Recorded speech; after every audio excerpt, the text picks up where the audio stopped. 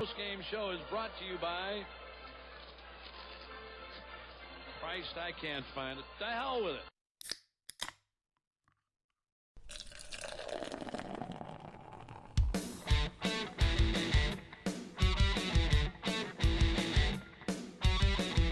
Let's try our best to make it a simple in and out procedure.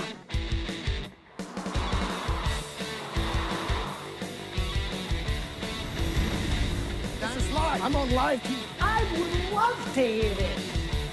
That's one hell of an ego you've got. Fat, drunk, and stupid is no way to go through life, son. Don't treat me like a moron. Try me. I just want to tell you both good luck. We're all counting on you.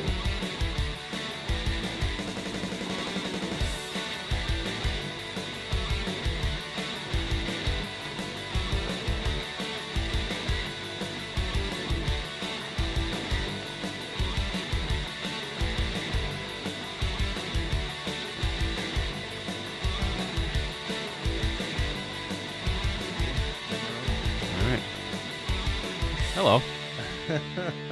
Sorry. I think we're figuring it out.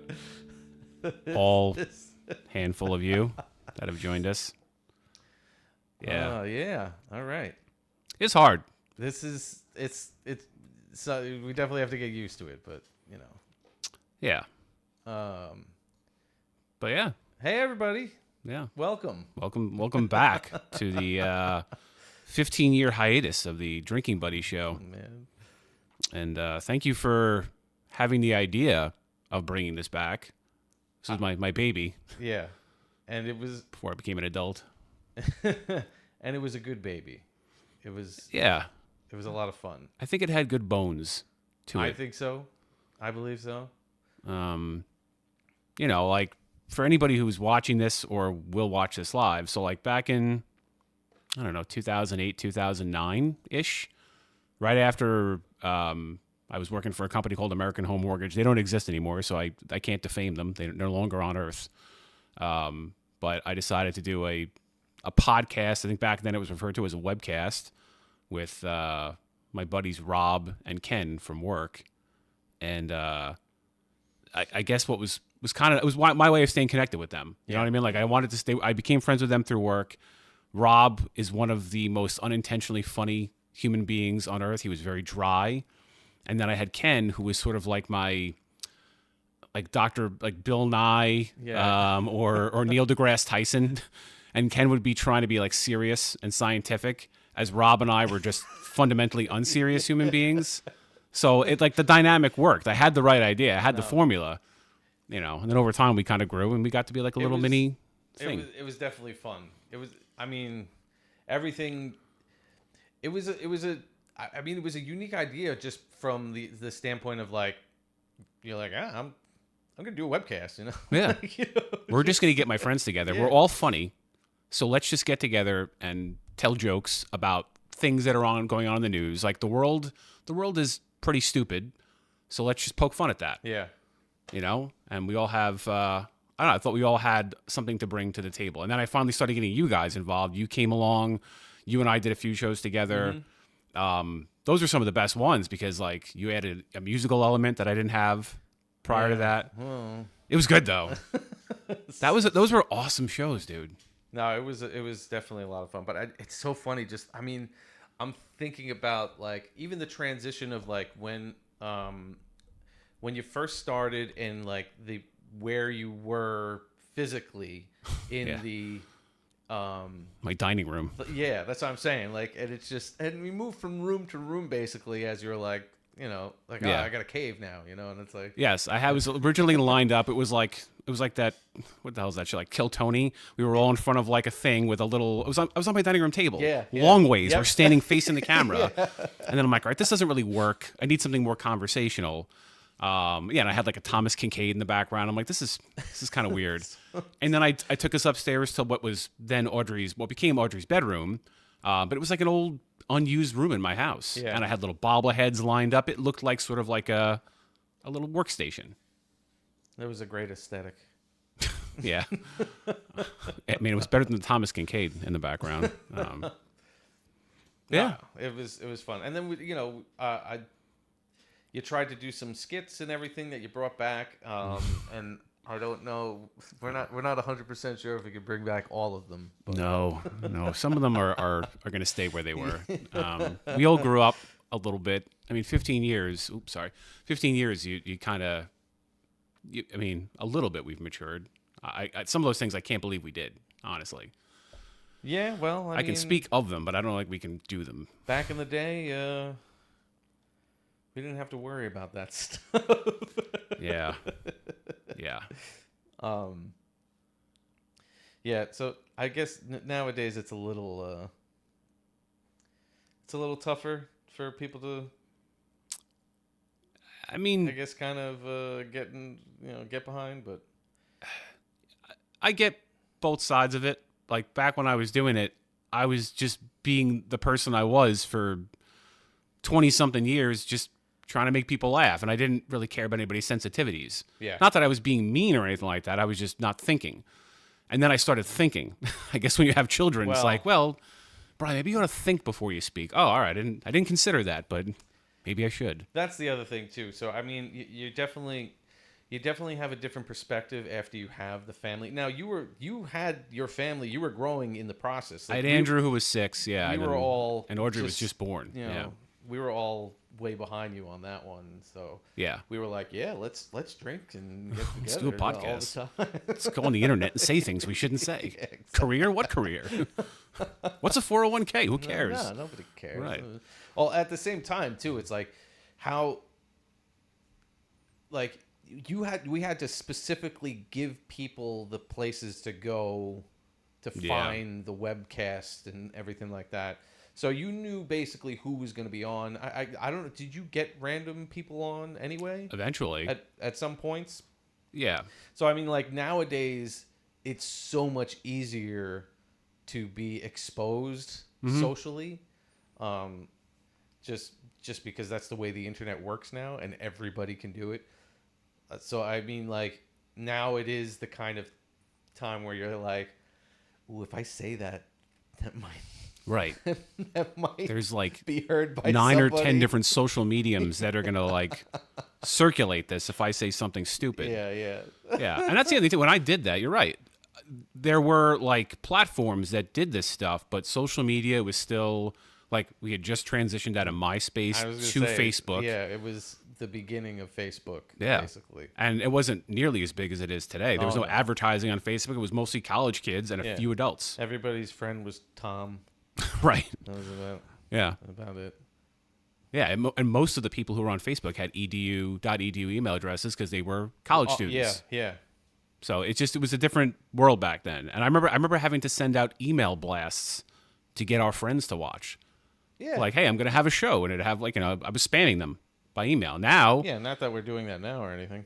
No, we didn't change our logos or anything like that, or our handles to Drinking Buddy and Mike. Oh, that Mike. Oh, that guy. Yeah. Don't mind. It was one of those things. Is that I was very excited to try and get you back on board with this, just because it's always a good excuse to get together as it is anyway. Yes.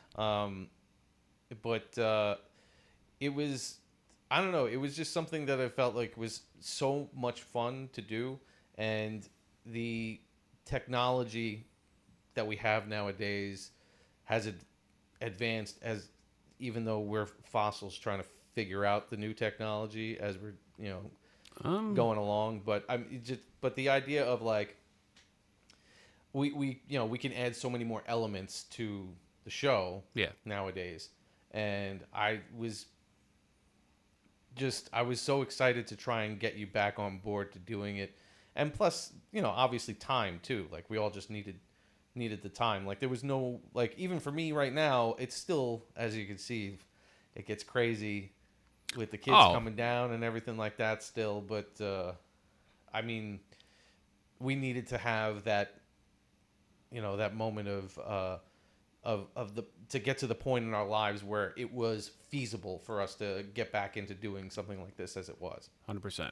Yeah. And I get it, because you're right. Like I hit I was in that sweet spot where you guys are now, but I was there, about a decade ahead of you. Yeah. So I had that flexibility, that feasibility. So the fact that we're all sort of now in that spot where we can do this kind of stuff is very cool. And I'm glad you had the idea of bringing it back and then also modernizing it. Like, the reality was, when I started this thing, I was using, we talked about it, a Radio Shack mixer. Yeah. A couple of handheld microphones. I mean, it was pretty rank. Radio Shack. Yeah. Oh yeah. Geez, I'm dating myself just by saying Radio Shack. Place hasn't been in business in 10 years. Oh my God. Yeah. That's where all that stuff came from, though. I mean, I literally got it up on about $100 budget. It was a $20 mixer, a couple of handheld microphones, and a webcam, and that's how it started, and it just kind of grew from there.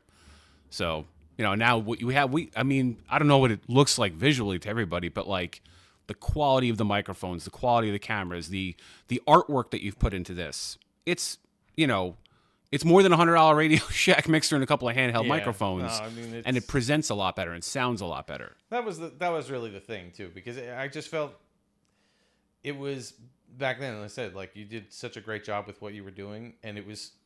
I thought it was fun. I thought it would be enjoyable anyway. Like, I thought more people should enjoy it, and just the futz around with like paint and on the computer to like put things together. I don't know if people.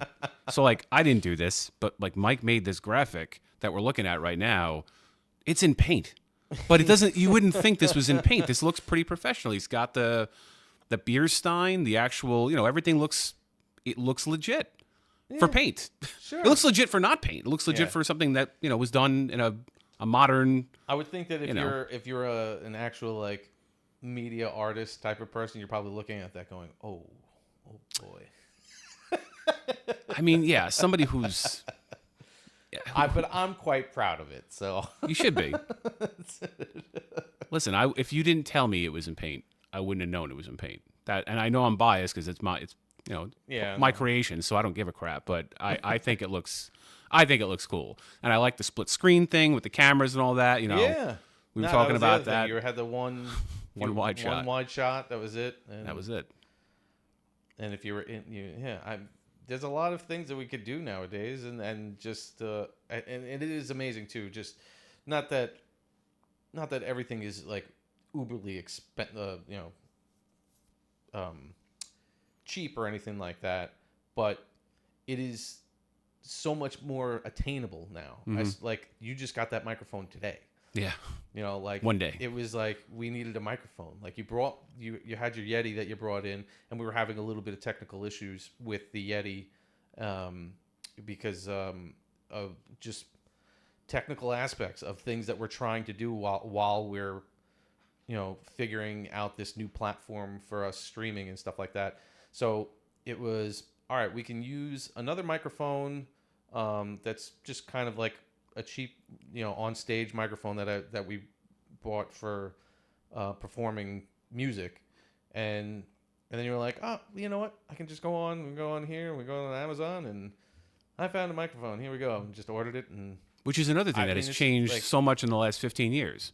Like, not having to walk into a Radio Shack and speak to a guy. Exactly. All right, Derek, can you help me find this kind of plug or this kind of thing or whatever? I guess, And that, you can get everything on Amazon. All of them were Radio Shack brand. Like, it wasn't like you were, if you wanted the top quality, you had to go to the city or something to like some kind of like media outlet store or something. Right. No, Radio Shack mostly sold their own branded stuff. Yeah. And it really sounded like it. It really, it served a purpose. I've heard worse, but it was, it got us by. Yeah. No, sure. Absolutely. It was everything. Everything that we had that you were using before worked.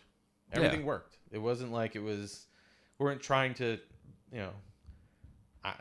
go national with it, but it was But it was a lot of fun, but nowadays it's like it's really cool. I mean, just it looks a little bit more professional. Just the fact that we can sit here and look. I don't know if you could see it on the screen, people, but Brian's microphone is glowing.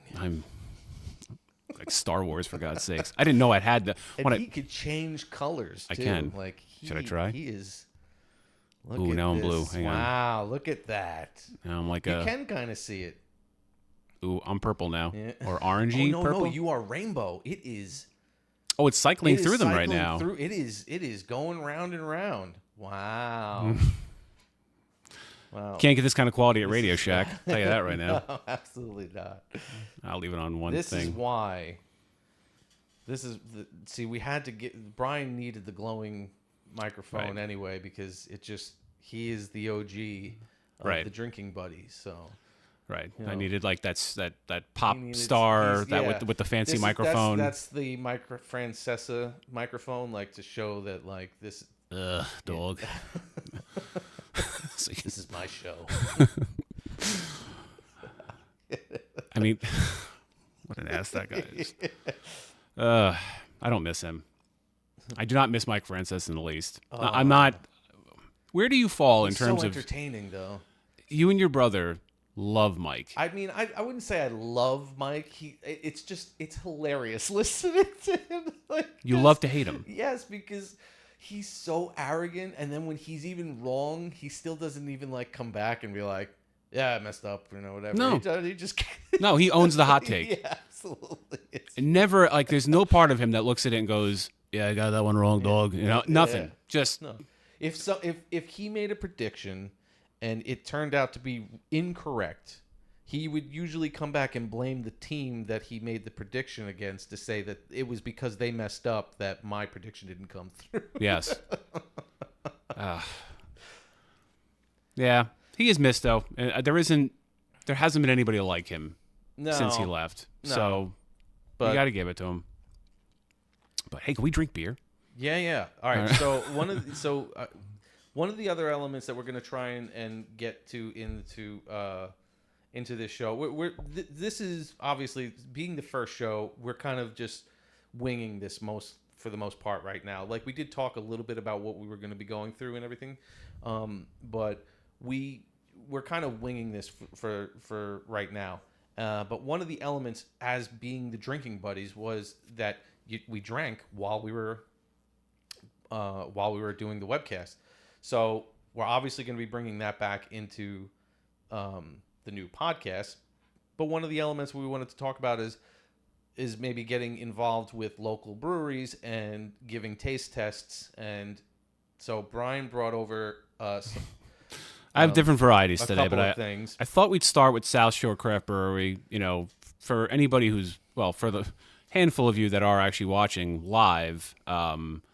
We do a lot of we give them a lot of business.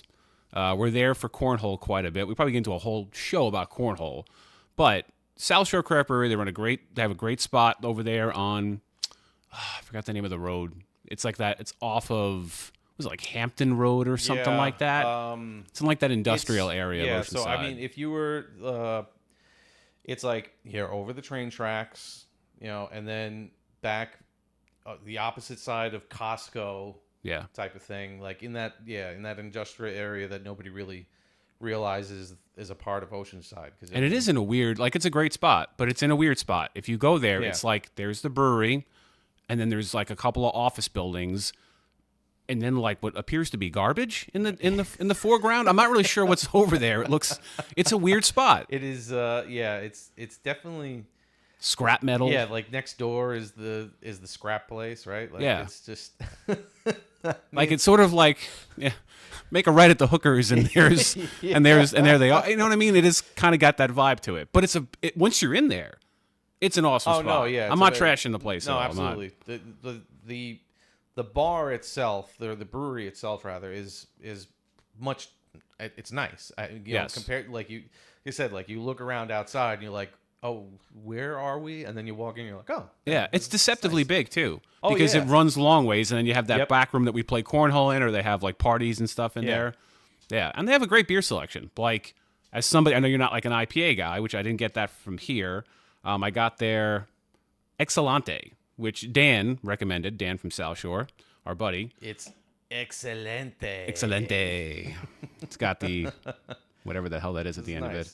Yeah, so let's pour it in our steins here and give this a shot. But as you said, the idea here was to maybe hook on with some of these locals.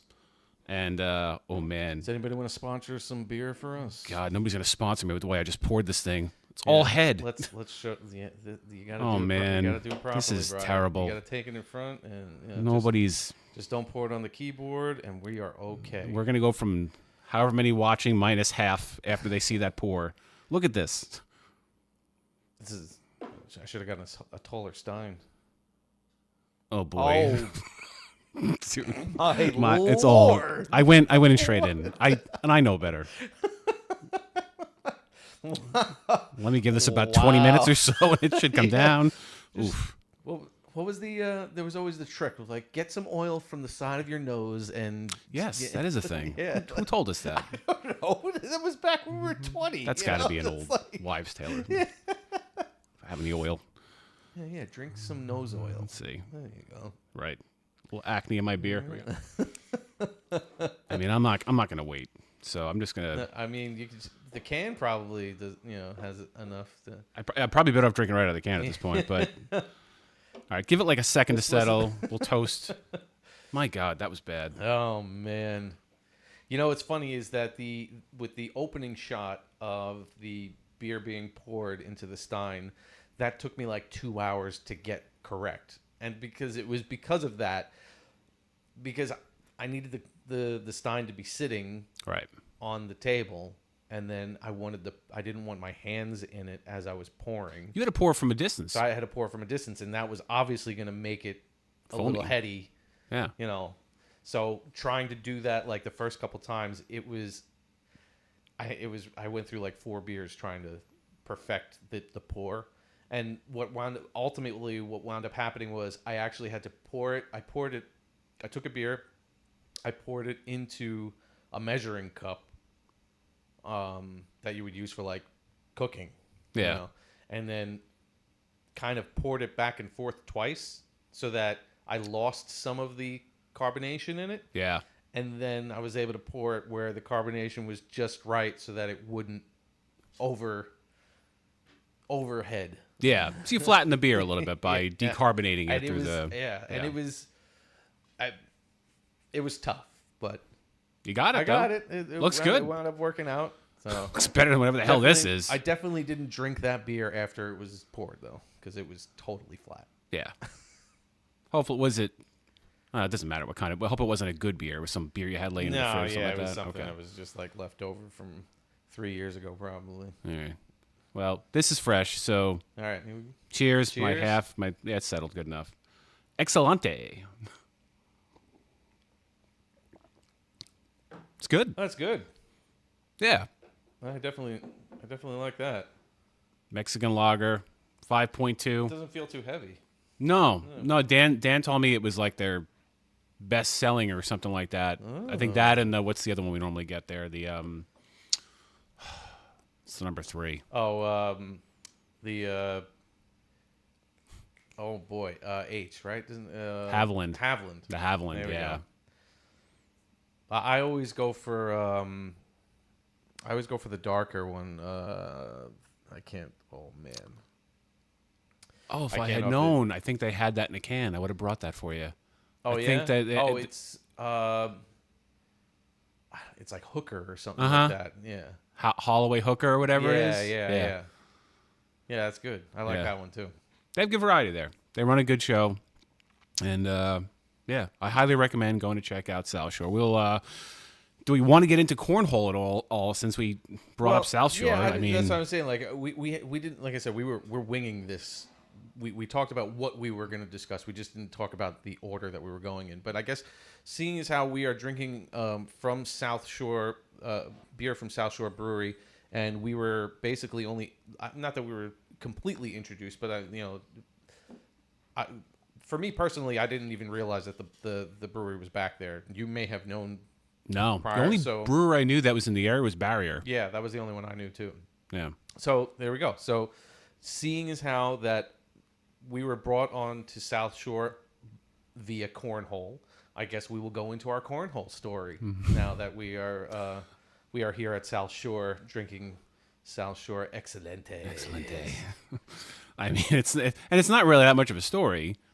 we really. No, but I mean, it kind of is. It's we had I mean, because this goes back to COVID, basically. Yeah. Right? I mean, I don't know that. I think it was a couple of years past COVID that we had our first season there, because our first season. Well, no, but that's what I'm saying. Like, I'm talking about just getting into cornhole of itself. Because, I mean, you think cornhole, you would never even, think league or anything like that, especially in the beginning. Like, you're just like, I've heard of cornhole. I've seen it played, in you ever talk to somebody who doesn't play cornhole?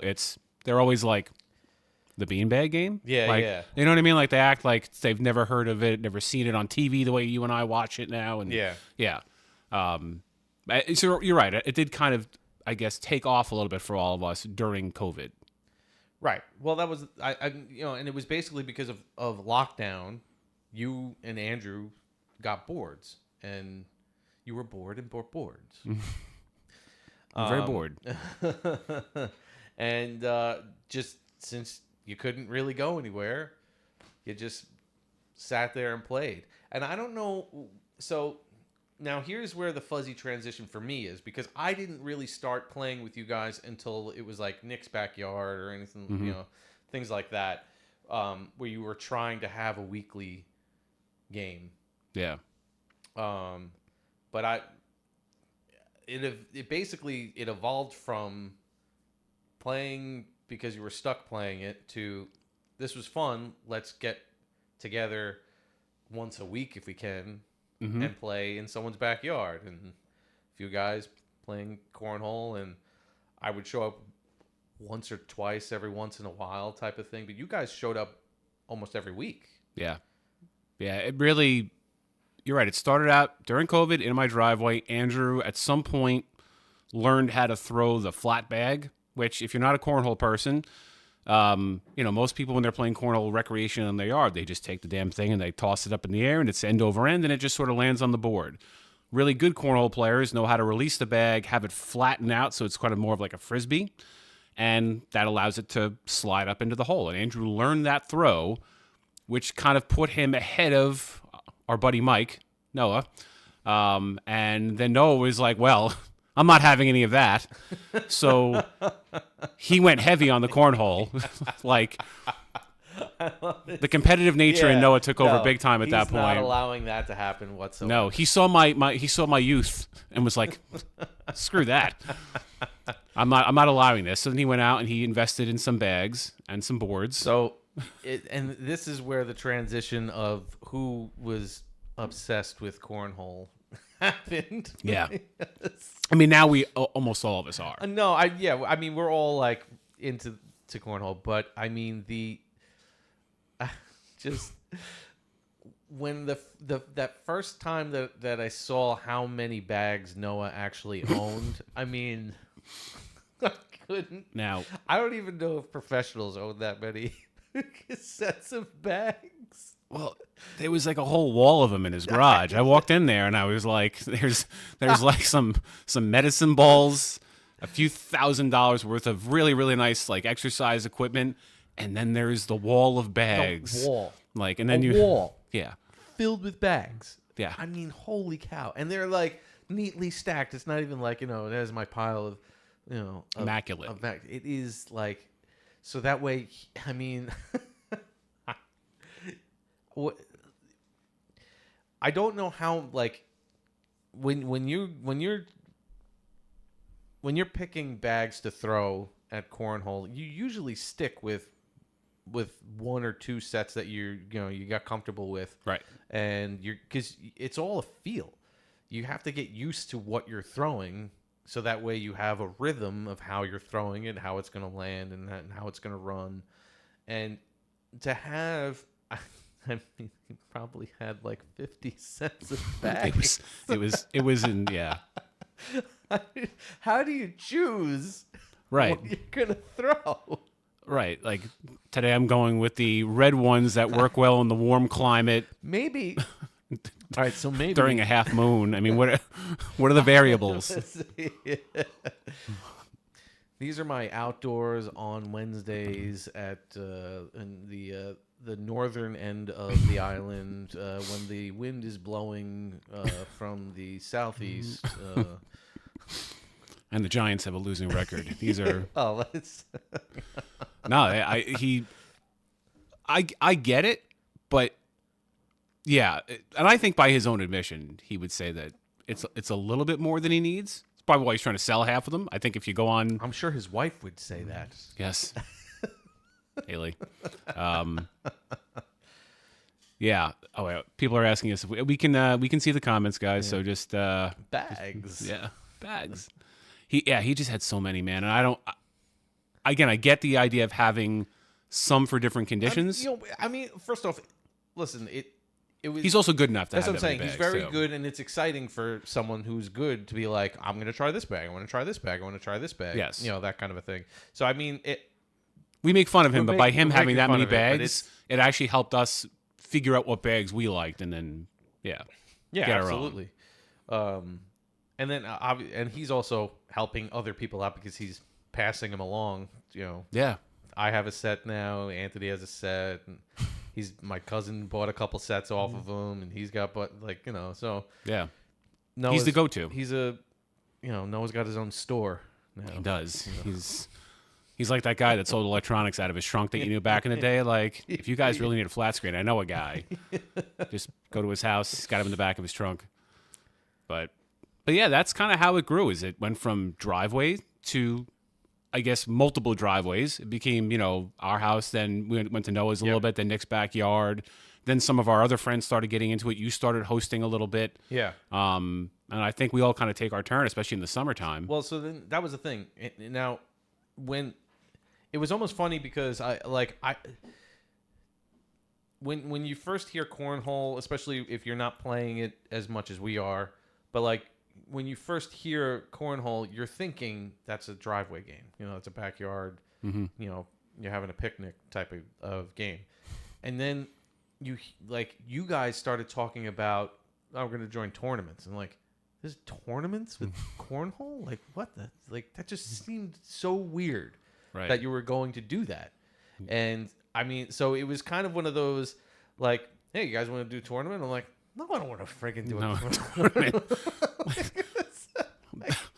I've reached the level of loser that I'm willing to go to for this game. I'm not going to meet other people. I thought it was just my friends. Yeah.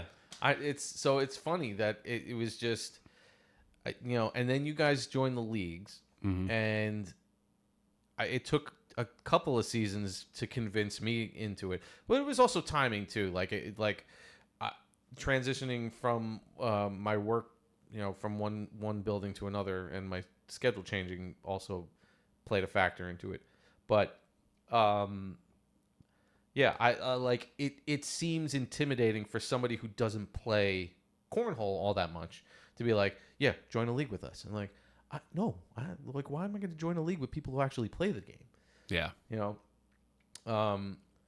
But that led to that whole conversation, which led to the video I created about it. Yes. But it was almost kind of like how I felt though. That's why it was comical to put it in such terms of going so far with training to be it. But at the same time, it's I wanted to be able to contribute a little bit to it. I had no idea, and so when I finally said that I was able to do it, and Noah was like, "Yeah, man, I'll be your partner. Oh, you just gotta, just get a couple bags on the board, you'll be fine." And then you were like, "That's not gonna cut it, Mike." Right. Well, I knew he was BSing you when he said that. I'm like, he's really downplaying his level of commitment to the sport, and I think he's leading Mike astray right now in terms of how serious he gets with this. Yeah, well, and then at the same time, I'm joining this league expecting it's just basically it's going to be me and Noah, you and Dave, and right, mostly people whatever. you knew. Yeah, and then it puts me in this group chat with 5 other people that I've never heard of, and they're like, all right, we're all going to get together and we're going to mix it up and everyone's going to get a new partner. I'm like, what? I thought I was playing with a friend. Yeah, now I've got to meet a rando? Yeah, exactly. Right. So, I mean, it was nerve-wracking just from a standpoint of like I suck. Like who am I going to get partnered up with now? I don't know who any of these people are. And then you got to try to tell the person like, no, they're cool. They're not going to care. Yeah, like, exactly. But you've never played before, so you're going on like blind faith Yep. that like I'm being told the truth here. Yeah. By my friends who I know who have screwed me millions of times over in the last 20 years. That's the other like, thing too. If Noah's telling me that no, it'll be all right, it's kind of like yeah, 50-50 on that one. Yeah. Right. He could be telling me the truth, or he could be just totally pulling my chain right absolutely. now. Yeah. But yeah, I mean, it was such a pleasant surprise doing it though. Mm-hmm. Especially meeting all the other guys and my partner Anthony. I was like, he had never played in the league too, so that was a little bit more comfortable. That made it a little bit more comfortable for me. But everybody at LI Kick at the league was so relaxing. Mm-hmm. It didn't feel intimidating, except when you have certain people. Some people. They'll remain nameless. Yeah. Who just won't stop. I have a hard time chilling out. You know who you are. We're not going to say your name.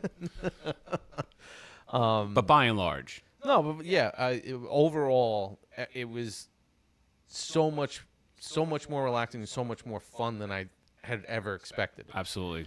I'm not joking. I have honestly made people that I consider to be lifelong friends through this process. I call it a process because like it really didn't start out that way. It just went down and threw some cornhole bags and got the guy's name or girl's name, and all of a sudden like we're all just kind of connecting, and it just happened sort of organically. Yeah, and they're all really, really good people. They really are too. Because it's one of those types of games where you kind of get excited when the people that you're throwing against throw well, because you're like, holy cow, that was awesome. That was really cool to be involved. Because we're all getting good, or none of us are crazy good, although some of us are better than others, Noah for sure. Yeah.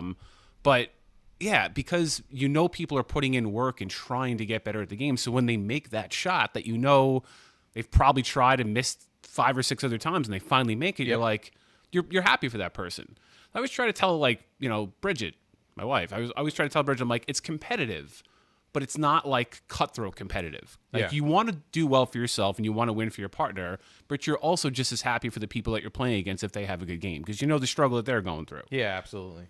And at the same, and I love like how I guess because I mean, our group of friends, we play with guys who are pretty darn good at the game, yourself included.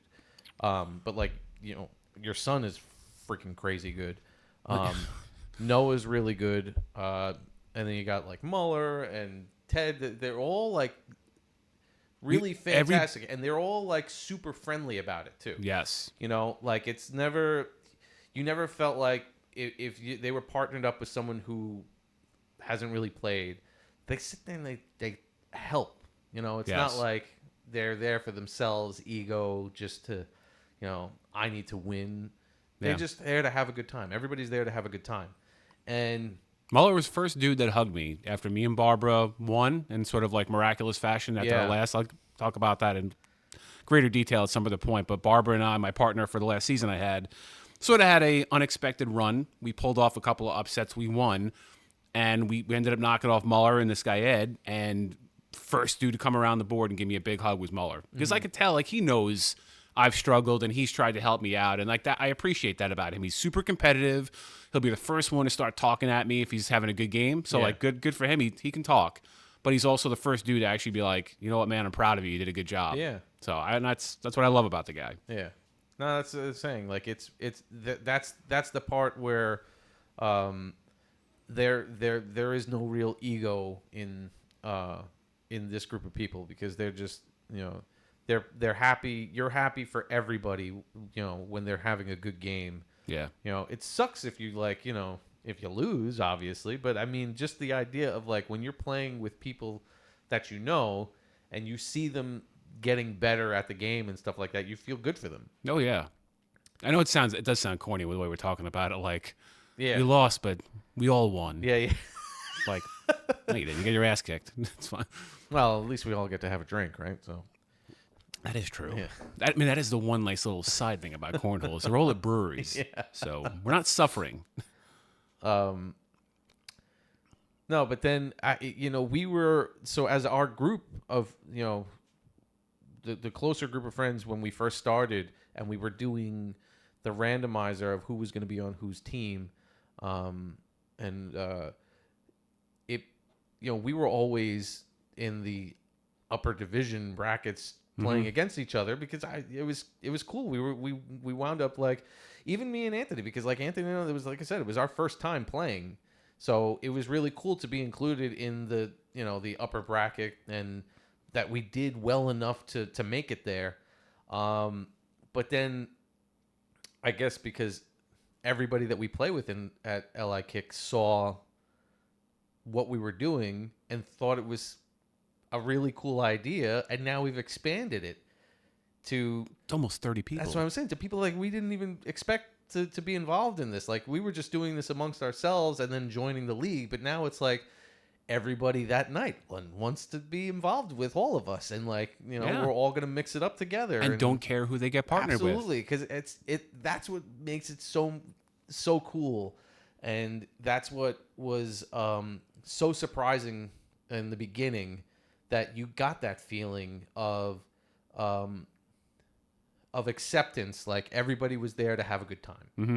It wasn't, like even when we used to play darts, like, and you play bar against bar and everything like that. Yeah, I mean, you would play against people and you're like, this is not fun. Like, I'm not having fun because these people are super, like... See, I didn't know that about darts. I know you and Noah did it. We would play against people that were fun and, there to have a good time. But then you would go to these bars where people were like, I mean, they were ruthless, like just the way they were acting. And it was like, and you're like, why are we like, this is not fun. Like, I'm not having a good time. Like, we're here just to like drink, throw darts, whatever, and play a little competitive game. But and I'll be honest, if that was what this was like, if cornhole ended up being like that, I wouldn't have stuck with it. I would not have done the LI Kick for as many seasons as I have. And I think that's really, not to say like I'm looking at it as like that's what I was comparing it to, but it kind of like, I wasn't sure what to expect, but I definitely didn't expect how welcoming and how much of a like relaxed style of play it was. Yeah. And competitive at the same time. Yeah. Yeah, it's competitive without being cutthroat. Yeah. I definitely say I wouldn't. These are some really awesome people that I'm super happy that I've met, and I definitely consider friends. And I think God willing, they'll be friends for life. So yeah, it's been a positive experience, and now we've kind of expanded into not just like we run obviously do them through LI Kick, but we sort of have our own like little mini group. Yeah.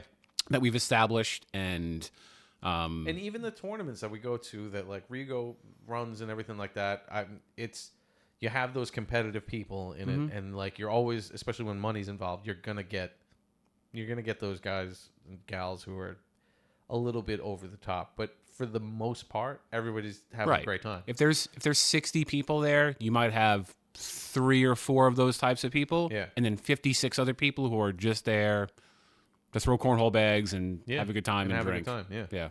So I mean, it's a good game that I'm glad to have gotten involved with. Yeah, and you got really good too, dude. I mean, don't just like talk about like I know we were all talking about who's good among our friends. You got good. Well, you did the training video, and then you actually started training. Like you were joking about it, but you got legitimately good at cornhole in a very short period of time. You know how many 1 push-ups I've done since the... Can count on one hand. No, yeah, it's definitely been fun. But that's kind of the that's what's nice about the people that we played with too, because it's not like you're going in there and just, as you said, like the people who don't really play in these leagues, they just take the bag, clump it in their hands, and throw it or whatever. Right. If people see that in our league, they're like, you should try this. You should try, they try to teach people the techniques of like how to throw and like how it can make your game better and stuff like that. So that's what I mean. It's such a welcoming environment. Yeah, it's not unusual for the person you are trying to compete against to literally turn to you and say to you, "Try this." Like you're literally trying to beat this person, and they'll turn around and say to you, "Hey, good throw. Yep. Try doing this next time. Try doing that next time." That's the kind of environment it is. That's why I love it, because the number of overly competitive, for lack of a better word, douchey people, they're few and far between in that environment. So, yeah. Good stuff, man. So, I haven't really been paying attention to the chat. I see some regulars on here. People chime in. Yeah. Oh, my kids are going to sleep. Aw. Good night. I'll say good night, Juliet. Good night, Charlotte. Good night, Cameron. Yeah. I miss those days. Andrew doesn't do that to me anymore. No. He's usually getting in later than I am at this point. Your communications are usually the... Can you pick me up some natty lights? Yeah. That's usually what it is at this point. Or the credit card bill that you get and you go, oh, all okay. right, that's what we're doing today. Didn't see that charge coming, but good for you, son. I mean, whatever. That's the other... I mean, he's turning 21 in... That's 2 weeks, 3 it's weeks. absolutely amazing. It's weird. It's weird because we were just saying before how, like, he was six. 6 when you started this. When I first started doing this. Yeah. And he would maybe be in the background once in a while. For the most part, he'd stay out of my hair, but like he knew I did it. And I think I did it up to the point where like his friends knew that I did something like this. And then they've actually, a few of them were like, "Oh, is your dad ever going to bring back the drinking buddy show?" Yeah, I know. He's mentioned that. He's mentioned that his friends have brought it up every once in a while too, which is pretty cool. It's not bad. If we can get a whole college audience, that really should be the target demo for us. Sure. We should do a college. We got to go on the road, doing up at a college or university. Yeah, sure. Oh boy! You see how long it took for us to set it up in my basement? I know. And then imagine trying to convince our wives, "Hey, Mike and I want to go to college for a weekend. Gonna rent a trailer with all of our equipment, and right? And we're gonna podcast around a bunch of like drunks and co-eds. Thoughts? Whatever. They'd probably be like, "All right, whatever, I don't care." Yeah, good luck. Bridget would be like, "All right, I get the bed to myself tonight. You starfishing on the king size? Sure. Sleep in the U-Haul. What do I care?" Man, this is weird. It's nice though. It is. Like I said, this was one of those things that there was a time, not like I don't know if it had to do with COVID, but there was times where like it was probably me personally because of my job, where like I barely saw anybody. I barely got to see anybody. I mean, if people don't know that I'm an operating engineer in the city, and when I first joined, it's a union job, and we knew that it was going to be, it's a good job, but we knew that it was going to be a struggle hours wise. When I first joined right away, I kind of got lucky, and I had a 7 to 3 shift, 7 a.m. to 3 p.m. shift. I remember that, and that was nice. It was Tuesday through Saturday, but at the same time, it was a 24/7 building. So in those buildings, it's shift work, and you have to make sure that the shift is always covered. So if I'm on shift and the guy who's supposed to come in to take over doesn't show up, I'm stuck. Yeah. And that would happen a lot. And I remember you pulling a few all day. And then there was shifts. So there were several times too. Like I had when I got my license to be an engineer and I became an engineer, that was I had moved to a new shift from that, and that was my overnight shift, and that's when it was rough. It was 11 p.m. to 7 a.m. And the thing with that, what wound up happening with that was, at the same time, we had lost a couple of engineers to injury, so their shifts always have to be covered, and there's only so many guys who are working with us, so we all had to kind of take shifts and make sure things were covered. So most of the time, because of that, I wound up working 2 or 3 coverages for the week, which meant that it wouldn't make sense for me to go home, because by the time I got home, because I would take a train, by the time I got home, I'd have to basically go to sleep for 2 hours, wake up, and go back into work. Right. So I wound up just sleeping there in the closet. And, I brought blow-up mattress and everything like that just so that it was a little bit more comfortable. But I would spend sometimes 3 days in a row in my building. Like, I wouldn't come home. I kind of remember some of those because, well, we would see you sometimes after some of those shifts. Because, correct me if I'm wrong, this was also when Cousins softball was still sort of alive, and I think it was like, or was it during COVID? So I guess at that point it was over, right? I'm trying to think. There was definitely a couple of times. Because I joined the union back in 2016. Okay. So we were still... Because I remember there was a couple of times where you showed up to softball like a zombie because you were dead tired from having basically worked all night or for like 24 hours, then came to softball and played. And I was like... That happened a couple times. Yeah, I don't know how that guy... It didn't happen that often because of my shift was typically not during that day. Yeah. Like, it wasn't overnight Saturday into Sunday type of thing. However, when guys are off on vacation or whatever, it's like, you're hoping that the person whose shift is right before their shift would pick that one up, or the one who's right after would pick up the shift before them, kind of thing.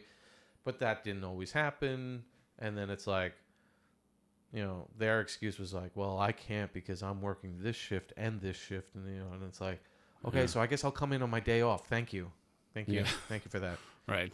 I don't have a family or a life or anything like that. Couldn't work this out? No, he couldn't work this out. No, right. I mean, I don't want to trample on people like on happens other everywhere. 94 guys or anything like that. But there were times where it's frustrating because everybody's, especially when there are a lot of shifts that have to get covered and everybody's doing overtime. Everybody's doing overtime, and it's like excessive overtime. It's not like I want the overtime because I want the money, and it's good money that way and stuff. But after like months of doing it, you're like, I don't want to do this anymore. Right. So guys start to kind of get out for themselves type of thing. And I mean, I don't rightfully blame them for it, but at the same time, you're kind of like, we're all in this together, bud. It's like, right. we help each other out, so you think you could help? It's hard. No, I've always tried to tell people I've ever worked with, like, just, I get it. We all want our time. And we all want to, or if there's potential for overtime, you want to maximize that time, but you also have to think about everybody else. Everybody who's working for a living most of them have a family. They have because there were times when it's funny because it's like, so we had the crew. The crew was like 16 guys, and 3 of them it was my chief and 2 assistant chiefs. So everybody else on the shift was the engineers and the helpers, and the chief and the assistant chiefs wouldn't cover our shifts. The engineers would. But that was like, that's kind of how it is. You don't expect your chief, when you have that much of a crew, to have to cover you. The other engineers cover your shifts. So some guys, it would be like, it'd be so frustrating because he would be upset with the chiefs about something. And he'd be like, I'm calling out. And you're like, well, that's not hurting them. That's hurting the guy who wanted to go home but now can't. Right, you're not sticking it to him. Yeah. You're screwing the rest of us. It's so funny because, like, you sit there and you try, and I've had conversation with these guys, and a couple of us will point it out to them and be like, that's not, they don't care because it's not them that has to come in. It's the guy that doesn't get to go home because you want to screw the chief. The only thing you've done is made it mildly awkward for them to have a conversation possibly with somebody else about covering. Yeah, and that's the thing too. But none of, like, as a union guy, you don't throw each other under the bus to your chief type of thing. Like, so you don't go and do that unless it's like egregious, unless it's something absolutely egregious. But when it comes to like shift coverage, chiefs don't want to hear it anyway. And we're like, I don't fucking care. Get your shit together. Like, that's Yeah. you have to cover the shift. Like, that's not that's your job. Right. So however you guys will work it out, you guys work it out, and you don't want to bother them with that kind of stuff. But yeah, you kind of call it. You call it, you call them out when you can and everything like that. But for the most part, that's what I'm saying. Like there will be those moments where you look at the sheet and you say, of all the overtime that has to get covered, and you'll look at it and you'll say, all right, I don't want to have to come in on my day off, so I'll cover these shifts. So that way other guys, and you look at other guys' shifts too, and you say, like, he can cover that shift, so that way he doesn't have to come in, and he can cover this. And then you get to a point where it's like, all right, I'm not going to take that shift because it's not on my day. That's on my day off, and I'll cover these other shifts. So you cover 2 or 3 other shifts throughout the week, and then all of a sudden that one is still sitting there, and the guys who are on either side of that shift aren't taking it, and then you go, are you guys going to take that shift or whatever? And they're like, no, because I'm working these other days. And like, okay, so you're expecting me to come in? That's how that works? All right, fine. Yeah.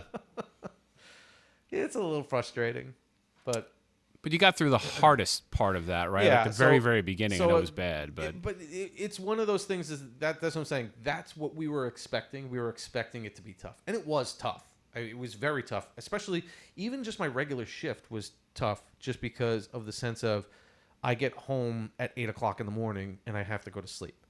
So I sleep at 8 o'clock while everybody's out, and I wake up at 3 or 4, when everybody starts to get home, so that way I can have dinner with everybody and then go to work. Yeah. And it was. You've been there 8 years now? 8? Yeah. What are we? Just 24. Yeah. Wow. Yeah. So back in but in 22 is when I got my when I switched buildings, because I was looking to try and get a day shift wherever I could, and I was expecting to stay in that building but get a day shift, and things just didn't work out that way. So I wound up moving buildings, moved companies, moved buildings, and now the building that I'm in is not 24/7. It closes down officially. So, they have security guards there, but none of the equipment's running, basically, for the most part.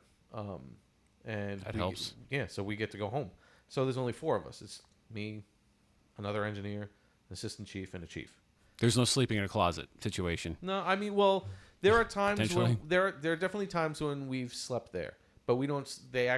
We've actually made a nice room for ourselves so that we could sleep on something. Because when you said sleeping in a closet before, I'm sitting there thinking like Dracula, like upright. I mean, how bad was this closet? It's a small closet. It's probably not much bigger than the distance that we are right now. Like it's a pretty small like closet. Literally the closet could fit a mattress. Basically, because it's what's called a tech closet. So it's where servers for like whatever Dude, aren't those hot as balls? Well, but that's the thing. It's an air conditioned room because it has it has the service and stuff in there. Okay, so you can still though. Yeah, so you can adjust the temperature for yourself while you're in there. Yeah, I would have made that I had to make it like an ice box because heat coming off the servers. Yeah, no, I mean the floor that it would be, so it was a server for our floor, and our floor is the mechanical floor. So it's not like there's a lot of tenant, servers that have to get hooked up. Was this a residential no, it's all building? All commercial. Okay, you're knocking out like Flo's internet or something like that. You roll over during the middle of the night. You knock out an Ethernet jack. What happened to my internet? Well, the gentleman who's sleeping up in the closet. I pop out of their closet and was like, "Excuse me." Sorry, I'm just taking a nap in between shifts. My bad, Doris. Carry on. Do you mind leaving the door unlocked so I don't have to? on my way I'll back. tiptoe on my way out as you're watching the Honeymooners or whatever show is on at 11:30. Like sit down next. Oh, what you watching? Yeah, what are your shows? Can I have some popcorn? I'd love to sit down and watch some programs with you. They're programs. That's what they call them, right? Got the TV Sorry, old guide people. somewhere. Yeah, they go to channel 14. They don't even they don't know where anything is on. Like, I have to go to the thing that scrolls down. The book. Oh, the actual TV guide book, which is like 3/4 advertisements and coupons. And then it just had like all these grids on it and Yes. stuff like that. I thought you meant like that old. Remember Channel 14? Oh, yeah, dude, yeah, back yeah, in the day, yeah. where you'd sit there and you go, all right. And then it would, like, you're trying to look for what was going on in a specific channel. And Yes. then it was like you would change to 14, and then it would be like just scrolling past that. And you're like, stop. Son of a man, bitch, I I gotta gotta wait like I 20 gotta minutes wait now. for- Yeah. It's on TV 55. Christ. I'm going to be here for an hour to see what time the game comes on or whatever the hell it is. Oh, that was the worst. I was talking about with somebody, too, about the weather. And, like, if you had a school closing back in the day. Oh, my gosh. Yeah. You go to, like, News 12. And You have to look at the scroll. right. And you pray know, to God. we were Kellenberg guys. So for us, there were two things. We could we could wait for Kellenberg to come up on the ticker. Yeah. Or if we were lucky, we'd see if Chaminade Chaminade. closed first. Like, Chaminade Yeah. closing? He's like, Chaminade. Come on. Marianists. Marius, Get let's go, it Marius, together. boys. Let's go. Come on, Father Tom. What are we doing here? It's funny, too, because they didn't really close that often. No. But The only one that closed all the time was Dom's, because Dom's was on a hill. Yeah. St. Dominic's would close if somebody farted. Truthfully. They also, but it's funny too, like, because, Nikki teaching in the city, they never close ever. No. So it's like, even for her too, it's like, sitting there watching that scroll, like, that's never gonna happen. Yeah. It's like, Nope. It's showing all the school closures, and then it'll just be like, Nikki, go to work. I'm like, oh, Right. yeah. Fine. What am I even doing this to myself for? Really, the city never closes. Even now, they don't. They've gotten a little bit better with it. But They did get a tiny bit better, but it's still like because they look at it as these kids need a place to go. right. So It's they don't look at school as a learning place. It's 75% daycare. Yeah, which is terrible in and of itself. And I don't know if we want to get into that conversation, but No, listen, I get it, but it's also, if it's that bad where it's treacherous and you know that's a lot of your staff is coming not from... and that's the thing too, because they do realize it, but I don't think they care. Yeah. So they're like, especially in Queens and stuff like that, it's like the majority of your teachers are coming from Long Island. Right. And Commuting by car. It's not train. Yeah. It's, yeah. Yep. and it's one of those frustrating things if you sit there and you go like, are you serious? Do you see what it is outside? Like, Right. Like you can't drive safely. And then Nikki would make it there, and then you find out like half the teachers called out anyway because they're like, Right. screw that. It's disheartening if you go on the news and you're like, and we really recommend that you not be on the roads Yeah. unless you're an essential worker. Yep. And it's like, And that's what Nikki was just saying. Like, Yeah. The mayor would come on and say, stay off the roads, except for teachers. Teachers, get on the Right. roads. risk life and limb to teach the children who also don't want to be there. Right, yeah. Who are praying for a snow day. Yeah, that's not happening. Yeah. Yeah. That's tough. But, yeah, no, so that was, just circling back, but that, my building now, I don't have to worry about going in holidays and stuff. And That's great. yeah. Yeah, but that was I remember some of those tough days that you had at the very beginning, man, where you were really, really unavailable. And now I know that they're even taking further full circle, going back and being available for Cornhole. Well, that's what I'm saying. Now the podcast. Now I could do it, and it's a nice sweet spot when you get to that point in yeah. life. And I like the overtime that I take is like I want it. Yeah. I go in Saturdays because I want the overtime. Yeah. And the people that I work with now too, like my chief and my assistant chief and the other engineer, we're all like, it's just like it's a small crew, and it's bunch of good guys, and we're all there for each other. That's good. It's definitely a different feeling too, because like I said, on shift work on a 24/7 building, you have to have somebody there. Somebody has to be there. They have to be there on, like, you better show up a minimum of 15 minutes before your shift starts, like, and not just like show up, but like be ready to go, because you need to relieve the person who's on shift at that moment so that they can leave like by the time their shift is completely done. Right. And here what's funny is that I got my I'm the startup guy. So I go in, I'm the first guy in the building as the engineer we start up at 6:00. So the first time that I was going, I'm thinking to myself, I got to get there at 1:45, 5:30, just because, that's what I'm used to. Mm-hmm. So I'm taking trains and I'm looking at the train schedule and I'm like, oh my gosh. I'm like, it's either I get there. Now this was before Grand Central opened from the LIR. So I would have to go to Penn Station and then take the subway. And I'm looking at all the train schedules and I'm looking at it going, okay, so I can either get there at 6:10 or I can get there at 5:15. So I'm like, I guess I'm going for 5:15 because I got to make sure that I'm there, before. So Sucks. the first couple of days I go there, and then I was talking to my chief. He's like, which train? He's from Rockville Center. So he's like, which train are you taking? And I told him which train. He's like, why are you going that early? I'm like, well, because the shift starts at 6:00 and I got to make sure. And he's like, you're the first one here. Who cares? Like, you need to. But you didn't know that, though. No, I had no idea because I was so idea. used to it. But it's just it was like one of those like, wow, this is a different feeling where the chief is just like, no, get there. You can get there at 6:10. You'll be all right. Yeah. He's like, if it's a problem with them, I'll just tell them your shift starts at 6:10. I'm like, okay. Boy, that's great. Yeah, it was such a great feeling. So I mean, it's right from that moment. It was one of those things where like Nikki and I kind of looked at each other and were like, this is going to work out for us right now. So yeah, that's a good feeling, man. Yeah. And it's good to, and again, to bring it full circle, it's nice to have some of your life and your time back. Yeah. Like that was the thing too. And I mean, it helps with, as the kids are getting older and everything like that, they're a little bit more independent.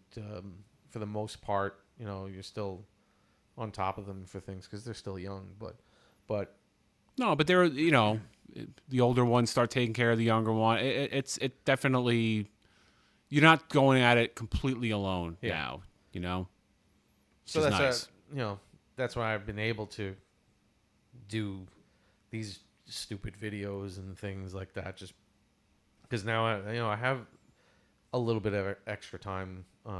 Feels great. Yeah, no, it's nice. It's definitely nice. Like I said, it was something. It was necessary. It was definitely necessary for what we were going through. To get into the union and everything like that, because I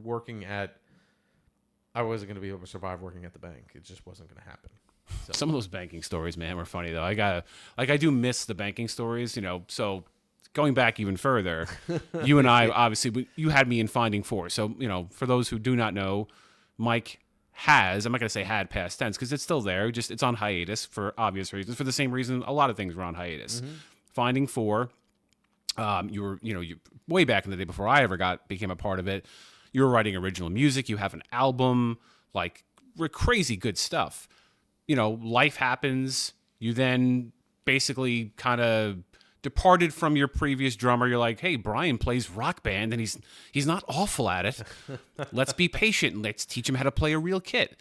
And then you bring me on and then we start doing some shows and we're playing mostly covers, a couple of the originals. And that was probably a good few years that we did that for. I'd say probably 2011 through 2014-ish is something. And then around that time, you got married, you started having a family. You're like, all right, we're going to put the band on hold for a little while. I forgot where the hell I was going with this, but I think just the idea that things that that you had to put on hold for a long time because of career, life, family, and all that kind of stuff that are now coming back into the fold. And that's basically what happened with the webcast too. It's just the Drinking Buddy show was. It was one of those things where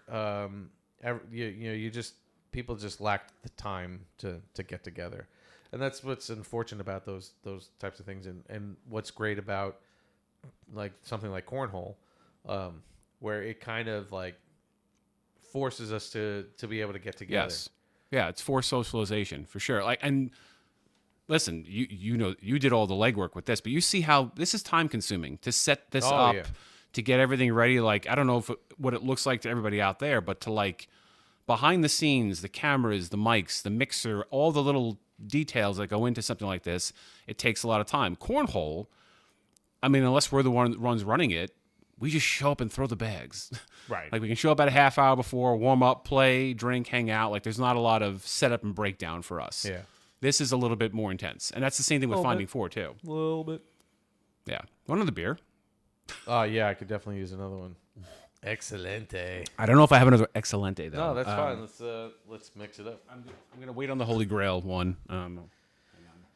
The Holy Grail? I'll explain it. But there's another South Shore Liquid Perfection. 125.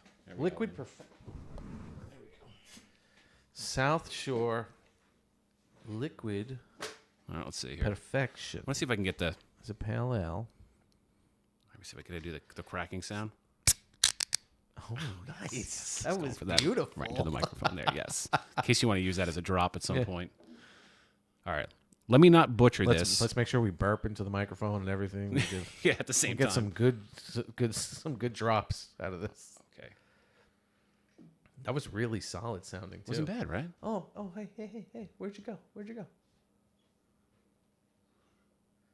Nikki came down and poked her head in. Oh boy, we in trouble? No. You can play a game if you want. It's not going to bother us. No. Who was it? It was Nikki. Oh. No, right. We're in my... So, okay, so now just... This was the other thing, too. When we were trying to figure out where we were going to be doing this, obviously... Oh, I'm sorry. Just hold on a second. My microphone is dropping. It's a funny squeaky sound. You hear that sound? Is your house on fire, Clark? Listen, you couldn't hear a dump truck driving through a hydroglycerin plant. Is there anything else I can get for you, Lewis? Lewis, my tree. Look what you've done to my tree. Oh, my God. Lewis. So, it's funny. So, my... We were at Dee's nursery. We had a nice little breakfast with Miss Claus, and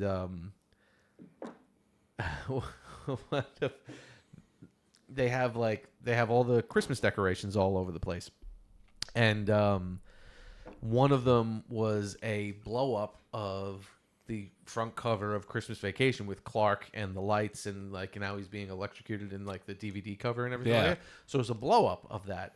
And yes, they are, Trish. Trish, if we can see the comment coming in.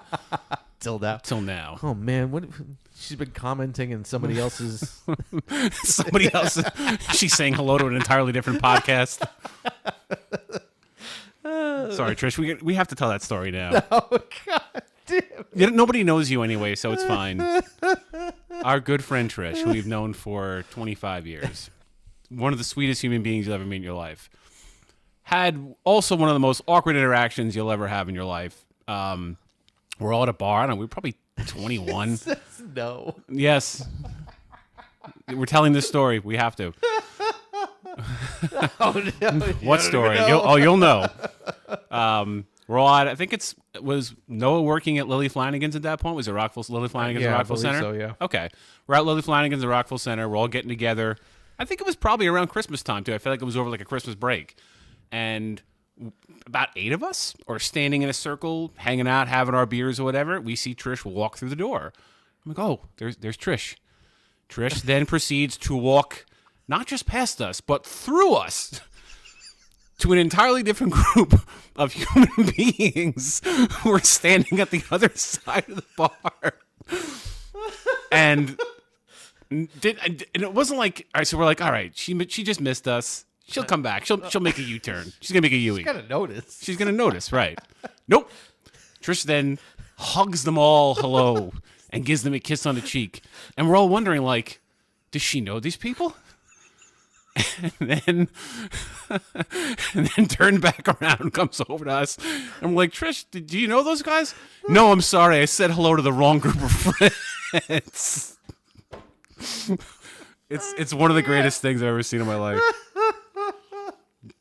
And Trish, you were sober at the time that this happened, so you got to own it. It was fantastic. It was great. It's a great story. And all those we people, love you. All those people are like, wow, this is a really friendly bar. It was just random people. I hugged one person, then I realized it was still one person too many because you walked past the 8 of us. But we love you. That's the most important part. I don't want you to feel like you're picked on. These are That's good. No, these are good stories. Listen, I got a million of those that we haven't even gotten into, and we will get into them at some point. Don't worry about it. I will. You better believe it. I'm getting my turn in the barrel at some point. Oh man, that was good. Yeah, good to have you here too, Trish. Oh man.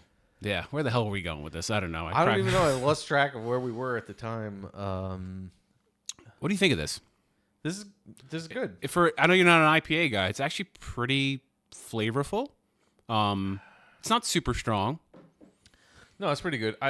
You can taste that it's an IPA. Yeah, I mean that's what I'm saying. Like, but I don't know if that's like my taste buds because I've always been that way. I've always had very strong taste buds when it comes to like liquids and stuff. Yeah. It's one of the like all the time. When people are like, especially when it comes to like hard liquors, yeah, it really gets to me. I like mixed drinks, and I like it a little bit more than I used to. But there would be times when people are like shoving drinks in my face, like you can't taste the alcohol in this. Go ahead, and then I'm like, I felt like I was taking like swigs from the bottle, like the Breakfast of Champions, yeah. The golf outing.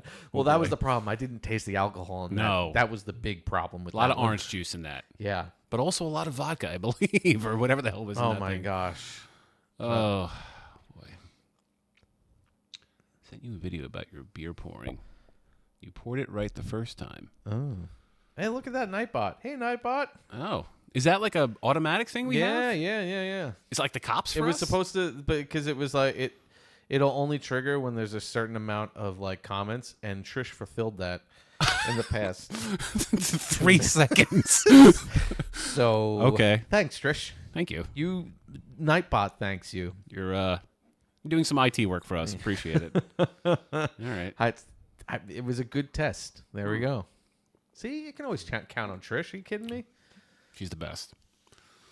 Yeah, I know what you're saying though. Like some of those mixed drinks that like sneak up on you, like you don't realize. Well, that's what I'm saying. Like when it's mixed.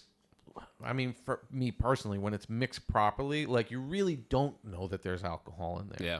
I mean, you could obviously, I could obviously taste a little bit of it, but like you don't. Like hard liquor's tough to like swallow. Like, yeah.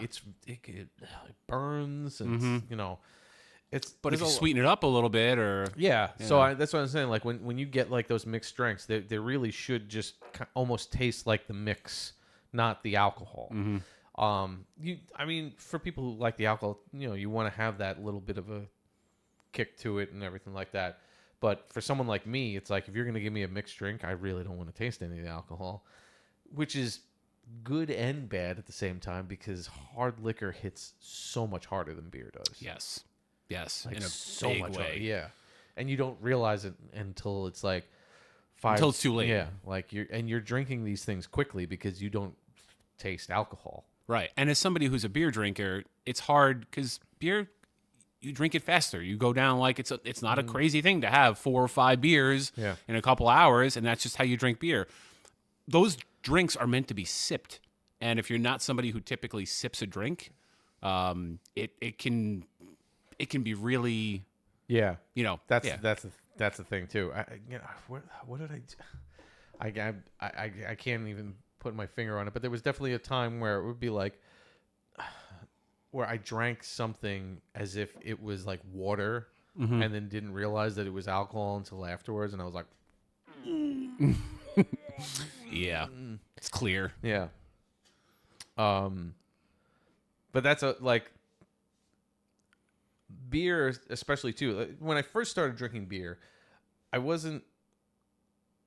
It wasn't like a good taste to me, but I wasn't really an alcohol drinker, so I wasn't really I didn't really enjoy the taste of beer. Now I really enjoy the taste of beer. I really enjoy it. So like when you find the right type of beer, it's like, Yeah. you know, Yep. Same. Did you do the like Mike's Hard Lemonades or like the wine coolers? Oh my God. Zima? So my brother's graduation party, I had 16 Smirnoff Ices. Oh Jesus. Dude, That that's was so acidic. so disgusting. Oh my God. Did you get sick? Oh yes, I did. Because it comes back up. Oh, it did. Worse than it went down. Yeah, it was not good. It was not good. I mean, it was fun that night. Yeah. Yeah. Up until like the 13th one. Yeah, it was terrible. 16 of them, huh? Yeah. Oh boy. Yeah, it wasn't good. But that was, it's funny. It's because people don't think that there was actually any alcohol in it, but we were in Atlantic City one time, and I think I had 12 Long Island iced teas. But there's many factors in that because of like they pump the extra oxygen into the the room and everything like that. So you're sober a little bit longer than typical. Yeah. Just because you're getting more oxygen in. But that's 16 Smirnoff Ices, which was like that, and the Mikes were the two, and Zima, I guess. Zima. A little bit, Zima was the original little sprightly type of yeah. It was like you didn't like beer, but you could tolerate a Zima because it tasted like a Sprite. Yeah. And it got you drunk. Yeah. So you just kind of. That's the thing too. It's like when we were drinking, like when you're first introduced to alcohol at a younger age, you're drinking it with the intention of getting drunk. Like that's what you're trying to do. Right. So when you don't like the taste of it, you're kind of tolerating it and like force feeding yourself just because you want to be able to get drunk and get that sensation of being drunk. Right. Now it's so funny because it's like I'd rather be able to drink beer and not get drunk. Right. Maybe mildly buzzed depending on the setting. So if I'm in like some social setting. But it's like I enjoy the taste of beer. So absolutely. I would like to drink beer and if you have a good, especially on like a hot day, or even like on a winter day, like there's certain winter beers that you're like, oh, yeah, I would love to be at like an old man bar right now. I think it's more, and the thing is, like, I don't drink by myself. I don't. I know people enjoy having a beer by themselves at home, sitting down watching TV or whatever. I never do. That's not my thing. I don't know why. Because I do, like I said, I do enjoy beer, but I guess it's more of a social thing. Like I'd rather have a beer with somebody. Yeah. Oh, 100%. I don't know if I've ever had a beer just by myself. I've done it. I've had it before, like, because it's been one of those types of like I know there's been moments where it's like I've had like a rough day at work type of thing, and I finally have off, like in that kind of a scenario, and it's like I'm gonna have a fucking beer while I'm while I'm at home. But it's not a typical thing, and I'd rather be drinking with buddies. Yes. Very well done there. Thank you. That was good. Name drop it there. Very good. No, I've always been socially.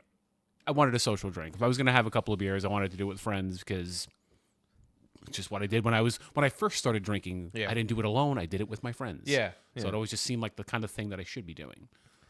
No, absolutely. But I, like I said, back then it was like when you were going to drink somewhere, it was like, I'm going to get drunk. Like that's what I'm trying to do. If you weren't driving, yes, you were there to get hammered. Although your screen name is Designated D.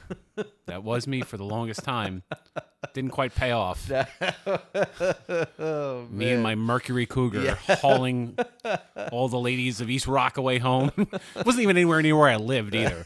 Like, that's the other thing. I was a designated driver in a neighborhood that wasn't anywhere near my home. But because I was like, I'm a good person. Be the nice guy. One of these ladies will appreciate this. Nope. Now, and no, listen, all those people are all my friends. Everybody appreciated it. Come on. They did. Come on. They did. I may have had ulterior motives at the time, but they appreciated it. Yeah, well, that's a whole other thing. I know. But it was really, I didn't mind it because I was actually a little bit later to drinking than everybody else. I was not somebody who, like, I didn't mind being the designated driver because Noah would always give me, like, if he was bartending at Lily's, he would throw me a bunch of jalapeno poppers, which is kind of cool. Yeah. I got free food. And we also, that's the other thing, having him as our friend at that bar saved us a lot of money. A lot of money. Oh, my good Lord. We put down, like, those were the days of you put down $20 and that was the whole night. Oh, yeah. Like, we were paying basically $20 gets you 2 beers. Yeah. I know. It's crazy. I mean, also, too, like, the IPA thing and the local beer is sort of it's an in thing to do. Yeah, no. Whereas back in the day, we were like, Bud Light, Coors Light. Nobody really, People used to bust my balls about when I went and visited my buddies at Villanova. What was that story again? They had $1 Miller Lights and $2 Rolling Rocks. The Rolling Rock. I was like, yo, man, they got $1 Miller Lights and $2 Rolling Rocks. You're like, what? Rolling Rocks? I was like, hell yeah, man, $2. I mean, that's crazy, though. That's ridiculous. I mean, you think about that. Like, you could, like, it was a full cup of beer. Yeah. For $1. Like Yeah. a full red solo cup of beer for $1. And this was at a bar. It's not like, oh my God, that's the other thing. When you go to those parties and it's like you pay $5 for the cup. Mm-hmm. So that way you can fill it up, $5 or $10, whatever it was, depending on the frat that you were at. But at a bar, having $1 Miller Lite, and then it was like $2 after, like, I don't know if it was midnight or whatever it was, but it was like at a certain point they stopped doing the $1 Miller Lights, and then it became $2 Rolling Rock bottles. A whole $2. Yeah. So as a college kid, you're like, I don't fucking care what kind of beer. I'm drinking. Yeah.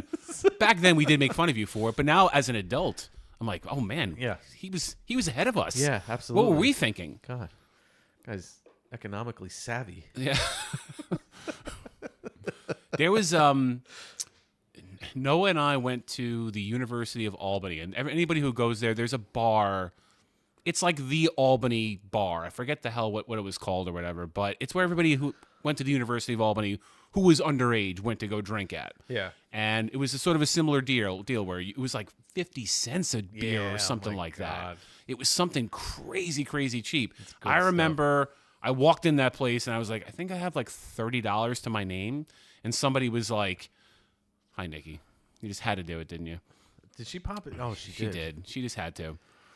But you had. I think I had $30, and somebody was like $30. Like, you're drinking all night with $30. I think I spent 20 of it, and I think I had more than one beer per dollar.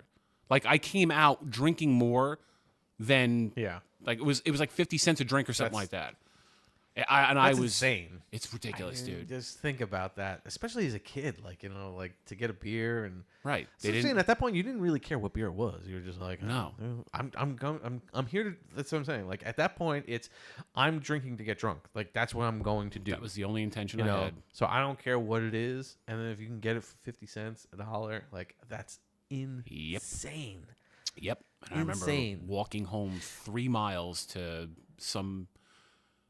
I was in somebody's bed. I don't know who it was. It by myself. It wasn't like but I just remember like just drinking so much that I needed fresh air for that mile and change walk home. It was, dude, those are the days, man. Yeah, seriously.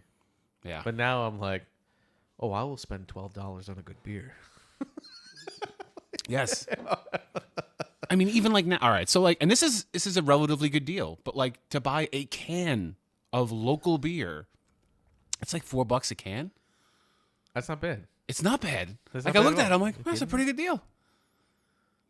And it's better beer. It really like That's the thing too. I appreciate the local breweries. Trish says hi, Nikki. I appreciate the local breweries too, just because the large breweries, the Millers, the Budweisers, and like they have that commercialized taste to it. They type do. of thing. They all You know what taste I'm the saying? same. Yeah, like they don't really vary that much. When you get to the local breweries and everything like that, they really they put a lot into their beers. And that's why I would love to get somebody from one of the local breweries on, just so that we could talk to them about it too. Just because it's a lot. I would like to know the process, like legitimately know the process behind. How do you? I've seen. Yes, I know. My good Lord. All right. This is At this point, I thought Mike's better half is off to the you were coming side, down here. You were like begging you're for not our gonna- attention. What would you like to say? You know what? Yes, I know. You know what you could do? Are we allowed to plug the You brewery could add or no? it in chat. Yeah. All right. Well, since you've already sufficiently distracted us, what is the name of the brewery? It's a place in Belmore. I've heard of Lunchbox. Is it any good? It's your friend, so you're not going to say it's bad. But I mean, have you? No, she hasn't. Okay. Yes, it's brand new, basically. And they brew their own stuff. Okay. Okay. A little Heisenberg situation here. All right. I want the blue. Okay. They're wearing the yellow hazmat suits. And, Right. Let's cook. I mean, that's closer to me. So I'm. By any chance, do they run cornhole leagues? No, I'm just. All right. Well, they would be good people to have on because they're new. They're a new brewery. yeah. We're sort of new-ish entity. This is technically it's episode 1. It is. I mean, it kind of is though. No, that's what I'm saying. It's the new era, Right. Of the drinking buddy. So I think it's a good idea for us to have, and at some point when we grow this a little bit, it'll be reciprocal. People will know the brand, and people will say, "Oh, go on that podcast. They have a nice reach locally." yeah, And they'll get people to come buy our stuff. That's sort of the idea. And we like the product. It's not like I'm sitting here. Oh yeah. I'm No, enjoying the hell absolutely. out of this stuff. This is good. It's good. It's good. You want to sip? Oh boy. Yeah. Oh boy. Maybe. Oh boy. There's another, Yeah. What are the notes? There's another. Do you know the notes that you're smelling? Stop there? that! Stop that! That's not what you do with beer. It's a wine thing. Actually, can you get? Right? It's got here, what the hell does it say on the can? I don't know what the hell it is. Liquid Perfection It's is a pale South Shore ale. Craft Brewery's flagship pale ale. So it's like their OG. Originally homebrewed in 1996. Jesus, these guys been around since 96? Discover Good Lord. 7 malts and 3 different tropical aroma. You can definitely get the tropical part of it. Yeah. I got tropical out of it. It's good. Nodes of pineapple. You know, I never had this while we were there, though. I never tried. You know why? No, I've never tried this either. Like, because we were always, if we're playing cornhole, and I had to like drive myself. number three. I stick to halves Yeah. every single time because I'm like, I gotta drive home, man. I can't be hitting the IPAs with this stuff. This is good though. That's This good. is really, And really the thing is, flavorful. as I said, like I'm not. This is an IPA. It's a lighter though. That's why I did it because it's only a 5.5. I'm not typically a fan of IPA, and I will try everything, and I will be honest about its taste. For me, IPAs always have that bitterness Yeah. to it, and that's one of those things that it leaves an aftertaste that I don't enjoy. But I wouldn't want to put it down because I know a lot of people like. And the IPAs. better IPAs are a little bit less like that. This yes. doesn't really. This really doesn't have it. I mean, I definitely can taste that it's an IPA, but It's not harsh. it's not. It's definitely not harsh. It's good. Also, Trish, with a good point, I got to give it to her. Too bad no longer Brew SA. That was a good spot. Yeah. Fortunately, I didn't pay the bills. So, so I got more of a lowdown for it. I don't know if I should talk about it on here. Well, I did hear more of a background from this, like more of the source. Well, even putting that aside, do you know what's going in there? Because it was set up to be a good brewery. No, but I'll just say that it's not just a sense of like, oh, they didn't pay the bills type of thing. It was one of those. It was a COVID issue that promises were made so that people could catch up from the COVID era, and other people took control of the situation and then said nope. Okay. So it's it's kind that of makes like it a little bit more of a gray. Yeah, because it was one of the it's one of those things when you hear it from the rumor perspective of it, where it's just like, well, they didn't pay the bills and they had people come in and they close it down and whatever, and you're like, oh, that sucks. Like they weren't paying their bills. Like that's weird. Yeah. But then when I heard what was actually going down, there was a lot of political crap. Yeah. And it's unfortunate because when you have local breweries like that have thrived and are a nice place for people to go to, and then you hear like that COVID screwed a lot of people, especially businesses, that the lockdown really screwed businesses, and you don't realize how much it screwed them until you hear stories like this, where it was like, how are these people going to pay their bills when they don't have anybody able to come in and buy their product? Yeah. So. And unlike some of these other local breweries, they only, I think at like the very end, started selling them by the can and like making it more mobile. They weren't set up for that. Yeah, that's what I'm saying. They did what they could to try and figure out a way to still push their product. And you and I know this because you and I had been there. They were set up to be more of like it was a huge place. It was huge, big inside, outside.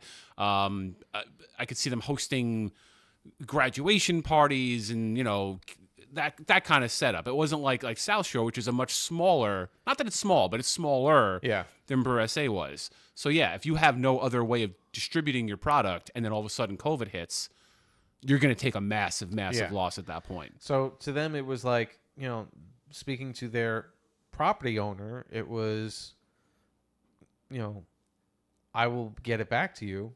I just need that time. Mm-hmm. And it was agreed upon. And then until it wasn't. And then that's what I'm saying. And then the person who made that promise was no longer making the decisions.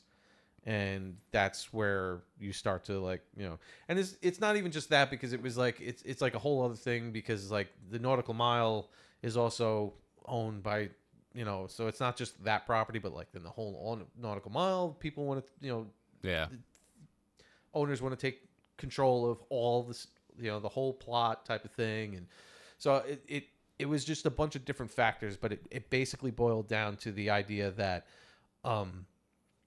the original agreement was kind of just pulled out from under them without them realizing it was going to happen, and there was nothing they could do about it. Which sucks. Yeah, sucks. It sucks. Because it was a great spot. I mean, I don't know what the hell I'm talking about, but I know I love being there. I like being there for a few reasons. One, when it was our original Cornhole tournament spot, and it was equidistant in terms of like, I'm a Wantagh guy, right? And everybody else is most like East Rockaway. It was 15 minutes for me. Yeah. So for me to just get there was so much easier. I love the fact that it was enormous there on the inside. Mm-hmm. The pizza was nice. Yep. The owner got us pizza. Yep. I always loved what the hell was his name? Is it John Kirsch, the bartender? He was good to us. He took care of us. Yep.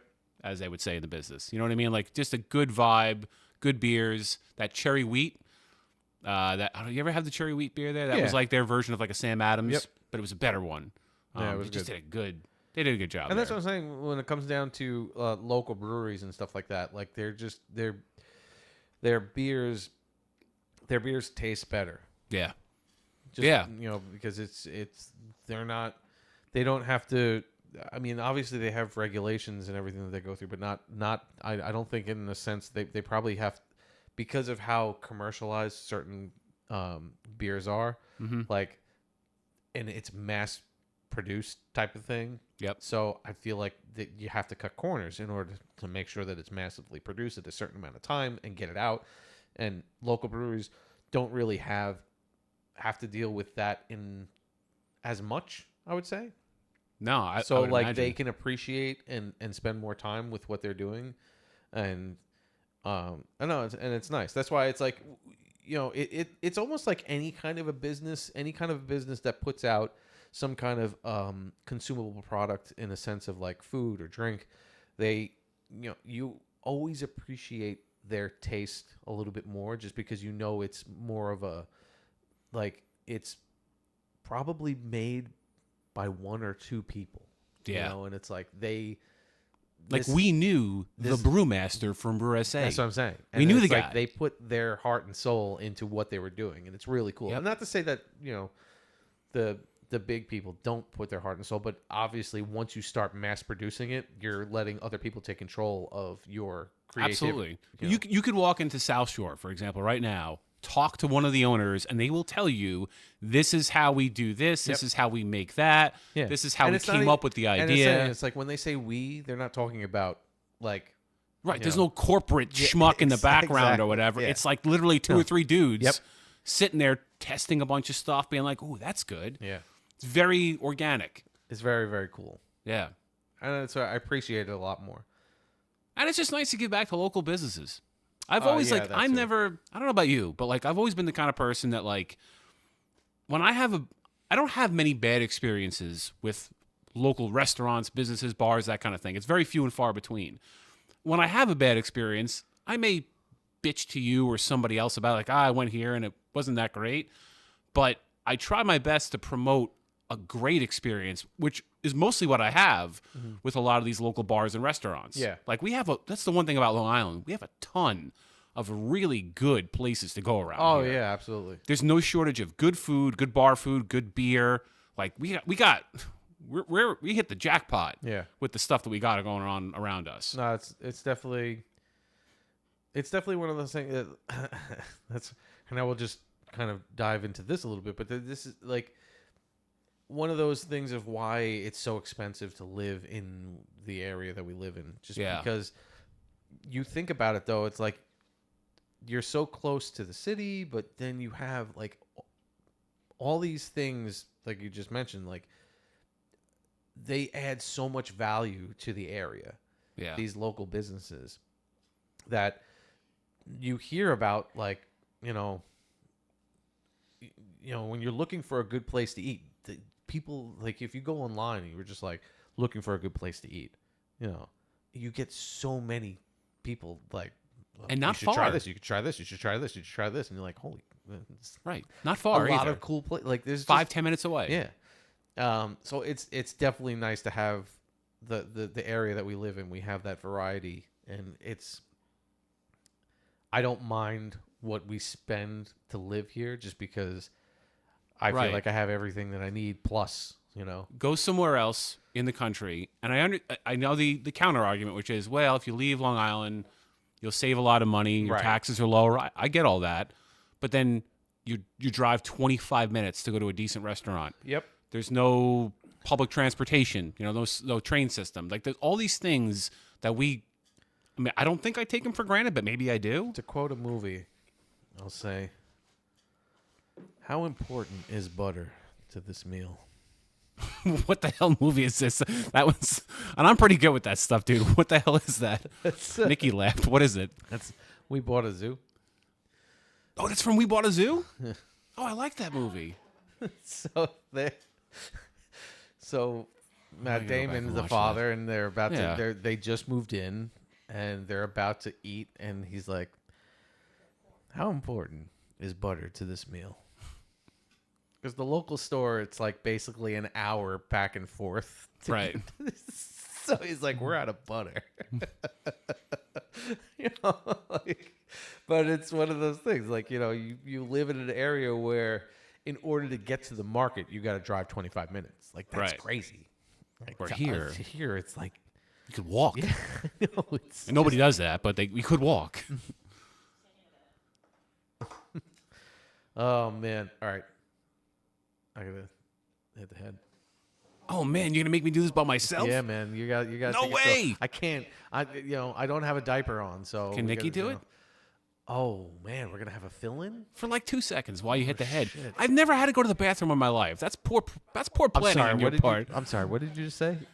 During a show, not my life. Yeah. I was like, wow, I've hit the head a million times. Brian's a camel over here. I mean, I'm just saying. I always relieved myself. Well, now I need somebody to help me out. Just before we started the show.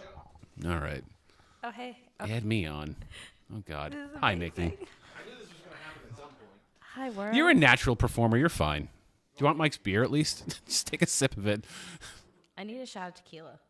No, you don't. Yeah, the drinking buddies can't have tequila. It has We to could be do tequila, but I think we should do like a local tequila. Is Casamigos local? No, What's local tequila? Is there a local tequila? probably not. Isn't Casamigos George Clooney's tequila? No. That's the one I always hear on Boomer and Carton. I have no I idea. think it is. I think he's involved. That's a George. Someone What's the go- one that Ryan Reynolds does? Not Casamigos. I'm pretty sure George Clooney has something to do with Casamigos, Okay. but I could be wrong. Someone fact check me on that one. Okay. You don't need a shot of tequila. You're doing just fine. I'm a little. This is what you wanted. So now you got I it. know. I'm very excited. And I'm the one who lobbied for it. So He's back, and I'm he's back done. already. You're done. Someone asked me a question. No? Okay. No, nobody asked me anything. But Loretta. Hi, Loretta. She's excited to see me on here. Loretta's on here. I didn't see Loretta. She texted me. This is Oh, a personal all right. conversation, but she's going to be very excited. darn it! I know. It's only Trish. Oh, Trish says I'm right. I appreciate Trish so much. I was commenting before, and no one was even commenting back. I know. We- I appreciate that too. But we- He appreciates look when at the difference between contribution though between you and Trish. I mean, Trish is being. I was putting Trish your is doing children it- to sleep. I was putting. Listen, your we children bust to Trish's sleep. chops, but You're Trish is doing it the welcome. right way. Yeah. She's in the chat. She's adding. She is. She is definitely adding. Trish, you're amazing. We Maybe love you should be Trish. on the show next time, and then I'll spend the whole time commenting. Well, we might need Trish from a technical standpoint. She seems to be policing a lot of things for us. She's looking things up online. I mean, honestly, Trish, you ever think of producing? casting couch with Trish. Jesus Christ. Sorry. My bad. All right, thanks for having me. Bye, Nikki. It was great to have you. You know, we love you too. Yeah, that's. Eat the cupcake. I'm gonna eat. I had my I'm cupcake. gonna eat the cupcake. Look at this delicious cupcake. You have to put this in front of the camera. You know what for I should have done is we should have set up a microphone in the bathroom so it was like a Frank Driven naked gun. gun type of deal. Whoops.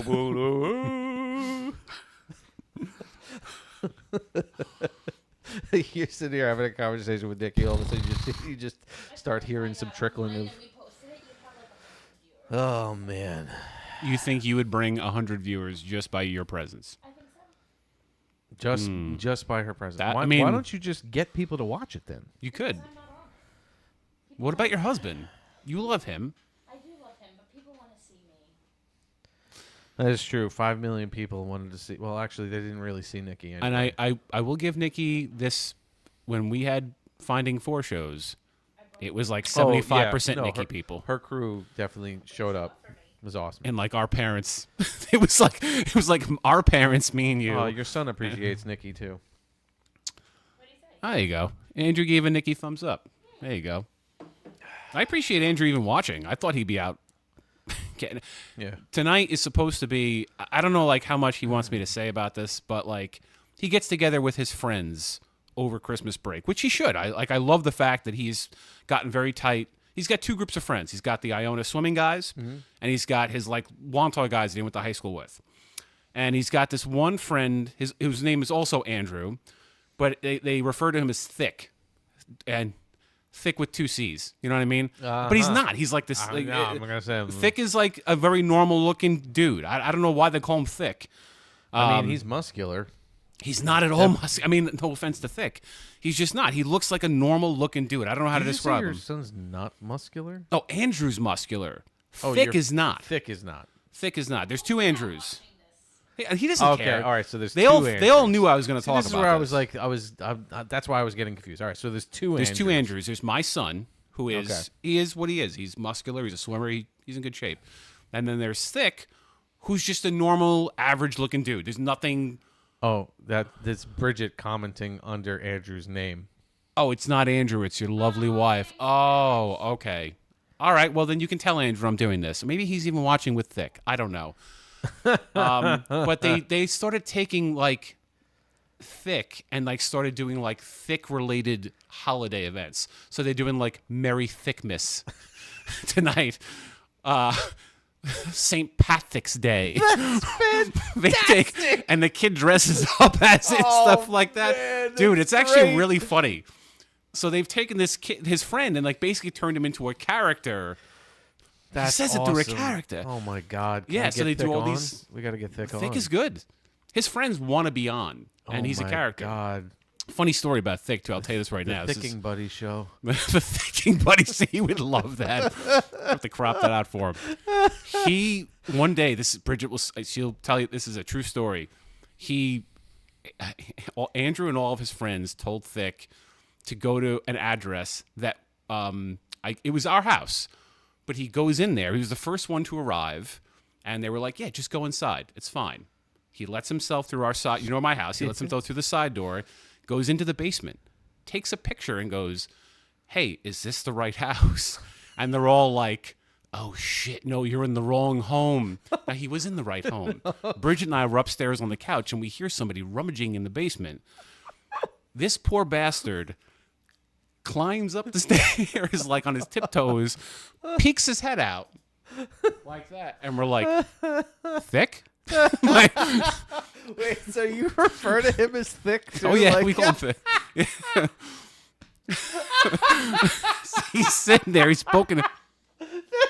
He thought he went into the wrong house because Andrew and all of his friends told him he was in the wrong house, and this poor bastard like thought he had to escape the house. So we said he's in the right spot. He went back to the basement and waited for the other guys, but I appreciated that because that's the kind of stuff that we It would would have have done been to even each other. funnier if you were just like, "Who is that?" And then you like all of a sudden you hear, Right.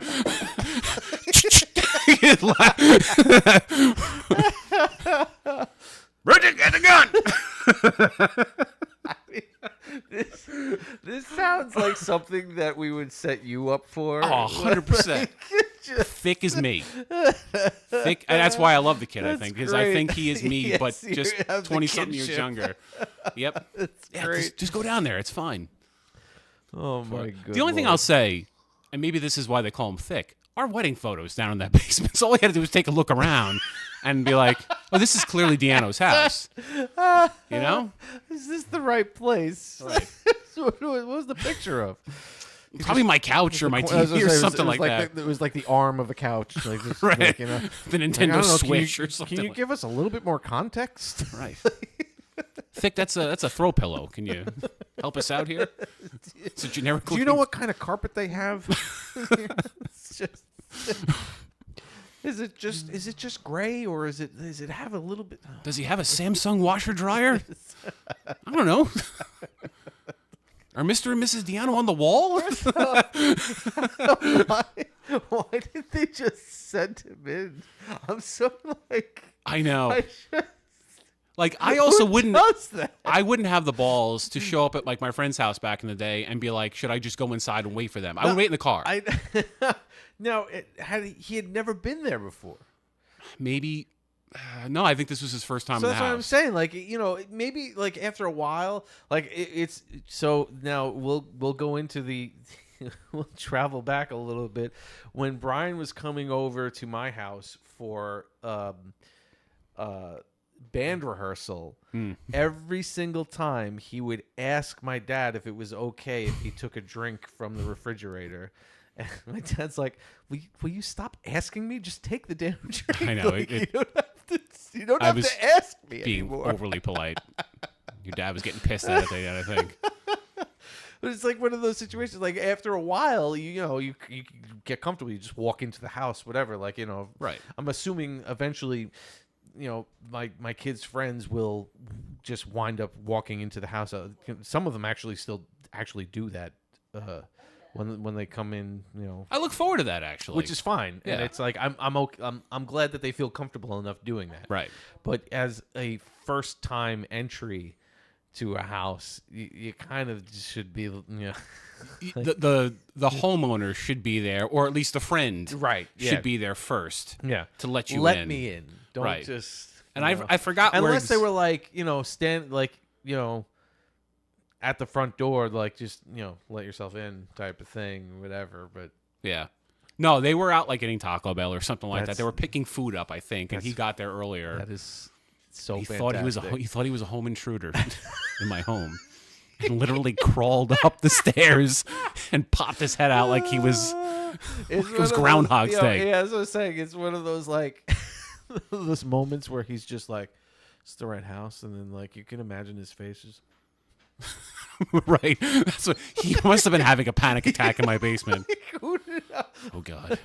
Oh God. All of a sudden, what do I do the now? Mission Impossible music kicks in. Dun, dun, dun, dun, dun, dun.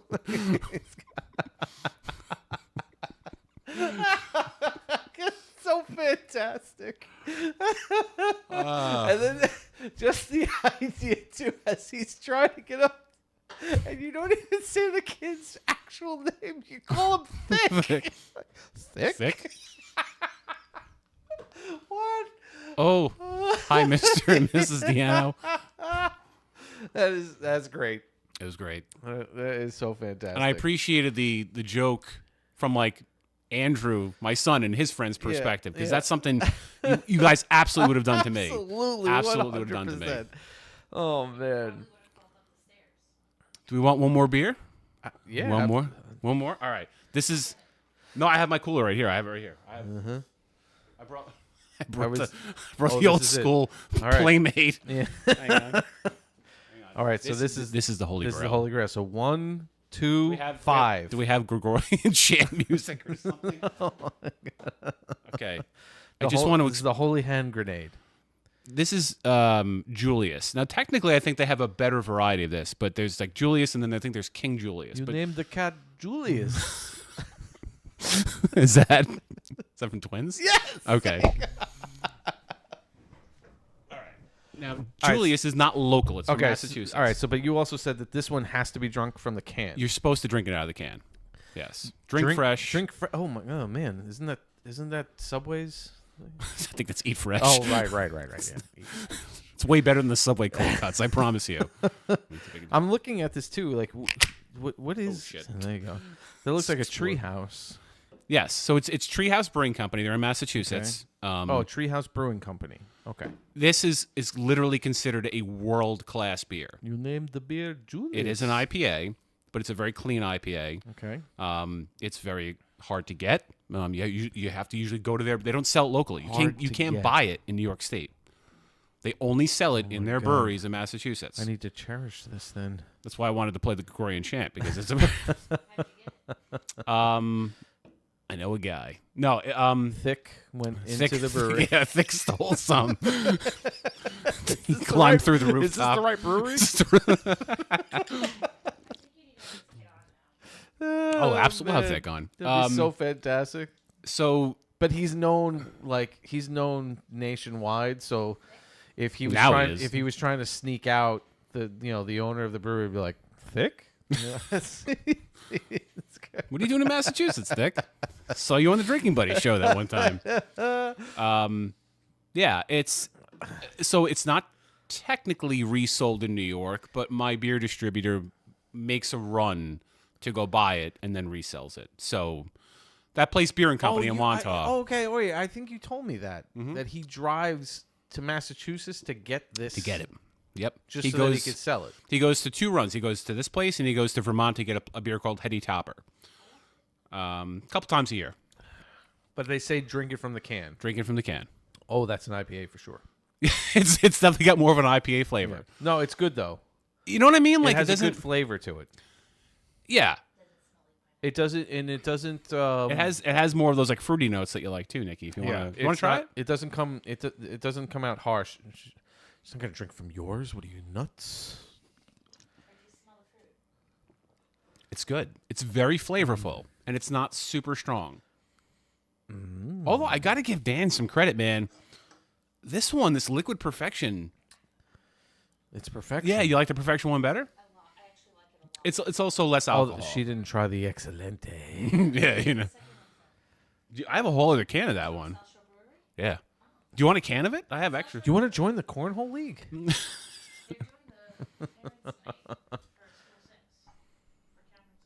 Oh. Yeah, but is it like you have to be a member of the school kind of a thing? No, but I mean, if I can't play with Mike, then. You could be my wife that night. Oh, I can. All right, cool. I might. To play cornhole, I'd be whatever the hell you want me to be. His uncle, his father, whatever. No, it's just South Shore Brewery. We can make it a cornhole night, though.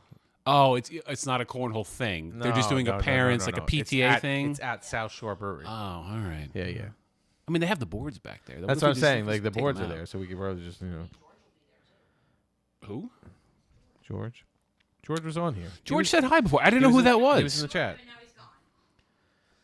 George Glass? No, what was George's name? Oh, I don't want to get his name. Oh, okay. That's one of you. All right. I didn't know who that was. I thought it was somebody trolling us. No. I'm saying that was the George that I'd asked if he wanted to join the league. Oh, okay. I like how he used a radio reference. First time, long time. That was a good line. Yeah. Oh, good. Okay. Boy, I haven't really been paying too much attention to the video. My light is something else here. This is very it's there. It's quite a bit though. Hasn't it been changing? I thought it was rotating. Yeah. Oh, I thought you had it on the changing for a little while. I don't want anything blue, Walter. It's Money Pit. Sorry. Yeah, whatever. Yeah. Just turn. You have to turn that off. What do you mean? How? Hold down the button. All right. For anybody who's Turn off controller. still with us, Nikki's playing video games. Okay. Across Yeah. from us. So I started this for a second, but then we get sidetracked a lot, especially with Thicc stories and stuff like that. So sorry, it's my fault. No, that's fine because I thoroughly enjoyed Thicc. Now you want to meet Thicc, don't thorough. you? Thicc is thorough to me. Tell me you don't want to meet Thicc. Absolutely. Thicc has got to be on. Yeah. We have to figure that. That's another technicality thing that we're going to have to go through. We had a lot of technical issues trying to get this going. Which, by the way, but I know you're going to get to the story. You did pull this off though. No, like this, there's a lot. There's a lot that went into this. It was. And I had very little to do with it. I would love to say I did. but It's funny because as I convinced you to do this again, I was like, technology's so much easier. We could just, and now we're like going through it, and we're like, oh my god, we spent like 4 hours trying to like figure out how to get one microphone to work. So it was, It is and it's not. It is and it's not. So we're using a program called OBS, and there are different versions of OBS too. There's what was it? Streamlabs. Streamlabs is a little bit. I guess they would call it more user friendly, but the OBS leaves a lot more potential for you to do whatever you want, type of thing. Yeah. So we decided to go with OBS, and it's all free software too, which is crazy. Because like the amount of things that you could do in here, and the things that you can add that people create to add onto it, are all free. And you're like, what? Like, someone's got to be making money off of this somewhere, right? Like, right. Where are the ads? It's obvious there are paid versions to do certain things and stuff like that, and I'm sure that it's paid for with like more professional, settings and stuff like that. But for your just average, everyday person who does a podcast, does game streaming, whatever it is that they're doing, they use this platform, and it's like, it's all there and available for you to just figure it. If you could figure it out, I mean, maybe they're getting a kickback or something like that from the gaming community or somebody else. To stay there's obviously free. some way of making profit off of it, right? But in general, it is a free platform.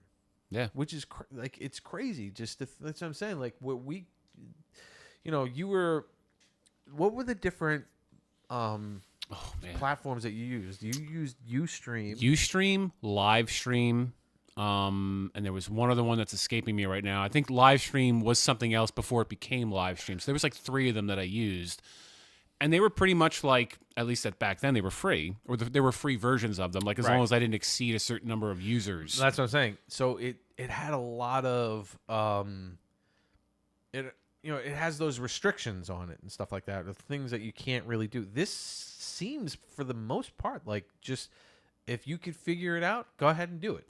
Well, also, too, we're on YouTube. Like And then YouTube has the bandwidth. And then we're streaming, and then that's what I'm saying. And then we're streaming through YouTube, and that's another thing too, which is crazy to think about.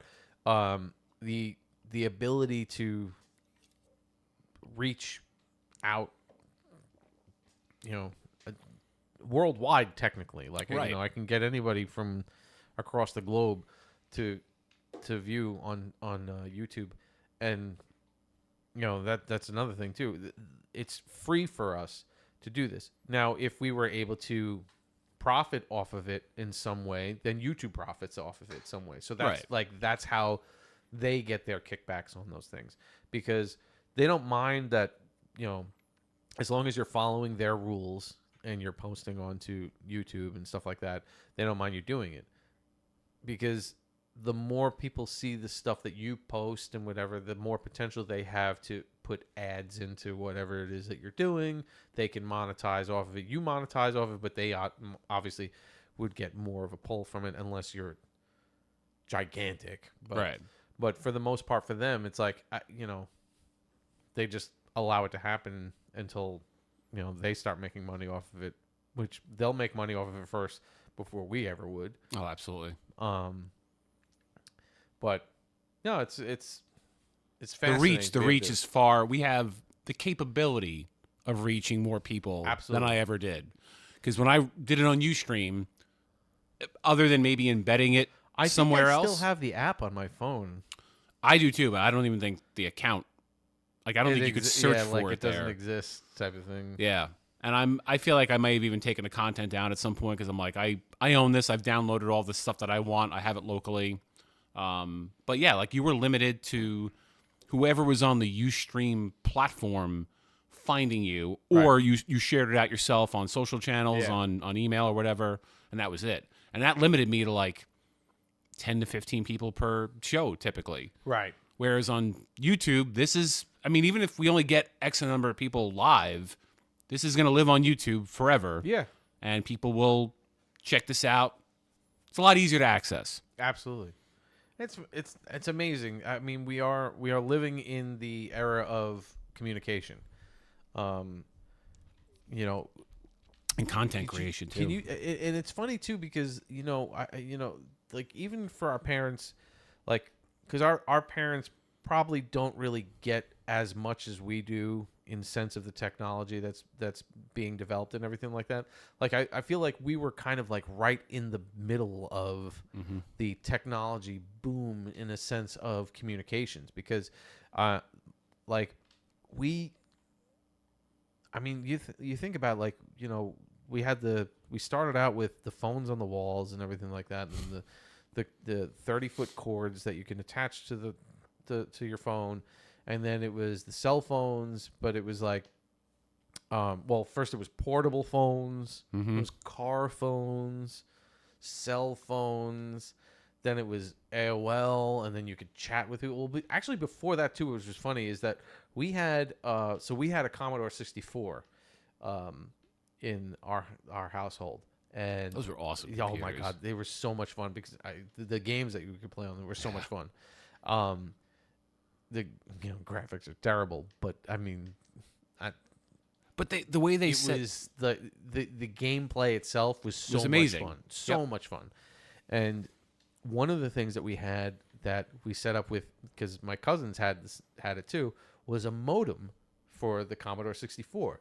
It was this like black box that you attached to the back. And it was like this big, and you attached to the back of it, and that was a modem that you could plug the phone line into, and you can actually talk to other people through the Commodore 64. And it was like, how innovative is that?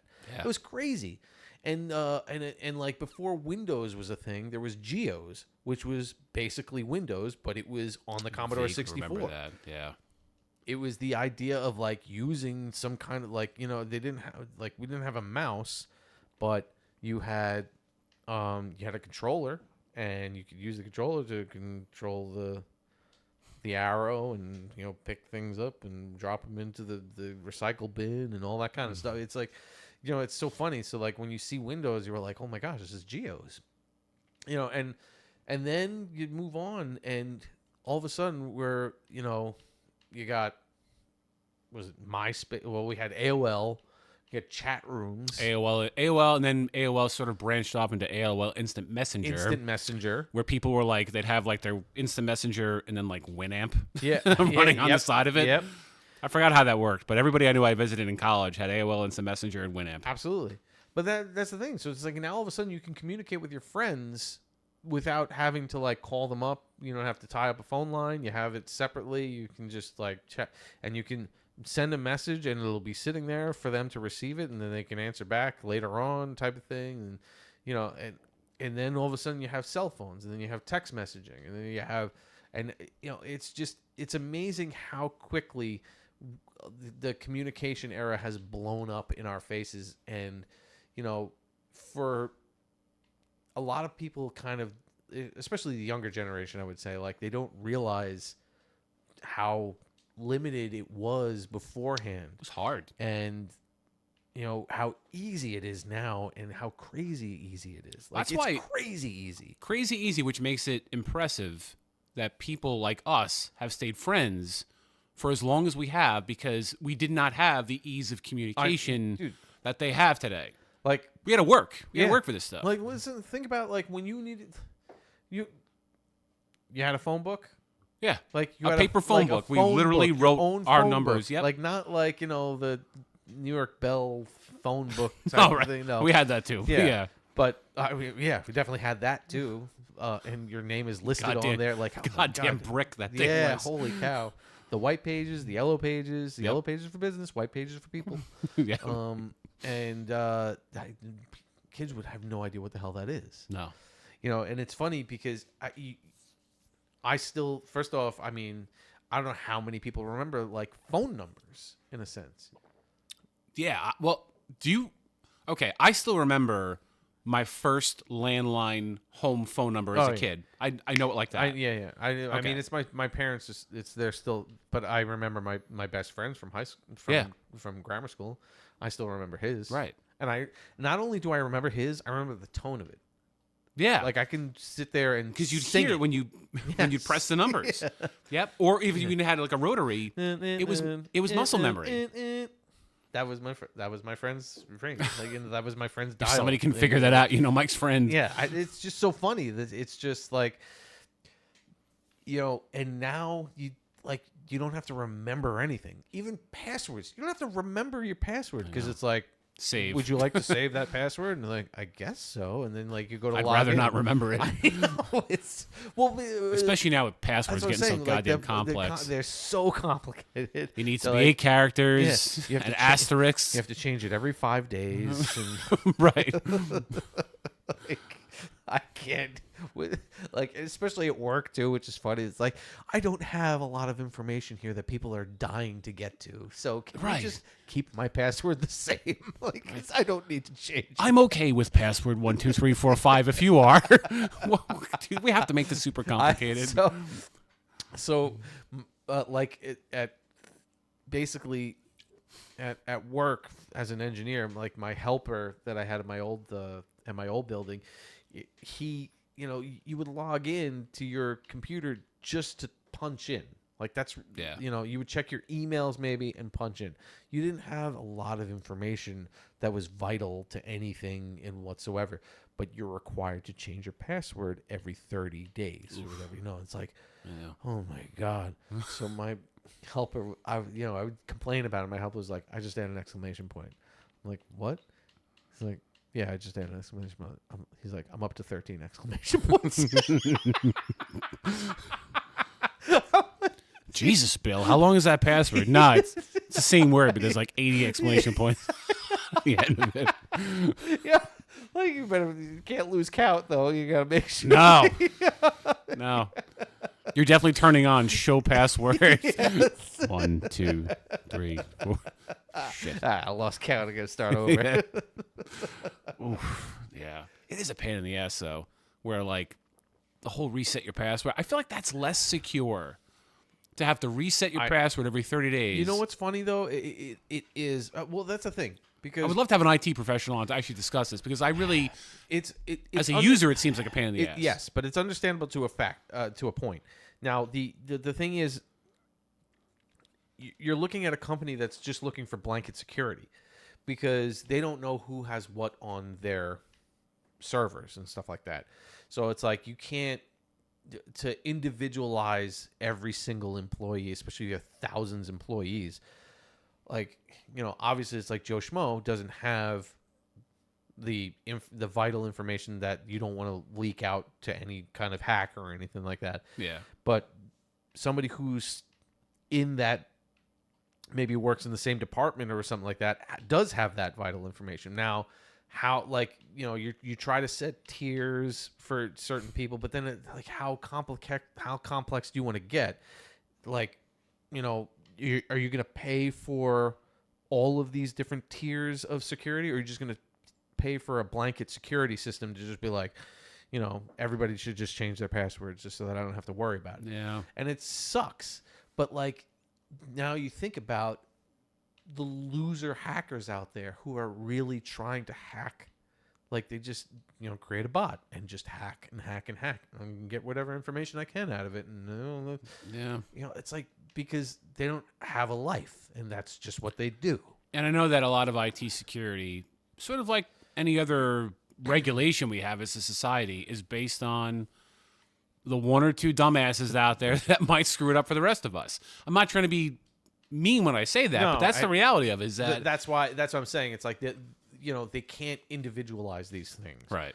You know, if they could, they probably would. But like how much money it would cost to just do all the different tiers, and you know, you just do the blanket security. Everybody's got to change their password every so often and whatever, and it sucks. But it sucks because because of the jerks out there who have no lives, and all they do is just try to hack whatever they can, just for, you know. I have to acknowledge this though, because I know she's using.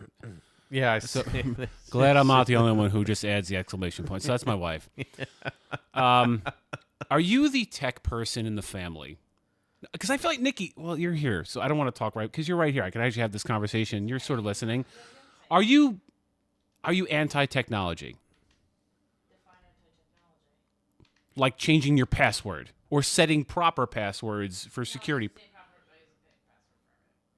Okay. No, but the thing is, because, like, well, nowadays too, is because of the amount of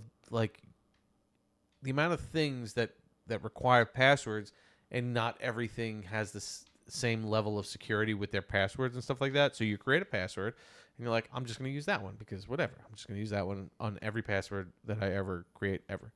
And then you go to the next one. They're like, well, you need a capital letter and a number. Right. Like, and then they change it one time. And then you're like, no, you need and then you go to the next one. Like, well, you need a capital letter, in a special character, and you cannot use this password. It has already been used. Yeah. And then it's like, well, that one is too close to your username, so you got to change that one.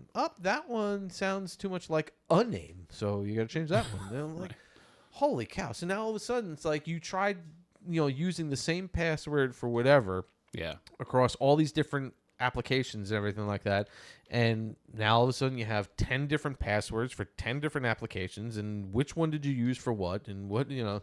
So, you know, it gets a little crazy. So, it does. But the only thing that pisses me off, and I love you, honey, because I know you're watching, but oh my God, like, she's anti-technology. She's just like, well, why do they, like, it's a higher power, why do they make me change it? Why do they? They're watching us, right? All of them. They want to know what it is that you watch on Netflix. What was that? it's I get that it's annoying. You talk about something, and the next thing you know, it's on your freaking Facebook. Well, that is the Big Brother and the listening devices and all that stuff. Yes. That's that meme that I saw where it was like I don't remember, but it was like, the husband was talking, or the wife was talking to the husband, saying like, why don't you like, what do you want for dinner? And he whispers it to her, and it's like, why are you whispering? It's like, because I don't want Jeff Bezos to know that what I'm eating. And it's like, my wife laughed, I laughed, Alexa laughed. Yeah. It's just like, they're all laughing. They're still hearing it. No, it doesn't matter. It's true. And it's very, very scary. We've all been there where we're like, yes, we're having a conversation. I appreciate the technology to a degree. It's fascinating that you're sitting there wondering, like, I need this. I wish I need to replace the mirror on my car, and I drive a RAV4 or whatever it is, and then you open up Amazon, and all of a sudden it's like the suggested thing is like the RAV4 side mirror, and you're like, what? I didn't even, what?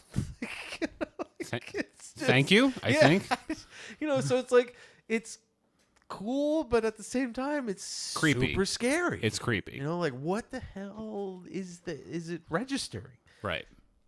And I don't know, like we have all obviously traded off some of the security stuff for convenience. That's what it is. Like, you're basically saying, all right, I'm okay with this crap listening to me if it algorithmically gives me the stuff that might benefit my life. Yeah. Like, all of a sudden I'm talking about a couch, and all of a sudden, hey, I'm great. I didn't know I wanted this couch from Raymore and Flanagan. But it popped up in my feed because I was having an argument with Bridget about whether or not to get a couch. It's weird because it carries over from my job, which is very strange because I don't like my, so like my assistant chief will be looking for certain tools that we need, and he's looking it up on his computer. And we're connected to the same Wi-Fi. Okay. So he's looking up for his computer, whatever it is, and then all of a sudden I'll go on to, Facebook or something like that, and then an advertisement comes up for that freaking tool that he looked up. And I'm like, I didn't even say it out loud. Yeah, that's scary. So basically picked up his search through the same network and applied it to your device. Yep. Because it's on the same network. Yeah. That's crazy. It's creepy. That's crazy. I mean, that seems illegal. I was just saying, like, it's like somewhat appreciative in a sense of like, maybe you're looking for the same type of thing because you guys, you're on the same server or whatever it is, you're at your job, but I mean, like, what are you doing? This goes back, I don't know if it's going to blow us up. This goes back to the chat we were having with Noah before about, like, why does my Instagram feed have all these hot women in them? It's not me. Mine has nothing to do with it. But I feel like that's all of us. It's not just me. No, actually, it was funny because there was a certain point in I showed Nikki, I'm like, every single, like, every other ad for some reason has some kind of, like, ass on my. Yes. Like, I don't understand. And I'm not doing now, anything. I'm not going to lie. I might slow down a little bit. It's just like, and it must know that. Because it's one of those things, you're looking on Facebook, so you're not expecting porn on it or anything like that. But then, you're looking at something that's, like, very close to it. And is that you an ass? Yeah. Like yeah. So you're like, why is you do a double take? Yes, stop. You're like, is this on Facebook? And you're like, did someone post this? You think it might be a friend? Yes. It's an advertisement. Is that my aunt putting her ass up there? Oh, no. It's some random person. So now it's an advertisement that you looked at for more than 5 seconds. And now it's like, oh, you must like now this. You just and get rapid fire asses the whole time. And then you got the wives, and they're going, why do you have so many asses in your feed? Because I looked at one for a split second. I didn't know what I was getting myself into. I had no idea. But that's all of us. Clear cookies. Clear them. Right. All of the cookies. History, delete. But I almost felt validated when Noah said that, because I was like, all right, I didn't do anything, but it just seems to be landing on that. No, it's on the algorithm, and I wasn't asking for it. It's an algorithm that you can't escape. Like, and it's so, as I said, technology like that is a blessing. Mm-hmm. But at the same time, you're like, how far into my life are you intruding? Like, it's very, very creepy. Yeah. It's one of the, like, have you ever seen Hitchhiker's Guide to the Galaxy, the movie version? No. There's like their technology in space.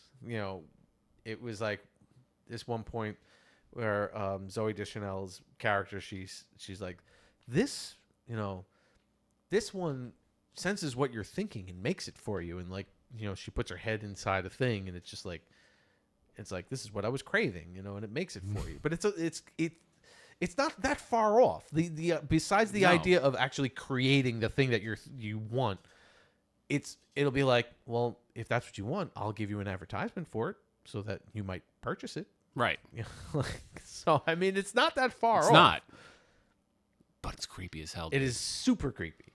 Especially because you don't even realize the things that, like, you're just having either a conversation or you looked at something and all it's of a literally sudden a pause. It's there. If you pause on a thing, Yeah. that thing now becomes a repetitive thing in your algorithm or Yep. your feed or whatever. So, and again, we're all humans. It may be an ass. It may be a couch. It may be a whatever it is. If couches are your thing, You're going to get a lot of couches. I get a lot of couches in my feed. And women over the age of 50, apparently. It's couches and moms. yeah, moms on couches. And I would hate to hand my phone to somebody like, are you okay? Fine. Just a lot of moms and couches. It's fine. I'm good. I mean, I feel like that's actually a thing now when you're like because it used to be one of those things where it's like, don't mind the pictures, just whatever. And now it's like, don't mind my feed. That's exactly what it is. Because you think you're going to be judged. You're like, dude, you all right? It's like, dude. Fine. Why? Okay. Because I saw your feed and there's a lot of women in there. Yeah. I said it's weird. Wait, hold on a second. Because we have somebody from the opposite gender playing video games to our left. Nikki, does it happen on the other side or no? Oh, yeah. You get men? You have a lot of cock and balls in your.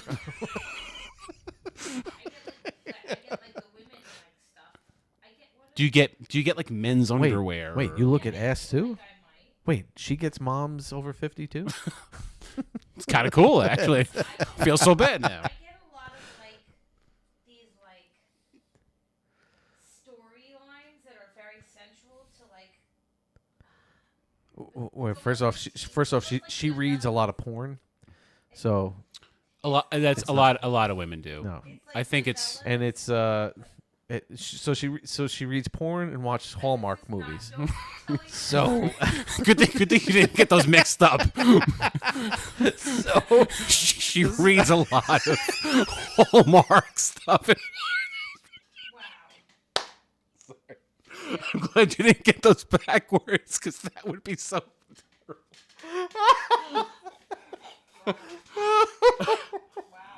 Oh, I'm sorry. Sorry. I don't read a lot of porn. no, It's. I think a lot of the books. in that genre. So it was 50 Shades of Grey really really you watched shoved that? people into that genre of like. No, obviously I never read it, but I mean 50 Shades of Grey was more of the over the top type of thing, but it led a lot of your typical housewife to start reading Yes. more of the romantic novels, but not just like it's romance, but like gives you that extra little description of what's happening. And no, she enjoys that, and that's cool. Bridget read a lot Girl with the Dragon Tattoo. a lot of women enjoy those. Oh yeah, You know. I was gonna say Bridget did Dragon Tattoo, and then she did Gone Girl, and I was convinced she wanted to kill me because the main characters in those movies, the men, the one guy got his balls electrocuted, and then the other guy got his throat cut. Yeah. Sorry to spoil if you haven't seen the movies, but like the male characters in those movies do not fare well, and she loved them. And I'm sitting there going, Bridge, something you want to tell me? Tell me now before Oh, if I could. right. And Doogie did one of them. Doogie Howser was the male character, well, not Doogie, Neil Patrick Harris. Yeah. But in Gone Girl, great movie. I think the book was better from what I've heard, but the movie was very good. But Neil Patrick Harris gets his throat cut by the woman he's seeing. I don't know how to describe it. But Bridget loved it. And I remember turning to her at one point. I'm like, are we okay? Just tell me now. Because I remember not sleeping well for a couple days. I'm like, I'm just going to hug my pillow. Can you imagine if you thought that same way? I get a lot of sex. Yeah, well, that's the thing. So, she's reading lots of porn. So it's a very in genre right now. No, it's just yes, no, but that's what I'm saying. So it's that and the Hallmark movies. So the combination of what would come up, in her Facebook feed has got to be interesting. Bridget, I gather research in my books. Okay. Oh yes, research. Let me have that other beer before I go home then. Jesus Christ. Oh my God. Research. They were good movies, but my God, they scared the bejesus out of me. Yeah. I saw Gone Girl. I didn't see Girl with a Dragon Tattoo. I would recommend it.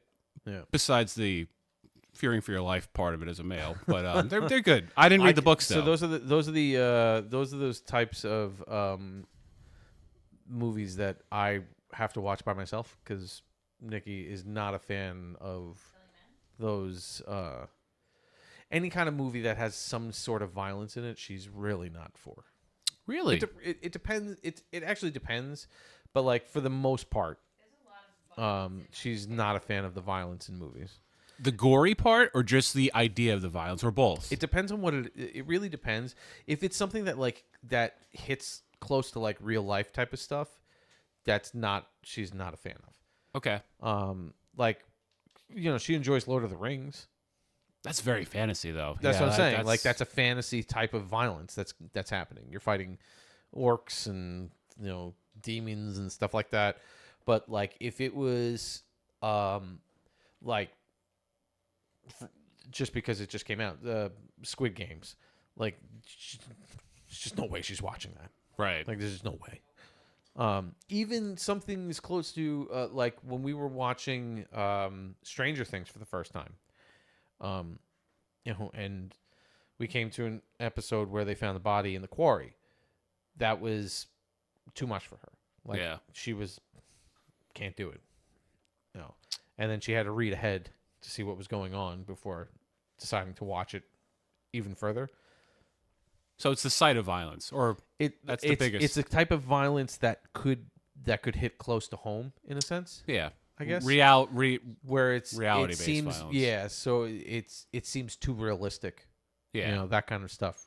She's not a fan of. Yeah, it's not like an old western where you hear like one of those comic, and some guy drops dead in the distance, whatever, wearing his cowboy vest. Like, all right, that guy, he's alive. Yeah. Versus like somebody who takes a real gunshot or some act of violence that looks close. Yeah. Well, I mean, nowadays any kind of. I know. They make it so realistic. Movie editing has. And we talk about like podcasting getting better. Holy Christ, movies! Yeah, you see some of these things that they're edited. You're like, how did they do that? Because I saw blood coming out of something that looked like real blood. Yeah. It's quite amazing. That video editing and stuff like that. And I've not that I didn't have appreciation for it in the past or whatever, but just lately doing like the videos that I do, which are super simple video editing and stuff like that, took me forever to do. Yeah. It was like took me days just to do certain things. The special effects and things that these people go through to like make movies what they are nowadays, like holy cow! Like some of the tech, I mean, it's amazing. Give yourself some grace. The tech you're working with, it's like an iPhone. It's like iMovie and a couple of tools. Yeah. These people are working with billion Yeah, no, tech I understand that stuff. but it all stems from the same thing. Like they all have that same premise. It's just a matter of which one will make it look better. Yeah. You know, like you're using that technology that will make it look better, but I could still do the same thing. It won't look as good, but it's the same concept. Yeah. And just from what I'm doing, like It's great. It's like old Twilight Zone. It still holds up. yeah, exactly. You know, the story was good, but the tech was just a little bit behind. You did some. One day when we get a little deeper into this, you have to play some of those videos because yeah, I think we'll do because so that's the other thing that we'll get to in cutting the in new era of the Drinking Buddies show. We're gonna try to implement like today. Like I said, today was more of just the introduction or reintroduction, really. Talk about what we're gonna be getting into and stuff like that. We're gonna try to bring in segments, reoccurring segments, and that was one of the things that I was using to convince Brian to do this again, was where we could do pre-recorded skits and pre-recorded segments, which we will implement. Because we also listen, you and I think are both, you more so than me, but we're both creative people. But we have good friends that can help us out with this stuff. Oh yeah, well that's so. I was even showing like the follow up to the cornhole thing, which I'm doing. It was great that you guys, you know, I know that blew up. Well, that blew up big time. That was but video. That video, as I said, the follow up video that I'm gonna be releasing eventually once I get everything finished. But you guys helped out. Like it was so awesome. You know, doing the interviewing things at South Shore, and like Noah contributed and freaking Gary contributed. I mean, it's really awesome that those we have good those types of things, creative, camera friendly friends. Yeah, that's what I'm saying, and it's not like because you don't really expect everybody to like. Nobody wants to be in front of the camera for certain things, but you're doing goofy stuff, and when you splice it together, and I think I'm getting the hang of it too, and splicing things and editing things. It looks more than getting. You're there, dude. You're there. there. No, it's a process, but it's pretty cool, and I'm excited to have certain segments come on, and the ideas that we've been knocking back and forth will be fun when we start implementing it on the show. I think you're going to do a great job showcasing the talents of the many friends that we have. Truthfully, because it's not just us. We do have some really talented, absolutely funny. You too. I'm not. I can't. You looked over at me like I wasn't counting you. Oh yeah. You're the most talented. She wants Nikki. to be so involved in everything. I give you a hard time, and that's fine. I actually don't give you that much of a hard time, but I do. I know you're going to contribute. Yes, you already have. One of the contributions is the cupcake. The cupcakes. We got. God damn! I wish we had Gregorian chant music. That's all I want to hear. Oh. It was a delicious cupcake. Yeah, that was the other thing. So that's the thing. So let's plug Nikki's bread. Yeah, Sweet Bean Bakery, by Nikki. Is it for sale online? What's the? I mean, you can reach her online. But on like Facebook. I mean, can we? Somebody can't put an order in online though. They have to reach out to you. Not okay, yet. But it's coming. We'll eventually get to that. Okay, the bread has to have a whole hour, at least. Well, that's the thing. Nikki's always she's taken it to so many different levels because she's always enjoyed baking and being creative with her baking and stuff like that. And then she took classes way back, it was like she took cake decorating classes and came up with really cool ideas for decorating cakes. And that's where it's like, the cupcake thing and the design of the cupcakes is pretty friggin' fascinating. And this is a very simple thing that she did technically. but she came up with For some other. of us. But that's what I'm saying. Like, when it comes to bakers and stuff like that, and they'll look at this and they'll be like, "Oh yeah, I could do that, whatever." But I mean, she had to learn. She took these classes and it looks freaking cool. The way she comes out, like these are leaves. Yeah. You know what I'm saying? Like, it's not just like little blobs of No. icing. It's actually like leaves, and it's an art. It's art. I was just gonna say. And so she did that, and the cakes that she came up with while she was doing the cake decorating classes and stuff like that were freaking crazy. Like, she did like 3-tiered cakes that had like fondant on them that were like, it looked like it was wrapped like a present type of thing, and it's very, very cool. It's cool.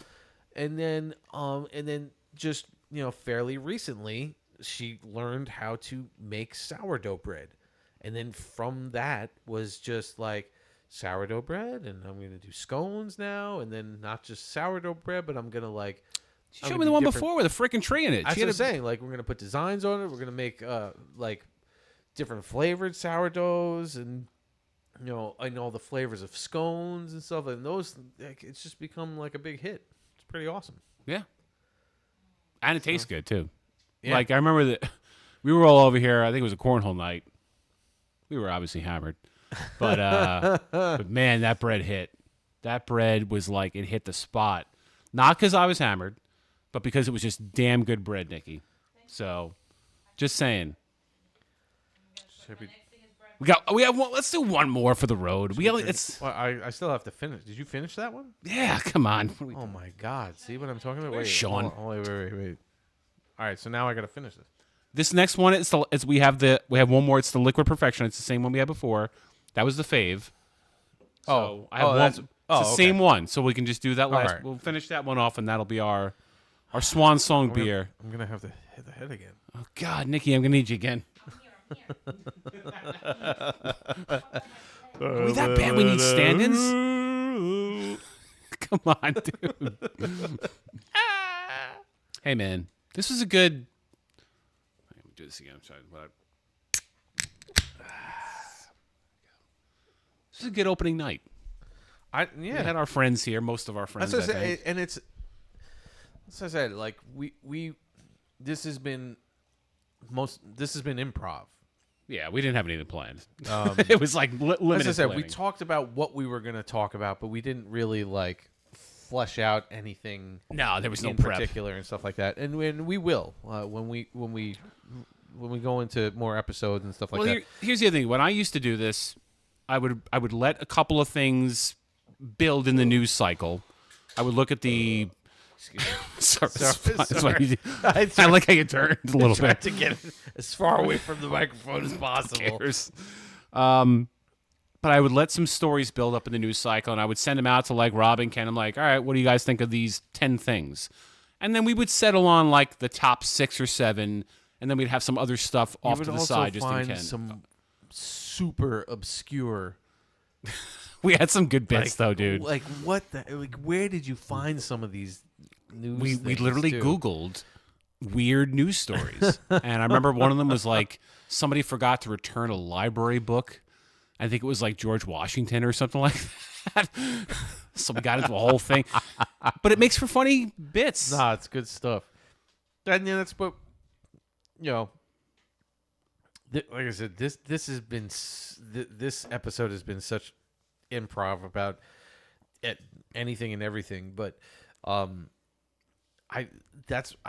think that's what we appreciated most was like the random comedy of like actual news that came out. We're like, and in that sense, what's funny too is that you just to kind of circle back to recent news, which is not obscure but still freaking hilarious, is something like the Jets and the Madden thing, dude.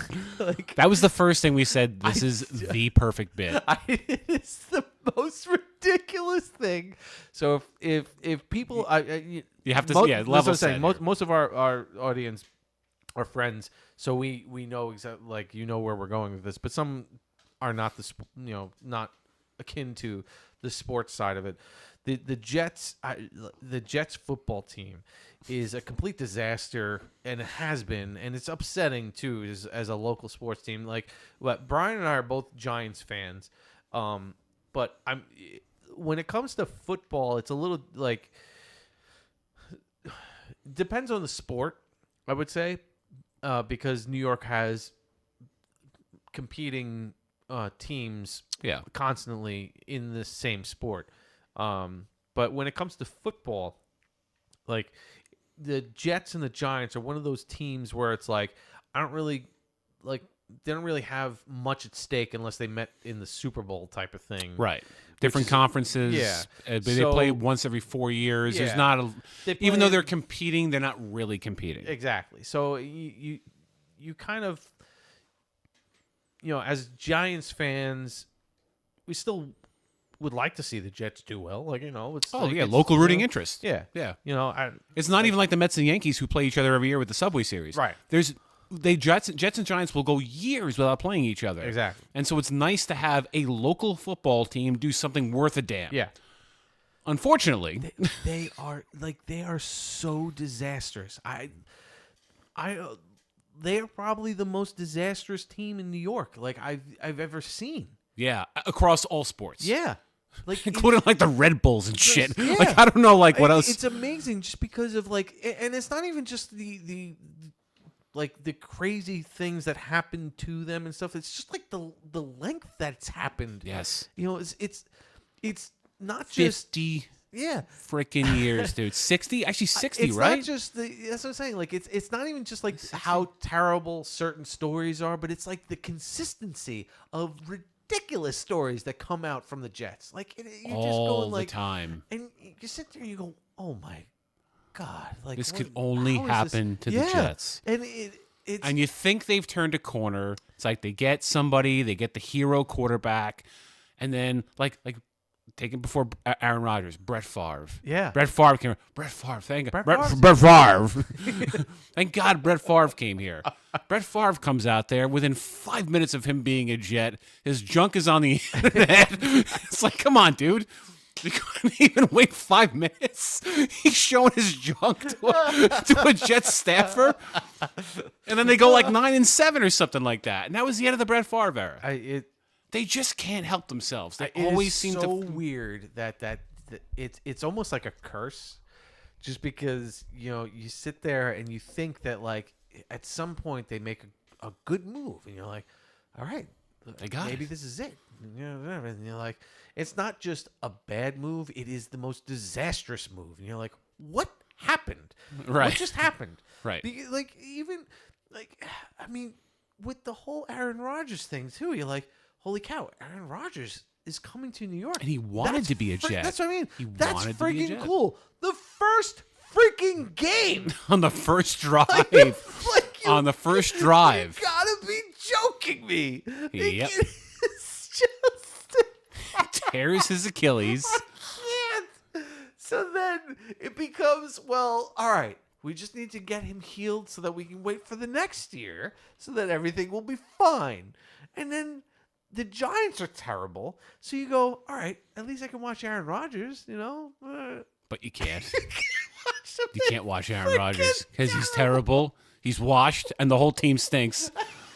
It's like an all-star team, too. I know. They're 4-11 or whatever they are with one of the best rosters in the NFL. It is so bizarre. It's like the Twilight Zone. It doesn't make any sense whatsoever. I feel bad for their fans. I really do. These people pay a lot of money to go see those games, watch them, suffer through this crap. My chief is a major Jets fan too. So it's like Yeah, it's tough. I don't know how they do it. I really don't. At least the Giants, as bad as they are right now, gave us a couple. We had a couple of good years. That's what I'm saying. That's the thing. With the Giants, as terrible as this season has been, and it's terrible this season. How many Super Bowls have we seen in our lifetime? 4. Yeah. Since you and I have been alive, 4, which is great. So, that's amazing. So you can't really get... And that doesn't count the Kerry Collins years, which was we got to the Super Bowl that year. I know. Yeah. So I'm like as from a standpoint of just you for the most part every year we watch at least half the season thinking like they have a chance. Yeah. And it's by the time where it's like, it gets to the late part of the season where you're like, that sucks. Or it's like, all right, we might still be in it. So you still have some kind of interest throughout the whole season. This season, it was like Both of them are bad from the jump. And the Jets, and then it just, that's what I'm saying. So it's like for the Giants, it's kind of like the anomaly that this has happened. Right. And it sucks, but because we've had such good fortune that you can't like go crazy over it. You just you trust that there's going to be a correction made, and we'll eventually return to our former glory. The Jets is just, when the hell is this going to stop? Like, it's just, it never ends. They haven't made the playoffs in 14 years. Yeah, that's freaking insane. A decade and a half. And it's not even just like they haven't made the playoffs. It's like, they've been bad. Like, how close have they been to making the playoffs? Not really close. Not much. No, there's not been a lot of like 9-7s, 9-8s where they just miss by a game. And then they're usually under 500. That's what I'm saying. It also doesn't help that like the Bills have been like kicking ass in their league, in their division. I was going to say, the one thing that sucks for them, Tom Brady was in their division for the longest time. Brady in their division. Brady leaves, and Josh Allen steps up. And even like Tua, dude, like if he's healthy, they've always been in a division where they've had competent to like above average quarterbacks. They've definitely had some competition. But the NFC East has always had some competition anyway. Absolutely. So it's not like, it's not like the Giants, are always like have the even like during the Donovan McNabb era and all that stuff, there was some tough outs for the Giants. But the Jets have just it just seems like there's always something stupid happening with them. And it's funny. It's because like every year you can almost point to something and be like, that is the most laughable moment in NFL history. Mm-hmm. Like, and it's always like the Jets. So it's like the butt fumble. Yeah, the butt fumble. Just the idea that Aaron Rodgers comes in and it's like it's been this big hype and everything like and he couldn't even make it through the first freaking series. Like it is unbelievable. And like the way they had him come out with the flag and the whole thing, it was like a superhero entrance, and he goes down in the first freaking series. God. And then they're all holding because they see him like he goes through the surgery and stuff like that, and people are like, maybe he'll be the 140-something-year-old coming back from Achilles surgery in the same year, and like the same year. Yeah, you guys are the Jets. He's not coming back this year. It's not happening. But then the story that just came out like 2 weeks ago or whatever. I mean, I can't. So, I mean, you sit there and you think of owners and, they put people in positions to make decisions for them. And that's the way it's supposed to be because you're the owner. Like, you want to have some influence in your team because you're the one investing the most into the team. But you would think that you would pick competent people to make the decisions going forward. Well, professional sports owners, just to like explain, they're not typically the ones that know the sport. Right. They know they want to own a franchise. They know the sport, but to the like, if you're more from a fan owner, standpoint, it's a fan degree. Right. Like Steve Cohen with the Mets. Correct. He knows the sport, but he doesn't know it enough to make like minor league level the things that set up an organization. Right. Yeah. I mean, you have your opinions and stuff like that, and you're the owner, obviously. So but so if you don't know what's going on, I'm blanking on the name of the. There was a specific trade that was on, the minds of the Jets. Jerry Jeudy was the player. So they had this idea of like getting Jerry Jeudy as he's a wide receiver, right? Wide receiver, I believe he's on the Broncos. He's competent. He's a good wide receiver. He's a decent receiver, and it's one of those like looking to trade, and it would be an asset type of trade. Like it's not like one of those like just ho hum, we need a backup type of thing. Whatever. Definitely comes in as like the second or third wide receiver on the team. Yeah, and so the trade doesn't go through, and whatever. And it's one of those things, especially in a struggling season, where fans will be like, we got to do something. We got to, and then you hear about the trade falling through, and you're like, oh man, I wish blah blah blah blah blah blah. I wish this could have gone. We should have done this. We should have done that. And then you hear what you're now that this is the thing too, and then you're coming from certain sources that were probably bitter with the team, and you don't know exactly how true they are, but they seem to be true. The owner apparently had influence in this trade, and not just the owner, and just so the his teenage children. Yeah, so the owner had said that basically wanted to squash the trade, and the reason he wanted to squash the trade was because his kids. Can you imagine this shit? I'm sorry. I mean, it's just so stupid. So his kids, teenagers, Woody Johnson, Woody Johnson's teenage kids, owner of Johnson & Johnson.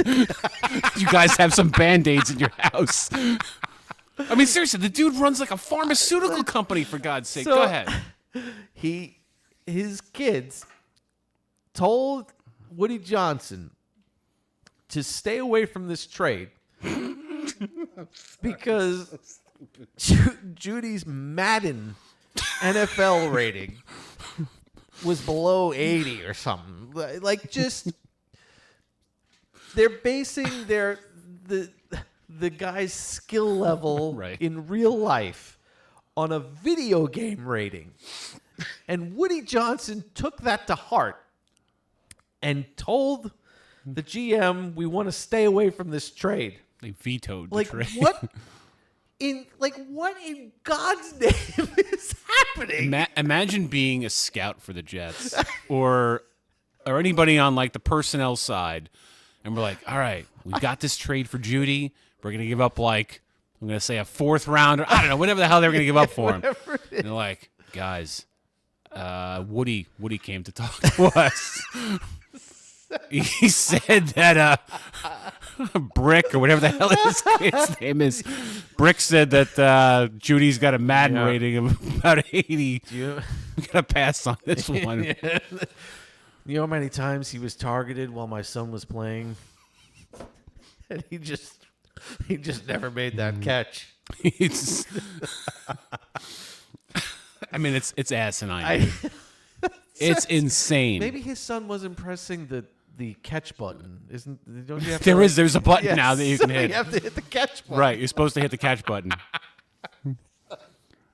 Like, how dumb. What is going on? And so then this turned into me and you and all of our friends going back and forth about what other decisions did Woody Johnson make based on his kids' video games.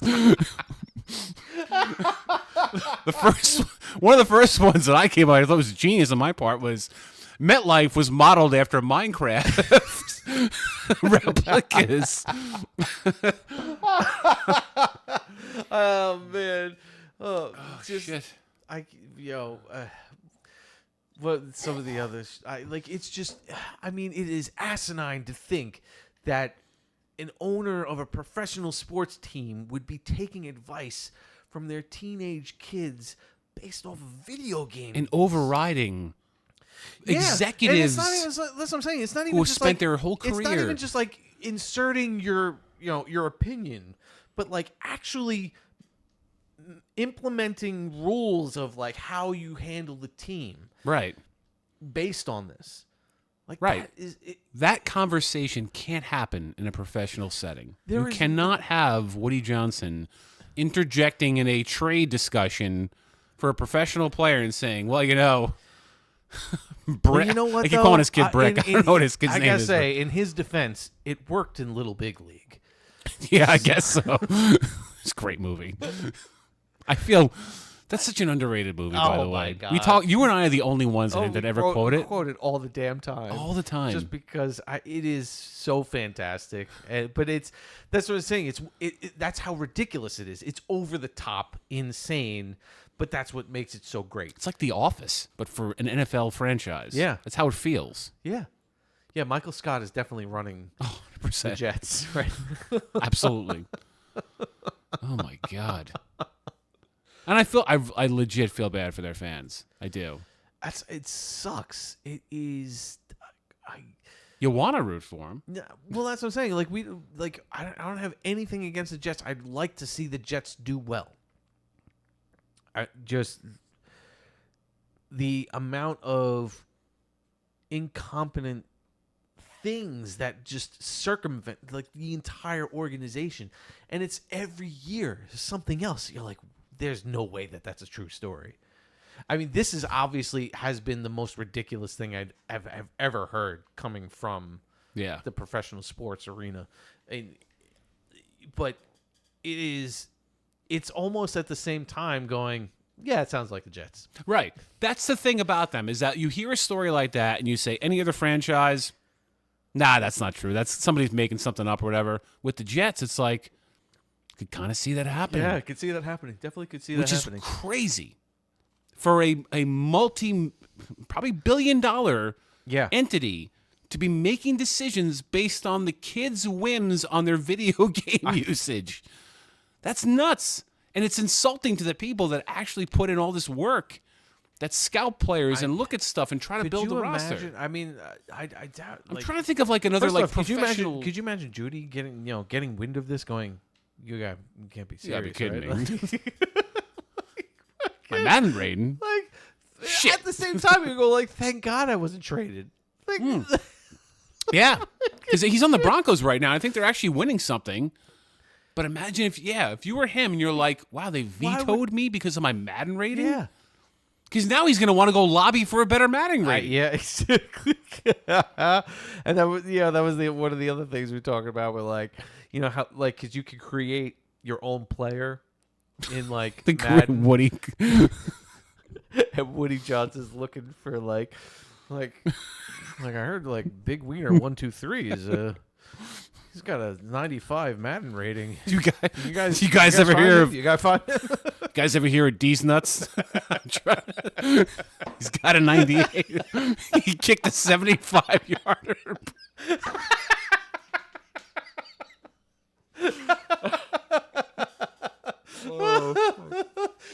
Yeah, we really gotta get I Love Porn 125.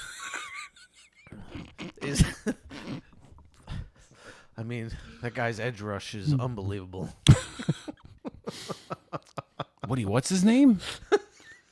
I don't know. I love porn. I love porn. No? I think that might be his last name. Maybe it's just I love porn. Maybe, right. That's pronunciation of it. Maybe the O is silent. Pern. It's Pern. I love Pern. I love Pern. That's his last name. Goddamn Jets. It's embarrassing. At least the Yankees and Mets are good. Yeah. And I mean that sincerely about the Mets. But that's the thing, too, with as awesome as it is having Steve Cohen as a Mets fan, as having Steve Cohen as the owner, the Wilpons, they were super frustrating. They were never that. No, never. They made bad decisions and it was purely based on wallet. That was all it was. Even that, I thought it was a little because they did spend money. They just didn't spend as much money as they probably could have. No, they definitely spent money, but I mean, you could tell that it was always it was the Christmas gift. You got one gift, that's it. Right. You better make that decision. Move on. Yeah. That was the guy for a while. Remember when you guys got Move On? It was a big deal. He got 240 then. Oh man, you got me a Rubik's Cube. Gotta All right. put this together. Right.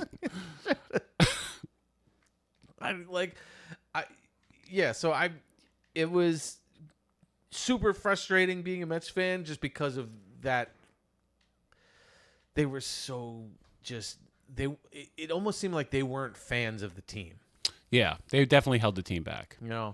But Steve Cohen is definitely a fan of the team. I can't believe we actually pulled off getting Soto, which is. It must feel great as a fan knowing that you have an owner that is not going to spare any expense. Like, he's not going to let money get in the way. He may overspend, Right. but it's not going to be an obstacle to getting the roster that he wants, which is Yeah. kind of a cool No, feeling. You haven't had that in a long time. No, not at all. I don't know what that feeling feels like. This is an anomaly. This is the Soto thing right now. But it's great. It's pretty cool. That's how it should be. I'm excited to see what In a market like New York, that's how it should be. You shouldn't be sitting there going like, well, we got Soto now, so can we go out and get the middle reliever? It's like, no, go get him. Like the Wilpons brought up their fucking abacuses as they were trying to like make decisions. Like, I don't know if we can budget this season based off of, like you just. It was one of those things too. It's like you were so close to it, and they constantly disappointed. Not all the time, but like for the majority of it, you're sitting there going, like you obviously have something else in mind as you're trying to run this team. Yeah, like it's not, this team is not your focus right now. And Steve Cohen, it just seems like this team is his focus. Yeah. Which is, for a guy who has as much money and as much business as he has, to have that feeling is a great feeling as a fan. Yeah, absolutely. I'm excited. I'm definitely excited. I really hope they get Pete. Like, just because. Well, it's also nice to retain original talent. That's the thing. Like, you don't want to lose a guy like that. You can't. Especially coming off the postseason you just had with the home run and everything. They don't like, they never keep their homegrown talent, like, ever. And Pete was like one of the only reasons people have been watching this team the past few years. Yeah. He was always so exciting. I read something about like how there's some kind of locker room issue with him or whatever. But it's an opinion piece, so I don't even know how true it is. I don't know what their sources are. They didn't really like explain their sources. They were just kind of saying it was some general, sports person in the locker room type of thing. But the guy has brought so much excitement to the franchise, and he's an asset. As slumpy as he was still putting up numbers, you know, and it was, so. And now you add Soto to the lineup. Right. It adds some protection for him. He actually could have a nice, even for just a couple of years here. And you notice it too, because like when the thing is that when you could kind of see when he was struggling, it was because he was trying to put the whole team on his back. Like, I need to make this, I need to win. The Greg Jennings video? Is that okay? I need to win the game with one swing every time he was up at bat. And that's what's like, it was frustrating because when he was not doing that, when like Lindor was starting to produce this year, which was amazing, and he was just like, I just need to hit. And it was great. And it wasn't the 50 something home runs that he had his rookie year and everything like that, but it was still good. Yeah. And then to have probably, it's so close basically because Lindor had that grand slam in Philly for the postseason, which is at this moment probably the most iconic Mets moment, just because of in relativity to the years right now, because I mean, like you talk about iconic moments for Mets history, you just go back to '86. Yeah. But so we're talking about recent times. He kept the game, he kept their whole playoffs thing alive with that one swing, and it was such a great story just because of like how he wasn't having such a great year type of thing, and this is probably going to be his last at bat, and as a Met type of thing, and then like it was like, holy God, like this is like, do you want to get rid of this guy? Like this guy, he encompasses the Mets right now. Yeah. You know, like he coined the phrase LFMG. Like, yeah. No, I'm with you. And LFGM. also the market is favorable to them re-signing him. Like, they have him effectively on the downside of his career, right? Like, because he's 30 now, right? Isn't Pete 30? Or he's late 20s. And typically...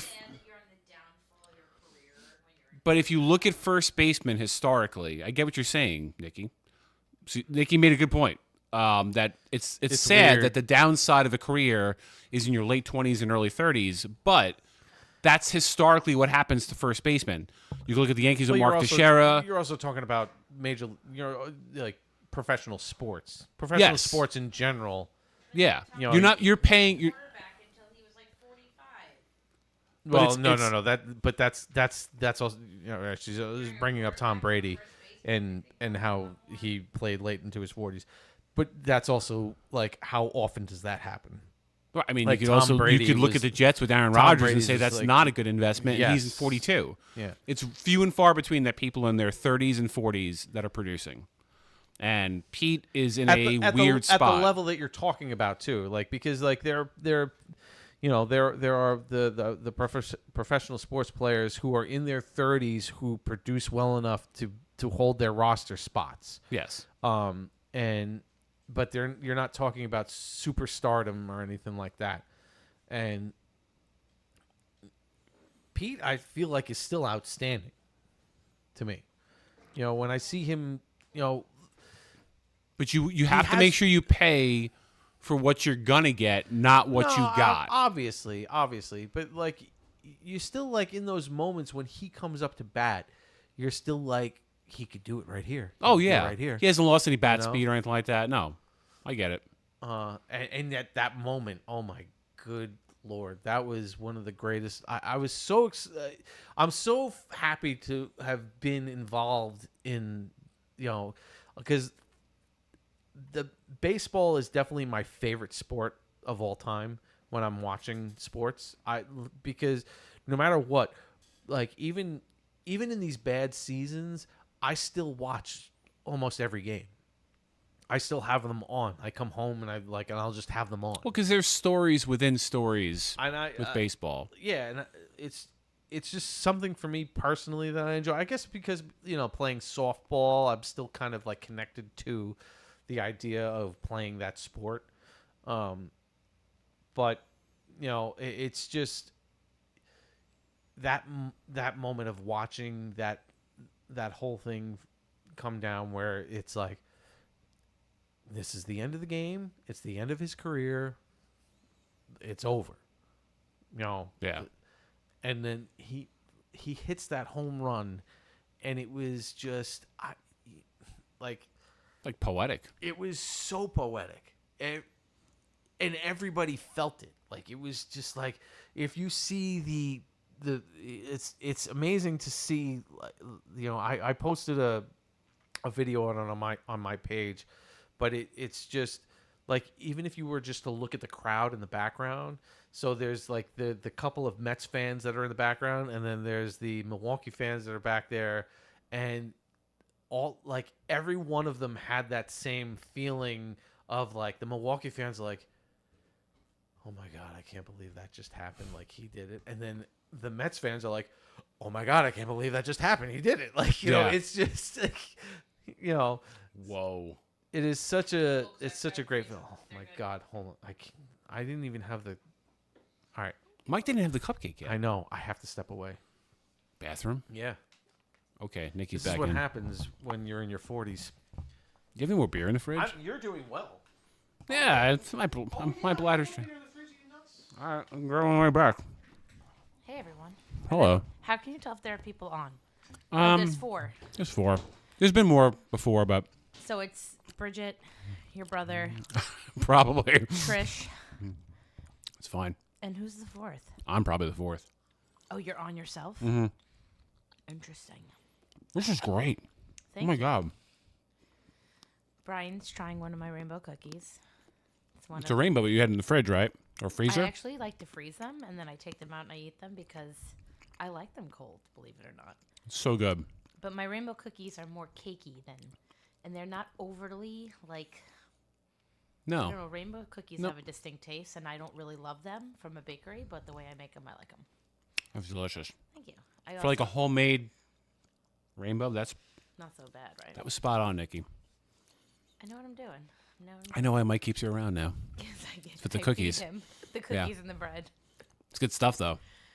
I can't talk sports. Sorry, I got no opinions No, you're on fine. the Mets and the Jets. You're informed, though. You're not uninformed with that stuff. I'm not uninformed, but I'm not informed. If you want to talk to me about sourdough bread, I could talk about bread. The bread's good. I know, but it's a long process. Make your own starter. It's tough business right there. But world, I'm going to be starting to make bread bowls. You know, like when you go to Panera. and Yes, you get where they the put like the thing in soup the. bread. I want to make bread bowls. And just so you know, there was a time we went to Panera and we wanted a bread bowl, but they did not have the bread for the bread bowl, and we kind of lost our mind on that one. Yeah, that's kind of Panera bullshit. not having bread. It's kind of like when that time we went to Carvel and they didn't have any chocolate ice cream. Yep, they didn't have any chocolate ice cream. That franchise should not be there anymore. If you don't have chocolate ice cream, It actually isn't. It is now frozen side and no longer Carvel. Good. But we went there and they did not have. how do you run out of chocolate ice cream? at That is. Carvel?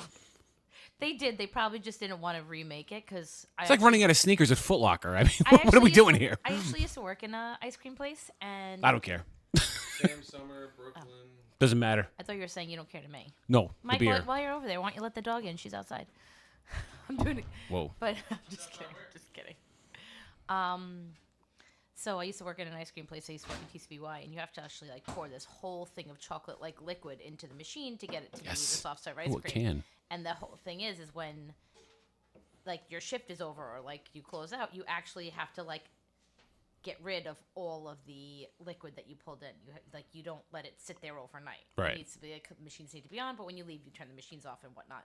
So I guess they didn't want to put any more chocolate in because then they would have wasted all of that liquid. But they could have like just poured like a little bit in, let it Yeah. get cold and do it. But no, Absolutely. they were being lazy. So now they're frozen side, no longer Carvel. Same owners though, but still, just letting you know. All right, I have to go because Michael's back. But you know, nice talking to everyone. You add more value than you realize. You do. We're gonna have a third mic at some point, I think, for you, just for the bread. Just for the bread. The bread bowl is very exciting to me because I actually do like a good bread bowl. I'm excited about bread bowl. Never had a bread bowl? Oh no, I've had bread bowls. Oh, all right. I thought you said you never had a bread bowl. No, I'm Okay. excited about bread bowls. I'm excited more about, and I think do the, love bread, but I think the bread bowl thing. This is one of the benefits of having a baker as a wife, because she gets to like experiment, and I get to just be the man. It's spilled. I didn't do this. That's It's all over my knee. that's It's cold. It feels so good. I don't know how to describe it. I'm just gonna let it drip. It's fine. Nick, can we get some towels? I didn't do this. Oh, hey, pup. Aw. You get Daphne some camera time? Yeah, my 15-year-old pup. Poor Hold on girl. for a second. And there, it's on the laptop now. All right, this is to hell. Hey, Papa. Daphne Berry. Oh, well, she was Well, outside. I think Michael shook the beer up before he handed it to me. yeah, definitely. I definitely shook it up. Give one of these. This guys. is Daphne. Daphne is a 15. Well, she's almost 15. She turns 15 on January 2nd. She is a Cavalier King Charles purebred, She's adorable. and she's completely deaf at this point. She's not hearing the show very much. No, not at all. She's deaf just because. Thank you. I just need a couple. Just from old age type of thing. Because she definitely. Because she old. She definitely had hearing in her younger years. She has heart problems, so she's on a steady regimen of pills every single day. She has a pill box. We don't have a pill box. She has a pill box. She gets a regimen day and night. She was actually reduced on her pills. Actually, we had a morning, afternoon, and evening regimen for her, but she actually is doing a little bit better She looks spry. She looks tired though. She loves sleeping. She's like, I want out of here. Well, let me give her to Nikki to get her out. Oh. Trish wrote yum. Hope not because of the dog. Jesus Yum. Christ. Oh, yum. What the hell is this? Takeout? Come on, Trish. What are you doing here? Chinese food. Aren't they usually cat? that is the stereotype. I mean, yeah, and that's the thing too. She has seizures too. Not often, but often enough that we had to start keeping track. oh, And that's scary. it's upsetting. The poor little pup. She gets these seizures, and I mean, she's super exhausted afterwards. Where she you'll hear her cry a little bit as she's going through them, and she stiffens up. And what was really scary was the other day. Well, last week or 2 weeks ago. I was actually recording my first Let's Play through Indiana Jones and the Great Circle game. And in the middle of it, the kids were, Nikki was trying to put the kids to sleep. And all of a sudden I started hearing screaming. Like, it was just terrible screaming. And I figured it was just like kids are throwing a fit, whatever. Really sucks because they'll do that every once in a while, they're kids. And as I'm listening, they're screaming for me. Oh. And then what wound up happening was that Daphne attempted to go up the stairs and slipped. Her hind legs aren't as strong anymore. So a lot of the times, especially when she'll be lying down for a little while, and then when she goes to stand up, she'll just like completely lose her balance and fall because her hind legs are super weak at this point. And then on top of it, we don't have carpeting throughout the house. We have hardwood with rugs in certain places, but for the most part, it's hardwood or some kind of tile. And, it's hard for her to gain traction and hold her stuff up. So the stairs don't have any kind of carpeting whatsoever. So she was trying to go up the stairs and slipped and fell and probably smashed her head as she was going down. That's so scary. And put herself into a major seizure. And the longest one that we'd ever seen, and it happened in front of the kids. And it was super upsetting. The kids are freaking out thinking that the dog is going to die right then and there. And she was convulsing in a way that she doesn't normally convulse when she's having a seizure, and her tongue was just like completely out on the floor. Like, it was scary, super scary and super upsetting, especially for all the kids to witness it. But after a little rest, she was okay, and and she hasn't had anything since then. But yeah, it's one of those things that as an elderly dog, you're kind of waiting for the moment of when she's gonna start to like really start slipping away. Yeah. It's funny because she'll have her moments too of like sprightliness, and she'll be like leaping around like she's a little pup. And, yeah. I would say by and large, for the times that I've been over here, cornhole nights and things like this, I don't know if I've ever seen her sprightly recently, but I haven't seen her in the state you just described either. You know what I mean? Like, she's sort of in between. Those seizure moments and everything don't typically happen. We don't know if they happen during the day.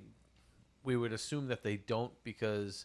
Do you keep her like sort of confined at all, or at least where she can't? She'll just hang out on the couch basically throughout the day. Okay. She'll go to she'll just curl up on the day. And what wound up happening was, because of this incident, though, we wound up getting an extra camera for the living room, so that we can keep an eye on her, like a Ring camera or something like that. Yeah. Just so that we can keep an eye on her throughout the day if we wanted to check in just to see how she's doing and stuff like that.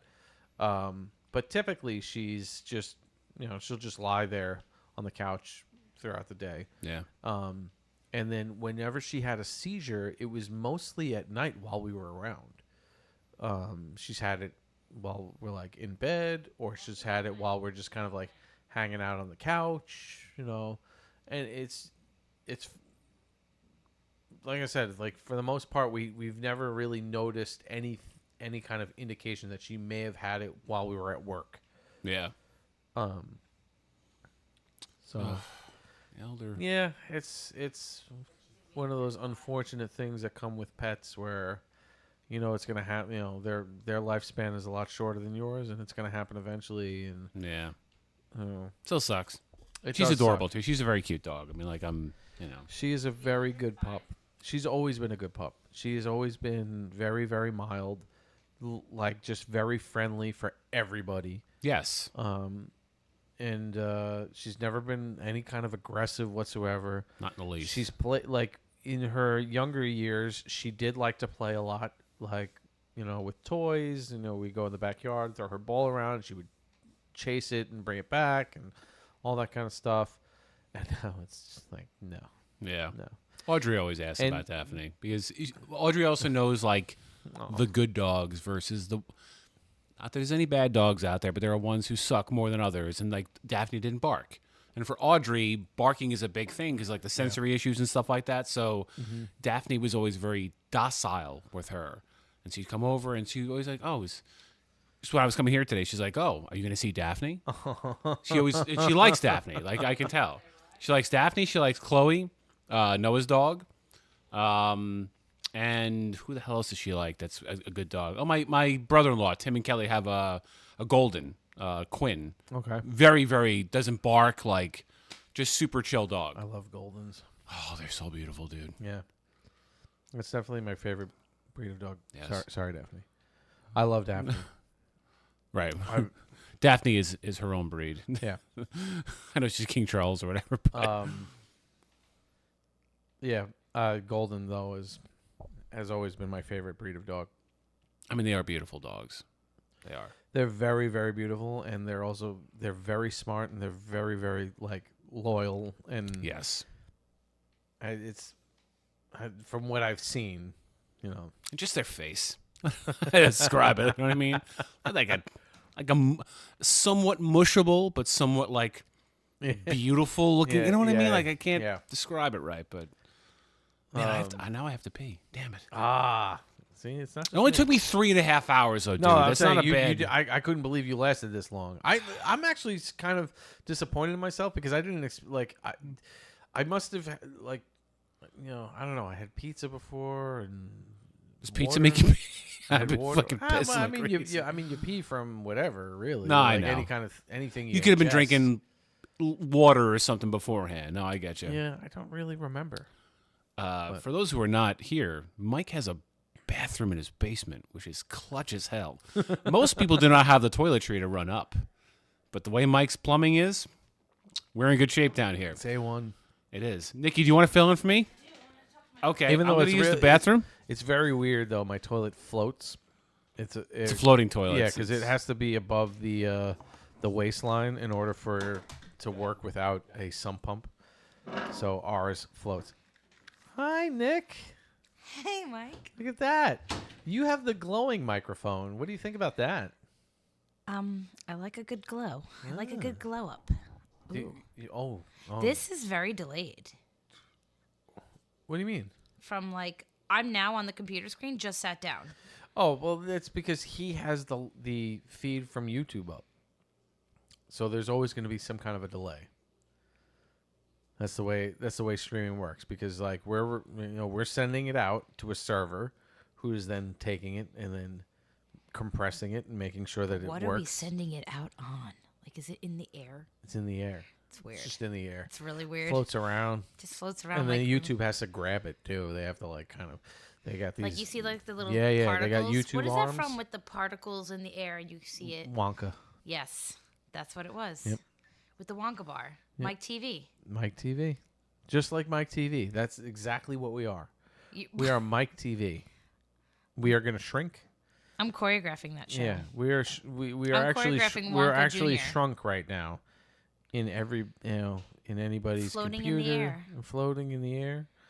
And yeah, I'm gonna bite into one of your cupcakes. Ooh. How's it taste? Cupcakey. How's it taste, mother? Here comes Brian. Delicious. It's always good. You I have- always enjoy You your have to say cupcakes. that because I'm your wife. That's exactly what I do. If my I food have to didn't, say it. if my food wasn't good, like what would you have done? Probably not marry you. be a lot skinnier. What? That was nice. What? If she didn't cook well, I would definitely not marry her. God damn, dude. By the way, that bathroom. You didn't tell me the flushing mechanism was on the wall. Oh, it's weird, yeah. Freaking Deep Space Nine type of stuff here. What am I dealing with here? Yeah. You have to flush like you're an astronaut. Yes, so I guess because it's a basement bathroom, right? I go in there. It's not just that it's a basement bathroom. It's just the design of, like, they could have put a normal freaking bath toilet in there. They just didn't. All right. People who lived here were Greek. Not saying anything bad about Greek. Yeah, Do Greeks pee differently than the rest of us? I didn't know that. Greeks do everything differently.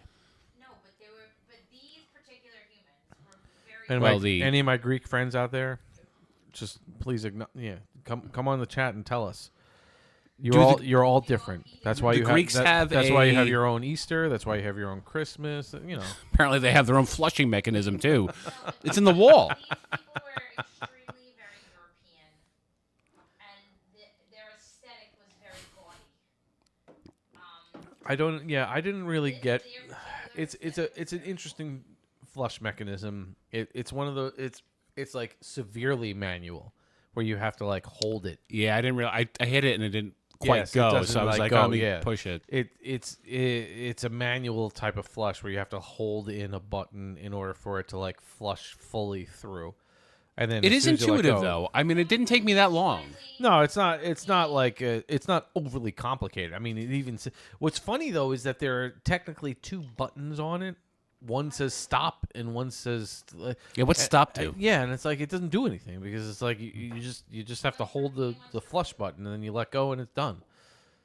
So I don't understand what the stop button is. Yeah, I don't think you can. Once you start the flow, It the only doesn't- way to stop the yeah, flow is to and let off the gas. Because because I maybe it's because it wasn't designed like it was initially designed without a spring Oh, maybe. or something like that. So if you hold it down, it'll just keep flushing, and you have to push to stop it. But this design, whatever it is, you don't have to. But there's still a stop button. Yeah, I actually, when I looked at it, thought it was a number 1 and number 2 Yes, button. yeah, they do have those. For like the amount of water you want. Yeah, in that's your, one of those environmental things where save water. Flushing down pee takes less water to use to get rid of. I'm happy we've reached the toilets version of segment of the. Yeah, it is no. what it is. Who cares? Ron has a very nice toilet at his house. He's got one of those like pull things where it's like Yeah. a handle. Mm-hmm. You know what I mean? Like I was like, oh, this is like old school. He's in Garden City. He can't just have a regular flush mechanism. He's got to have a fancy flush, Ron. So he's got the big thing. Yeah, that you you pull up. tug to The tug on it, yeah. tug to flush. Yeah. Jerry's got a No. tug to flush? No, they have a hand. They have an overhead handle, I think. I think Jerry's still pissed at me when I beat him at poker like 15 years ago. I'm telling you, dude. I didn't know. man. I showed up at like, I think it was your brother's house, or maybe it was Jerry's. I can't remember. I had no idea what I was doing. And I won a hand. It was like it was one of those things where like we're playing, I think we're playing Texas Hold'em. And I went in on like a 7 deuce Yeah, yep. offsuit or something like that. Yeah, and then that Jerry, would definitely piss him off. he lost his shit. Yeah, because you don't do that. Not right. You don't do that, Bri. He was pissed. And I don't think he's ever forgiven me since. He says he has, but I don't believe it. I think he's not happy with me. Jerry. That was the other thing. So I mean, we've gone through phases in life. Texas Hold'em was one of those phases. We did. Yeah, we did. We had Texas Hold'em nights. Several. That was like the thing before Cornhole. Yes. Yeah. Well, back in I would say early 2010s. Yeah, definitely. Texas Hold'em was one of those things that was. I mean, going to Atlantic City was a thing for us. We went to Atlantic City a few times, but not just bachelor parties, just going to go just to go. I'm getting crumbs everywhere. No, you guys were probably just becoming a thing when Mike was going, but a few of us used to go to Atlantic City, and then we would play like the lower limit tables or whatever. But I never really did a lot of Texas Hold'em while in Atlantic City. I think I did it once. 3-card poker. Blackjack. I did. There was one time. So the time that I had like 12 Long Island iced teas. That was like a random night that I went with friends from when I was going to Rax a lot. The pool hall bar. Oh yeah. Who did you go to Atlantic City with? My friends Mickey and his wife Monique. Trish played Texas Hold'em. And we went. Get the fuck out of here, really? I don't remember. Did we ever play cards with Trish? I don't. I mean, personally, I don't remember playing with Trish. Where the hell were you? She just chimed in on the chat that she played Texas Hold'em. I don't remember at all ever having a card night and Trish being there. Ever. If we had known that, Trish, we would have invited you out and we would have taken your money. Sorry. Oh man, there's a great story of a frustrating moment with me in Texas Hold'em because I used to get pissed playing Texas Hold'em because I had terrible luck and I would constantly lose money playing Texas Hold'em. And we were in Villa Roma and my cousin Charles's friend, family friend or whatever was there. And we're playing. Noah was there actually. Noah was at Villa Roma with us, and we're all playing, and whatever the hand was, Noah was in, and Noah was raising because he had the hand, and this guy, I think his name was Mike. I can't remember his name, but he was a friend of my cousin Bull, and he was in with him at the time, and Noah is raising, and he looks at Noah and he's like, "Nah, you look like you know what you're doing. I'm gonna fold." So then it's like the next round or next two or whatever it was, and now I'm in it against this guy, and I have the hand, and it's before it's before the river, and I had the hand, so I'm raising. The guy keeps staying in. So I'm like, fuck, whatever. So I raise again. He stays in. The guy caught something on the river. Oh, come on. But he was it's like the worst. It was like it was like a horrible hand to stay in. Yeah. Yeah. But it was like just one of those things where it's like a you stayed in with me to catch something at the river, but no one else looks like he knows what he's doing. So I look like a jerk, right? Like, he made the decision that this gentleman over here looks like a dumbass. I'm saying, and he's got 4-5 offsuit. He's clearly not playing a good hand, and you probably had pocket kings or something like that. I had it one if like.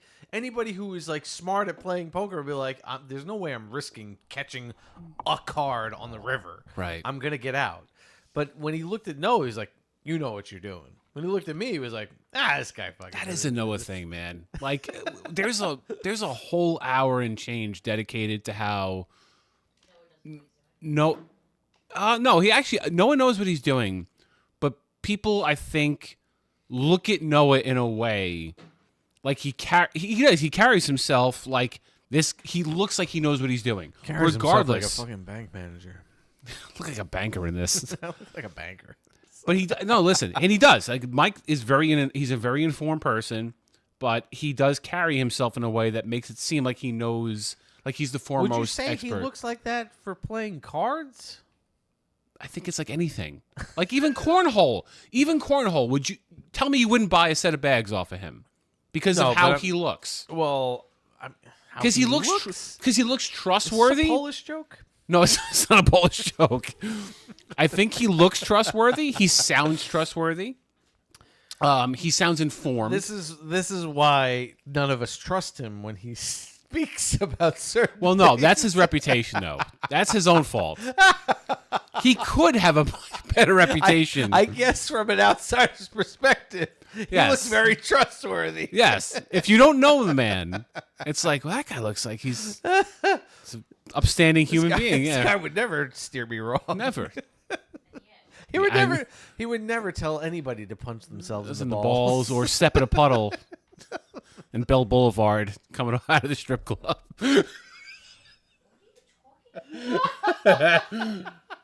All right. Oh man. I mean, I'm gonna have to retell these things a million times anyway. But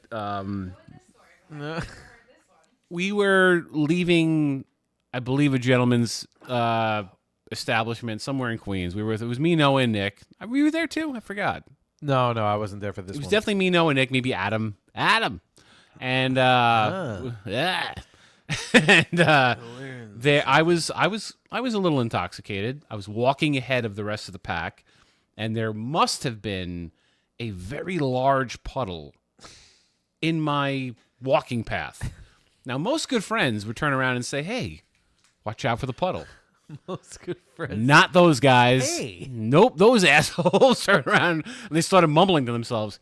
He's gonna step. He's gonna step in the puddle. Take bets. He's gonna step in the puddle. Yep, they're all like they're making it rain in the background as I'm ready to go into this puddle. so here I am, drunk as a skunk, walking, beelining for this puddle, and it wasn't just any puddle, Nikki. This thing was like a lake. I went knee deep in this thing, and they just laughed their ass off. So there's a whole like puddle thing with Nick and Noah, like, oh, he's gonna step in the puddle. He's gonna step in the puddle. I gotta grab a beer. I mean, I'm ready to reload too, if you are too. But whoa, you done already? no, I Ubered though. I Ubered. Oh man, we haven't gotten into Uber and like technology and stuff. Oh my god. Yeah. So that was the puddle story. We've covered a lot of ground on my shenanigans over the years. Thank God for you, man. You didn't have that many. You really didn't. No, you didn't do anything stupid. That's the best thing he ever did. Did you just say I didn't do anything stupid? I mean, nothing ridiculous though. Honestly, you never did. No. That's not Your true. wife is right here. I would say it in front of you. You never did anything too stupid. That's not true. I've done plenty of stupid. Not. You just done stupider. Yes. I knowingly did dumb things. Brian took the brunt of a lot of... Me and Nick. Nick did too. I don't want to give... Nick. But Nick did it... So... But Nick was always like the Goomba, like, you know... Yeah. Stereotypical type of thing. At some point, we will introduce Nick to the world. He's so good. Like we say that, like It's Goomba. Funny. No, that's what I'm saying. It's funny because it's a. If you were to just look at pictures of him like with us, especially when he was like, bursting out of his shirts. He still kind of is. It's pretty crazy. In different parts though. different parts of his shirt. Yeah, true. Yeah. No, you would look at him and be like, he's a Goomba. He had the slick back hair type of thing going. He was Italian. He was muscular. Tight t-shirts, tight pants. Yep. So, everything was tight. But he's totally not that person. Oh yeah. He's totally, he's Nick is the only one of us that has a master's degree. I know, that's something Bridget talks about all the time. He's very deceptively intelligent. He looks like he's from Jersey Shore, but he's definitely not. No. So it's easy to kind of like poke fun at the sense of like The stereotype. Aesthetically, that's what you look like. Yes, You know, he it's- carries the stereotype a little bit. Yeah, but deep down, he's not. He's not like that. Absolutely not. That was the same thing with Mook, actually, my cousin Mook. Oh, Mook's same. You know, Yeah, absolutely. He looks especially if you knew him in the 90s when my cousin first started dating him, he looked like the tough guy from Brooklyn. Like, he had that absolute look. He never smiled in pictures and stuff, and it was like, this guy looks like he wants to beat the crap out of you every time you, like, you know, cross paths with him. He's like the sweetest person ever. He's a mush. Yeah.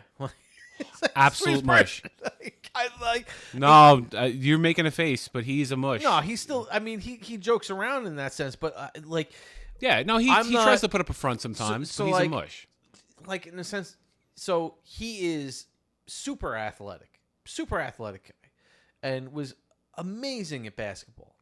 And you know, if you went to the parks in Brooklyn to play basketball with him, like everybody wanted him on his team. Like, he was known in the parks at Brooklyn. It's like crazy. But he was that guy.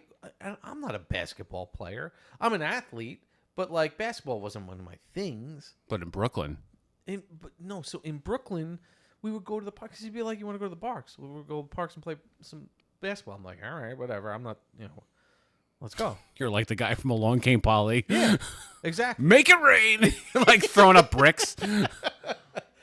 But this was like, he was just starting to date my cousin. So he just met me. But to him, automatically, I was family to him. Yeah. So we would go to the park, and people want him on his team. They would stop games to be like, gotta get Mook on the game, you know, Mook in the court. And he would be like, "Yeah, that's fine. My cousin's on my team." That's cool. Yeah. That's loyalty. That's loyalty. Yeah, and everybody like, "Sure, whatever." See, dude, he's a good dude. Very good dude. And I know he can be, in case he ever watches this, he knows he's a little rough around the edges once in a while. But he also knows, and I've said this to his face, he is one of the most sincere, loyal, kind-hearted people you'll ever meet in your life. Absolutely. Like, I know if I called, this thing about him, if I called him right now and I said, "I need you over here," he would be here. Yeah, no. He would. That's what I'm saying. Like, it's funny just because, like, whenever, like, he every once in a while he'll send me like an old picture of us when we were younger and stuff in the 90s, and it's just funny looking at him. Like, it's just right. It just doesn't look like the guy that I know. Like, no. Yeah. And you look like, why'd you become such a dick? Like, no, I mean, that's. And listen, that's part of his personality. Is like, you got to, if you know him, you're like, all right, he can be kind of a dick. Yeah. But he's also such a sweethearted human being. I think he would appreciate me describing him like that. He just sent me this last month. Look at him! Holy shit! Like. Yeah. Wow, man. Yeah. Oh, he's a good dude, man. No, I haven't seen him in years. Put this up soon. Wow. Baby faces. Yeah. That dude, that looks like a 98 degrees kind of situation. There's the straight white dude on the left or the right, depending on where you're looking at. And look at Michael. I wish we had the ability to screencast this right now. You were a handsome dude. That was back during your Kellenberg Jesus Christ Superstar days or whatever the hell you were playing. Godspell. Right? Godspell, whatever the hell it was. That was a crazy time. I just, like, I'm not that I was a popular person or anything like that, but it was crazy that show became super popular. Yeah. Well, your really performance. Weird. It was very weird because the drama club wasn't like they were barely filling the front section on shows. Like, I did before Godspell, I did one play. I did the straight drama play. I did the Matchmaker, and that was my junior year, our junior year, and we had a good crowd for that, and all it was that front middle section that was filled. Yeah. That's all it was. And they considered that a really good crowd. So when we did Godspell, there were people standing in the hallway in the back of the auditorium to see the show. Like, that was crazy. And I feel like that set that theater. It started a trend. They started pouring budget into that because they were like, "Holy cow! Like, we can, they've earned it." Yeah. And I don't, they've done a lot more since then, and they've done well ever since then. But that one show, that's gotta make you feel good, though, dude. The it fact was that you were like basically a pioneer, in growing that segment. It was very, very cool, especially because if you think about the show Godspell, the person who plays whoever plays Jesus is the show, and I'm not trying to like be egotistical about it or whatever, but a lot of the stuff,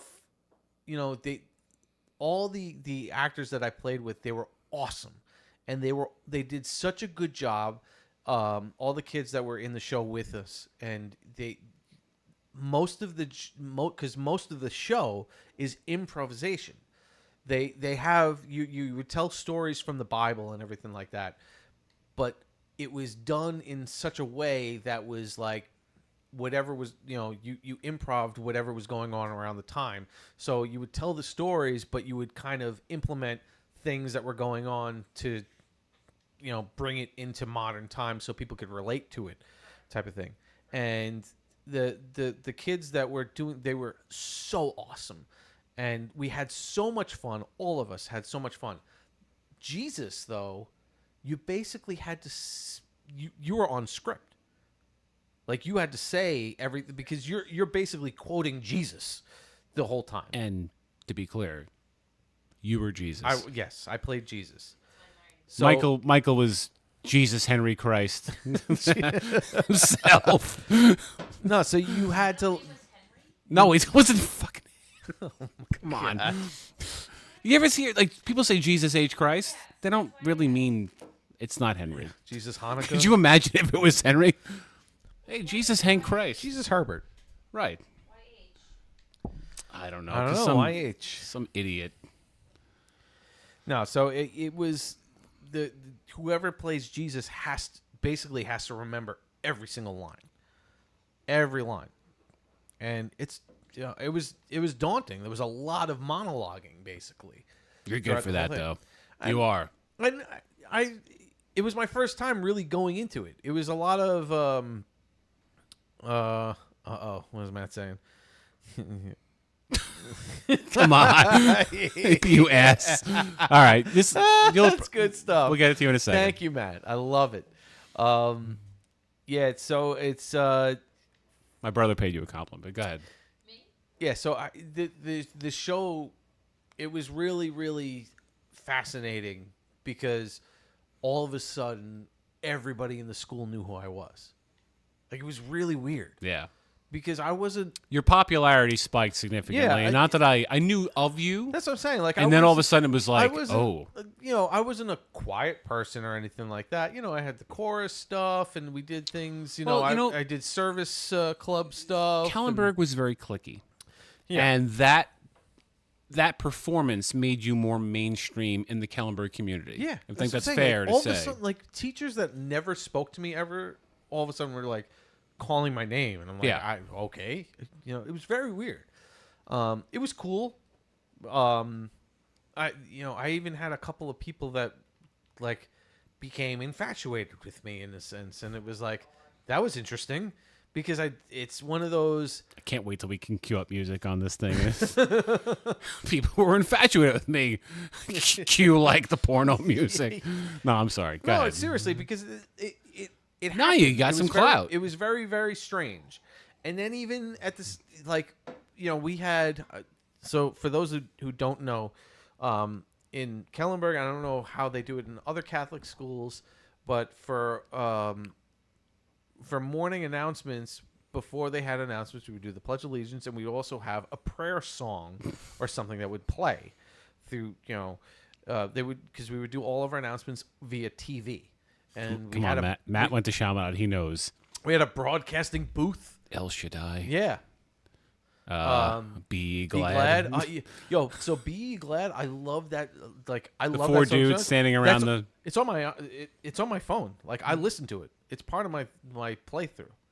I love that song because of I appreciate the musicianship, and it's a good vocal harmony. The harmonies that they go through with that. It's so beautiful, and it's funny because there are several different versions of that song that Glad had.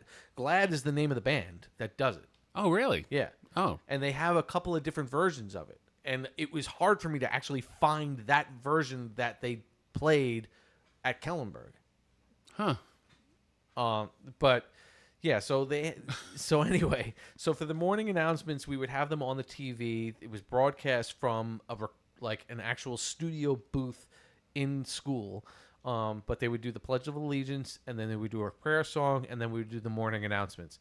So the prayer songs all of a sudden cycled through some of the segments of Godspell that we performed at school. It was like weird because it's like all of a sudden, like, I'm there. I'm like, everybody's seeing me and stuff like that. Yeah. So all of a sudden, everybody knew who I was. It was very strange. But it was definitely different. And I wasn't, I was never like that, had that popularity thing going throughout high school. It was only just the back half of it. Yeah. It was only till that senior it's cool, year though. where it was definitely neat. And I felt good just because, from a sense of like, I'm not seeking that attention. And no, it happened organically. Yeah. Your talent shined through. People got wind. It was nice. And one of the things, it's funny too, is it's on top of Godspell. One of the things that we did junior year too was the spring concert that blew up, where we were the Village People. Yes, that was a big deal. That was a big deal too. The show that they did for our junior year, the spring concert, was so awesome. Had Melissa Bonilla was one of the vocalists, the female vocalists, and Meredith McGrath was also a vocalist for it. And then it was me and Rob Jimenez and who else? Oh shit, Rob did it? Yeah. Oh damn. And Dave Quinn, who played Judas in Godspell, and my God, Bill and his brother. Oh my God, I'm blanking on names. I'm sorry, it's Bill and Omar. Holy cow! It's amazing just to like think about the Mike, right? Mike, yeah. It just to think about the extent of that show itself, because I remember when oh man, what was his name? The band director at the time, I can't remember his name. He came walking into chorus at one point, and he was like, "I need some men to join." Yeah, he's like, "I need some men to join the band for the jazz band for us." And, yeah, so Rob and I were like, "Yeah, sure, let's go." I think Ty Anderson was with us too, and we went to go see what it was about, because it was very cryptic. It was a very cryptic request, and he was like, "We're gonna do the Village People," and Rob and I were like, "We are on board." Ty was like, "I'm out of here."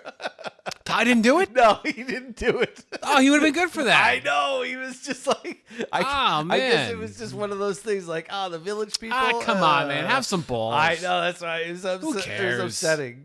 Because he did other things too. Like when we started doing the recordings, oh my God, I'm blanking on his name. When we started doing, because they keep doing it now. They do actual musical recordings of original songs. We did. Oh my gosh, I can't believe I'm blanking on these names too. I'm gonna have to like look him up. Can you Google? It's not that you can Google. I have them on my music. You know, I have them. If do I still J.K. Kellenberg, here we are. Songs of Hope. Angel by My Side. Angel by My Side was the first song that was done. And it was sung by Melissa Bonilla, and they started this trend basically of songs. I can't remember the teacher who did it. I'm drawing a blank. But What'd she look like? no, it was a male? It was a guy. Oh. It was funny is that my brother Charlie knew him, because he had owned a deli before he started teaching at Kellenberg, and my brother had known him through music actually, because he was in a band, and I don't even remember the connection, but Al's Delicatessen. Al. Oh man, I can't believe I'm blanking on his name. The bald dude? Yes. Capozzi? No. No, not Capozzi. I don't know, but they still do it now. They still record all these songs, and everything, but yeah. So I'm just like so off track with everything that I was talking about. I'm surprised my brother hasn't chimed in. He's usually pretty good with this stuff. He knows all this. Oh, what did Matt write? If Mike has to go pee again, can we get Nikki to do some Gimme Shelter? I mean, listen, if we're going to get into like the music, that's another thing too that we're getting into. Oh my gosh, we've been going for 4 hours. Whatever. we thought this was going to be a 2-hour thing. This is what happens when you just keep talking and stuff like that. It's just friends talking. Yeah. And then you can cut this up and do a bunch of crap with it, whatever. Yeah. I will figure that out later. To touch on the band stuff, I guess, if that's the direction we're going in with, we're talking about Gimme Shelter. That's one of the other things that now that I have time to do that we've set up. I mean, that was an epic performance on your part. I just want to say, like, we nailed that. That version of Gimme Shelter that we did at, what the fuck was the name of the place? Revolution, which is not there anymore. It's called something else, I think. In Amityville. With Breeze, the sound guy. Breeze, the sound guy, was awesome. That guy did a good job. I sounded like I knew what I was doing. He was cool because just so people can kind of get on track of where we were. We're talking about the band that we were in, we are still technically in. I'm not gonna Michael's band Finding I'm Four. never gonna say that it's not here anymore, because we're gonna be recording more stuff, and it's gonna come out, and we'll debut some stuff on the show when eventually we record it. That's one of those things that I've finally got certain equipment, which we're actually running our microphones through and everything like that we're going to start recording more, because I used to do that constantly. That used to be my thing, especially in high school. In high school, I used to just, like, I would come home from school, I would do my homework, and I would go downstairs, and I would just play and record whatever. And I would just record, and I would just make up all these things and make up songs. And then I had friends come in, Andrew Saccone, who he's like a broad now. Holy cow, he's all over the world. But he was it was funny playing with him. He was one of those guys that I had one of those musical kinships with, where we would just go in the basement and we would just play and come up with things constantly. And they were fun songs, they were silly songs. It's like jamming and riffing kind of a thing. Yeah, totally. And it was one of those feelings, because I never had that person where you would just kind of like go down and just kind of create musically. And he and I would, we would be playing whatever, and we were just, someone would come up with something and we would both be playing it, and then one of us would kind of get an idea of like, I'm going to go in this direction, and the both of us would do the same exact thing and go in that same direction. And we're like, okay, yeah, we're both, we both thought of that, type of thing, and we would come up with these fun songs and stuff like that.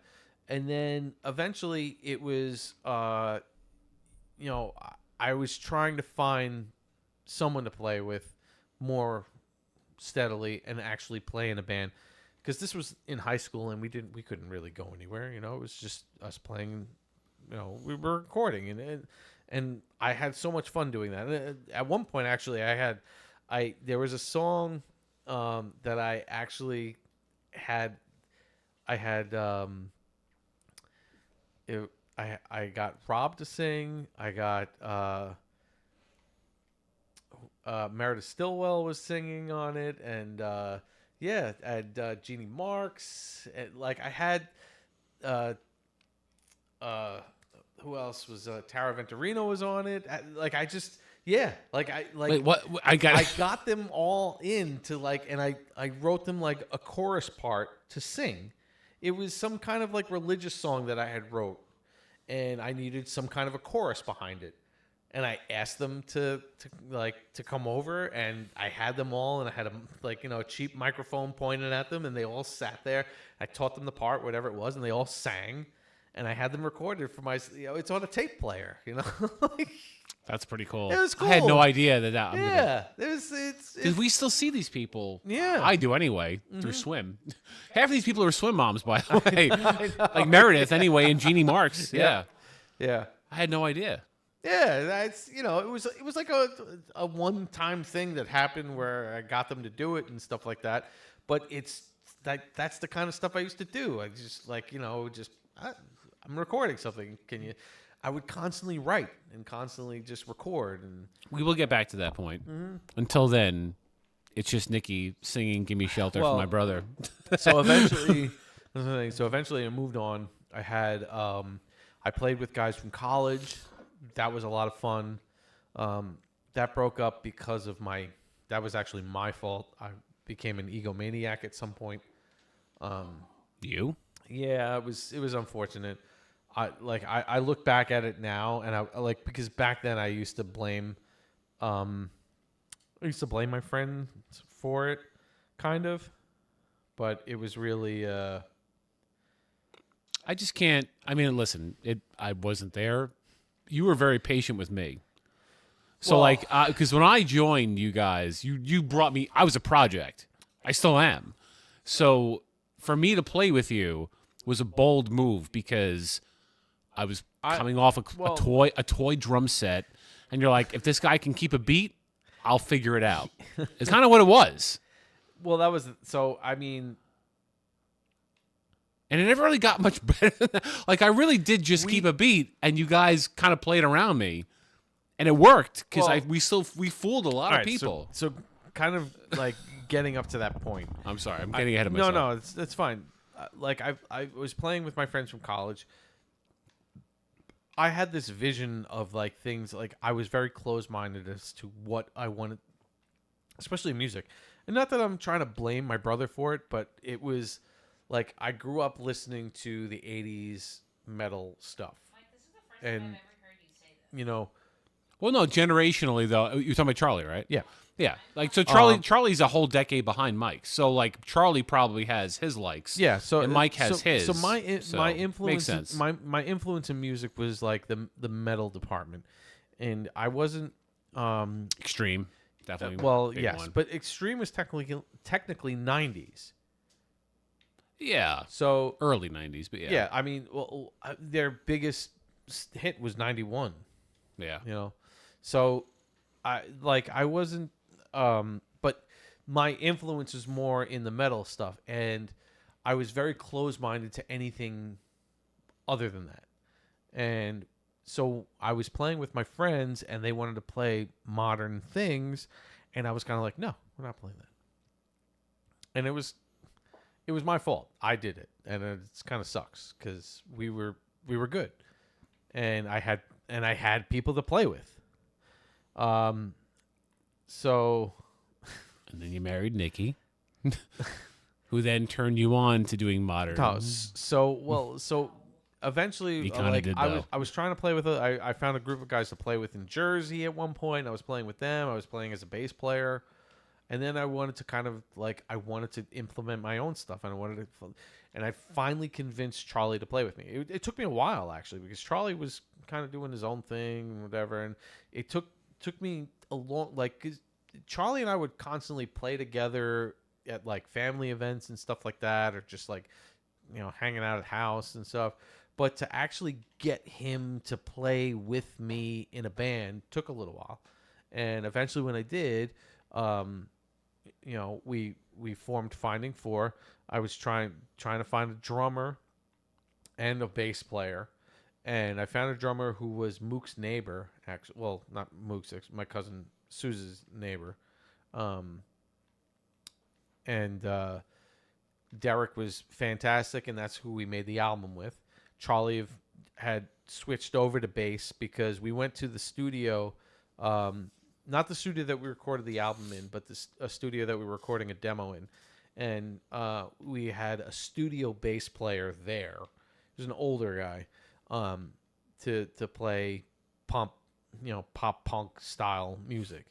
And a lot of like that thing you do references coming here. Yeah, exactly. Like it was. I think I can handle it, Junior. It definitely wasn't Wolfman. I can tell you that. It wasn't Wolfman.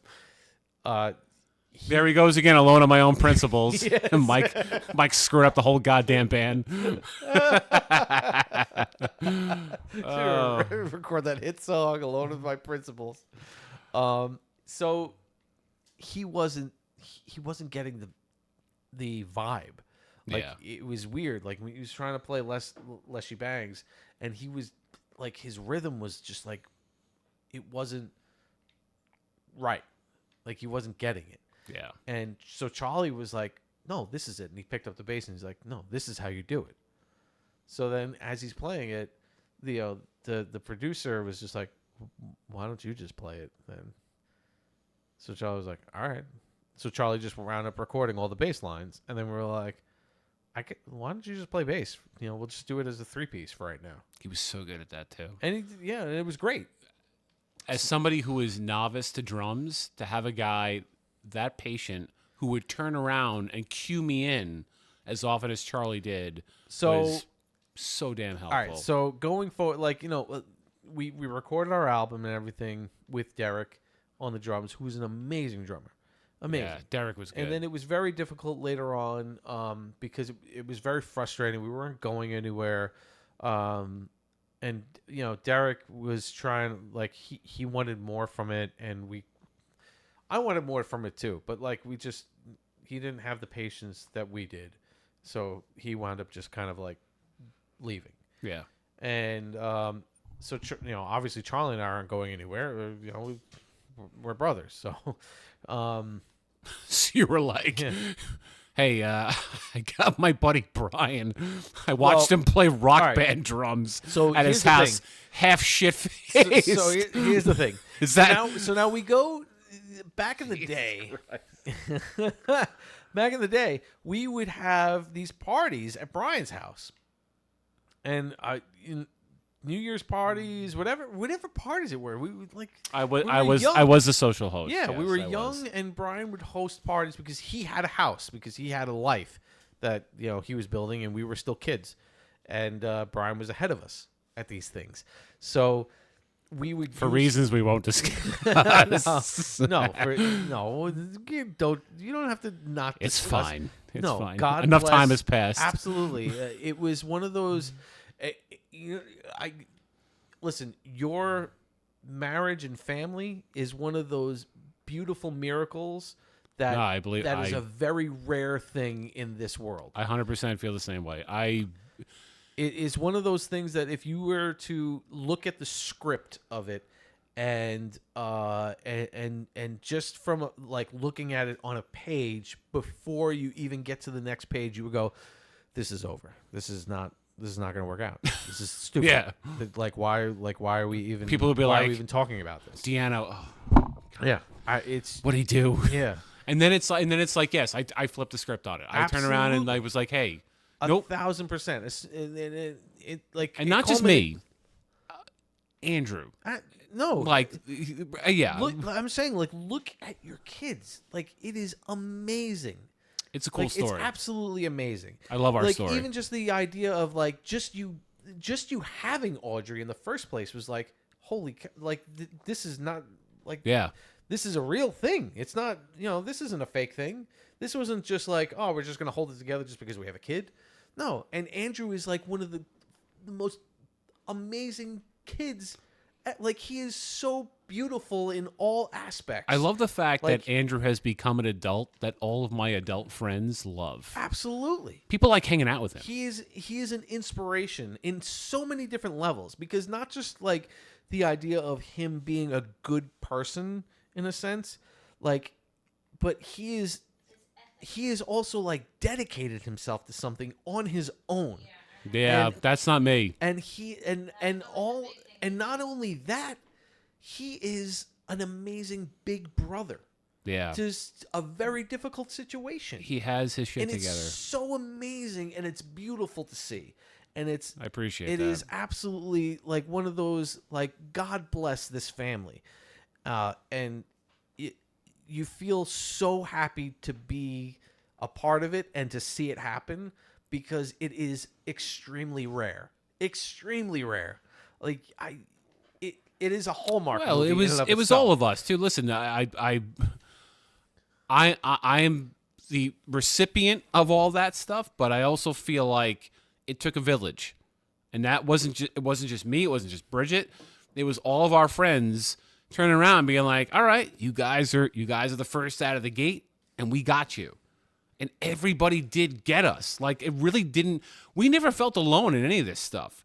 When we had Andrew, it was like, okay, this is some scary shit, but we'll figure it out. No, and we had the best friends to get us through those moments. It's an amazing thing to be a part of. It is cool. And that's what I'm saying. So, like, you were ahead of all of us, and you were still, it's funny because, like, you had to jump into that part of your life earlier than all of us, but you were still holding on to it by holding all the parties. Yes, I did. I said to Bridget, I'm like, we got now that we have a house. Yeah. So can I have the guys meanwhile, over? Andrew's upstairs, and we're in his like Thomas PJs, and we're downstairs doing God knows what. It's good stuff. But listen, we've all. I was first out of the gate. That was my responsibility. Yeah. You guys have picked me up since then. So anyway, so at these parties, at one point, he breaks out the rock band. The rock band. Which was like Guitar Hero. Yeah. Guitar Hero Plus. Guitar Hero, I would say most people know what Guitar Hero is. But Guitar Hero is a musical game, video game, where you have a controller that is in the shape of a guitar and has buttons on it, and you basically just push the buttons to play the songs that are on there. And it would come up, it has that streaming thing that comes down, and it has like the 5 buttons, and it's like mirrors the plastic guitar. you press the button at this time, press the button at this time, press the button at this time. So Rock Band was that, plus it implemented singing, and it also implemented drums.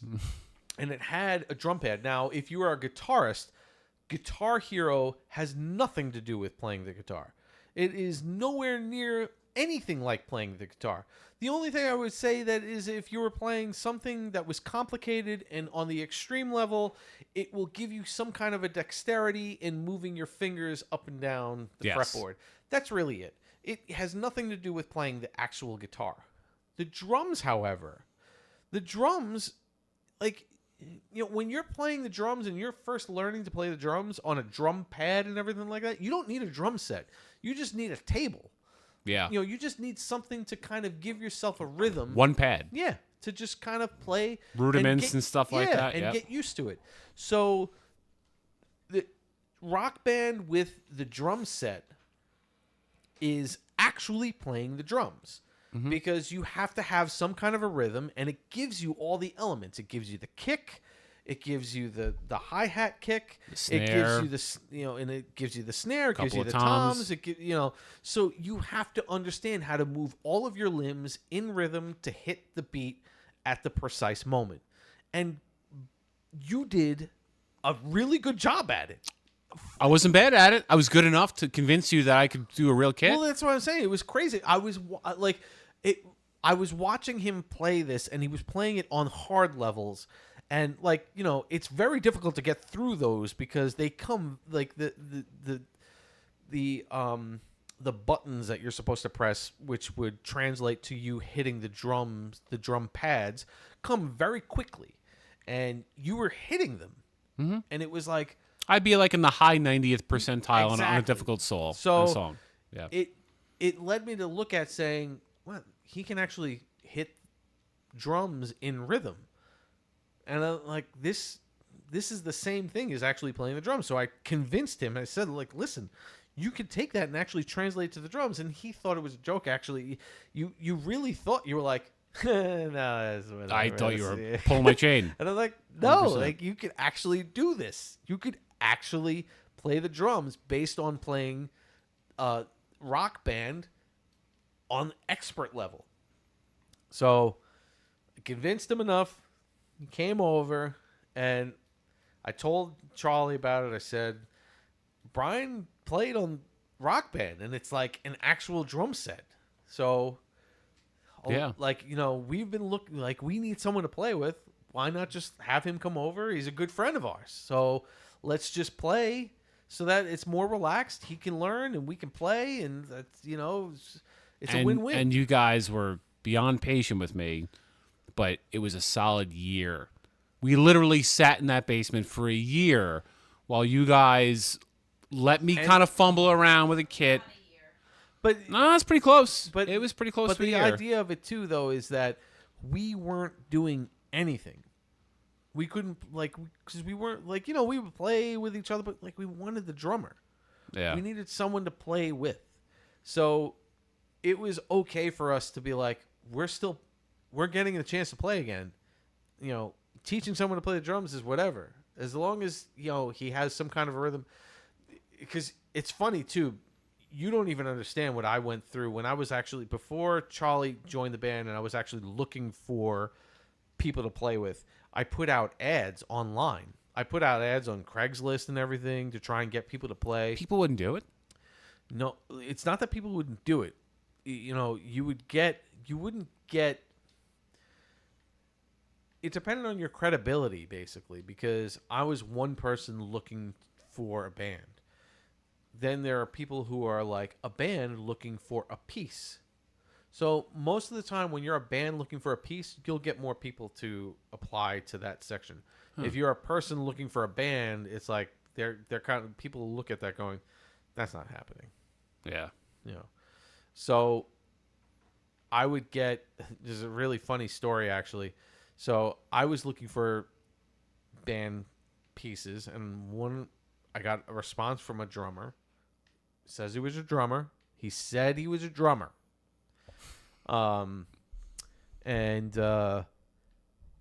He came over, and I had my dad's drum set up downstairs, and we tried playing through anything popular at the time, just anything.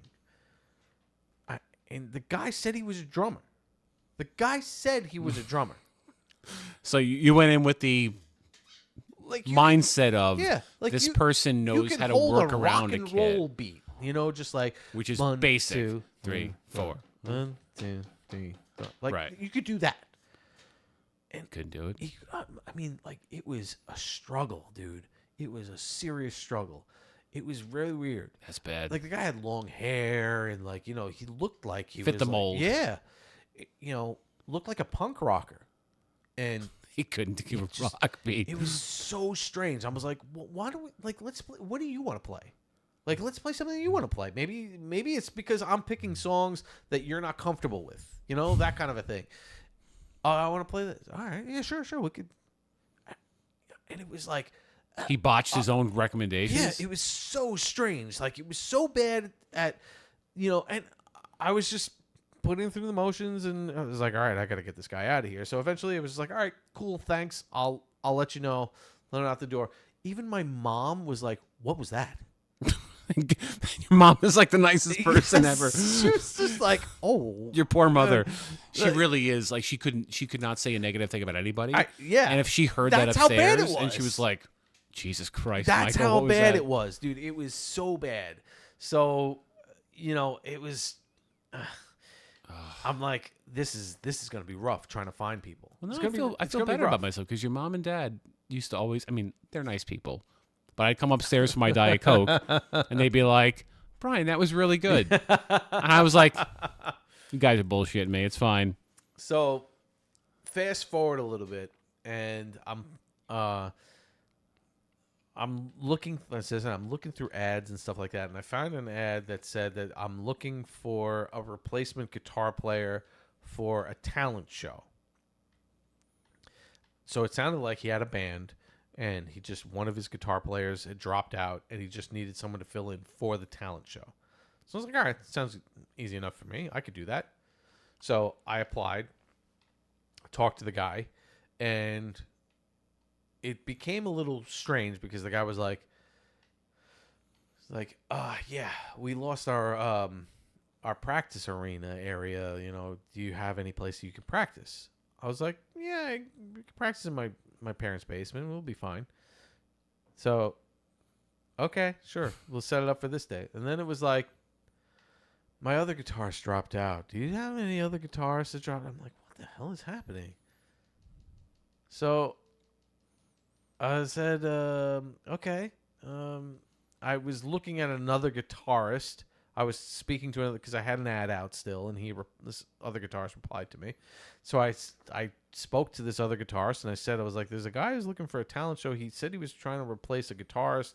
Now 2 guitarists dropped out. Would you be interested in just playing this one show or whatever? So he's like, yeah, sure, I guess so. So the guy that I'm speaking to with is a vocalist too. That's what he said. He's a vocalist. Okay. So that's all he was going to be doing. That's all his, So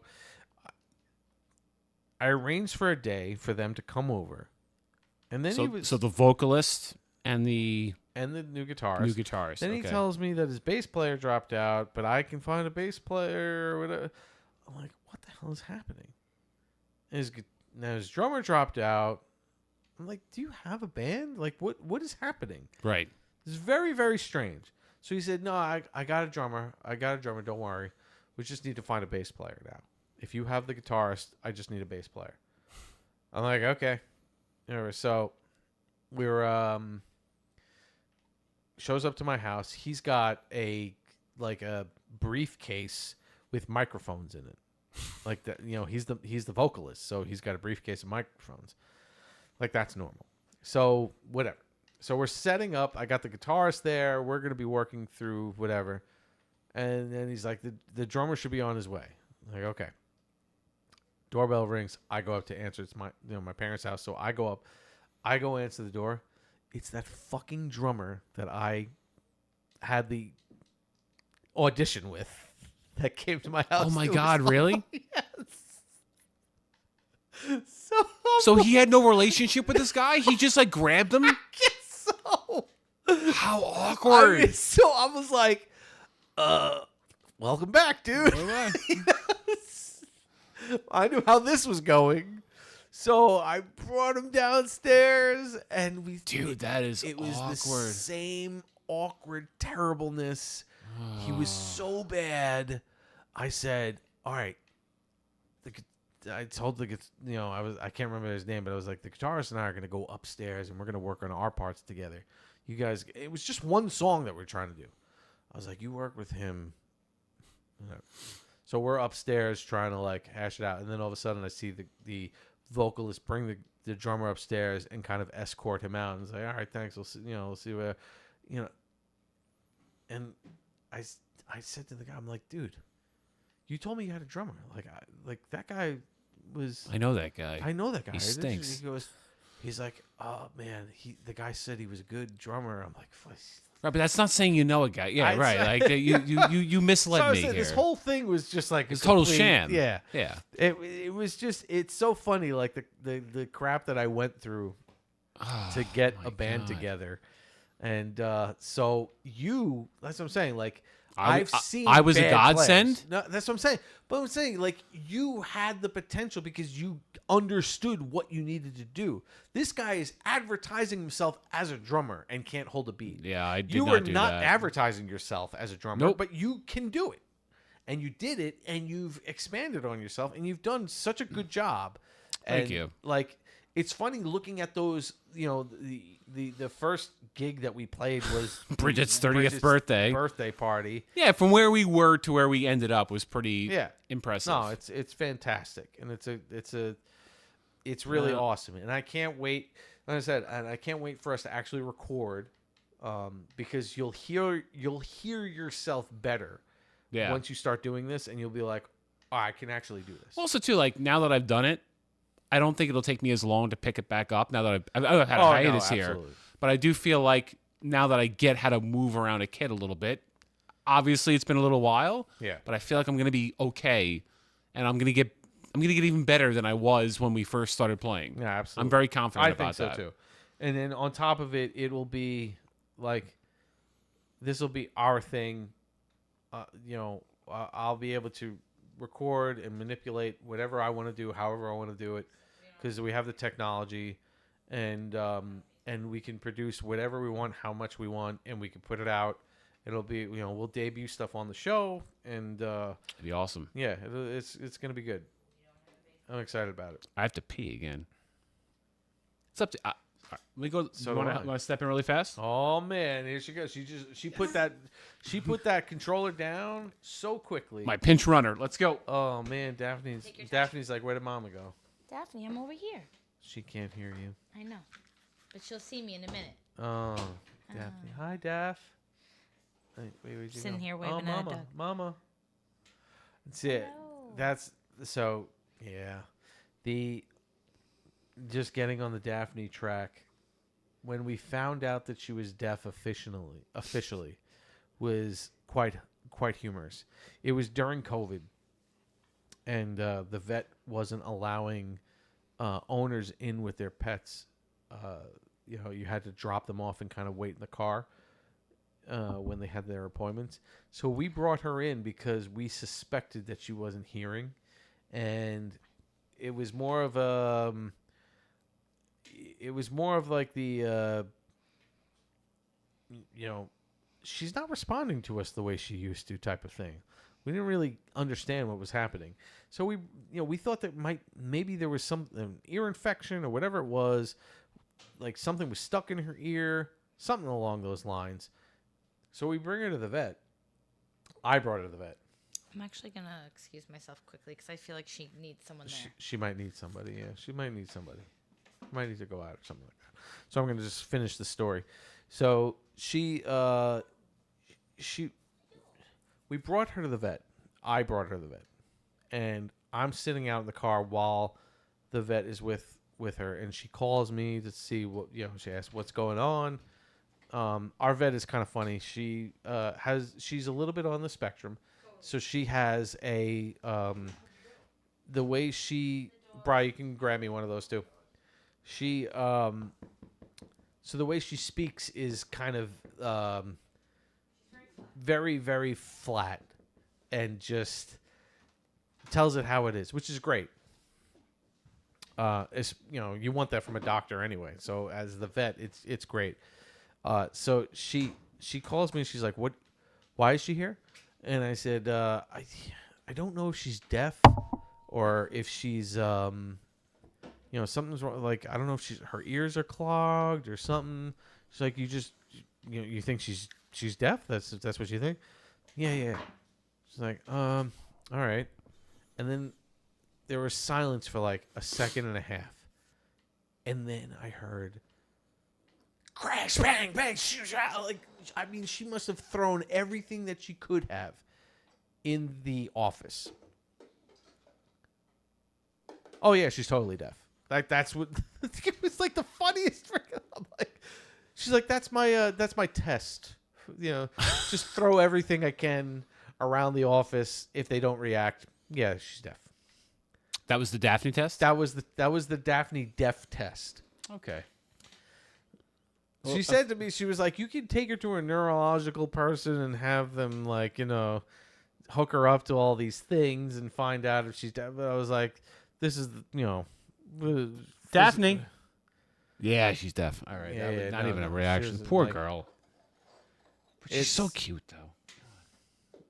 It's funny and it's not, because when you have to get her attention for something, you have to get in line of sight. Yeah. You have to. Especially because when we take her outside, we take her into the backyard to use the bathroom, and she gets fascinated with the flower bed area in the dirt. Yeah. Against the fence, but she walks behind the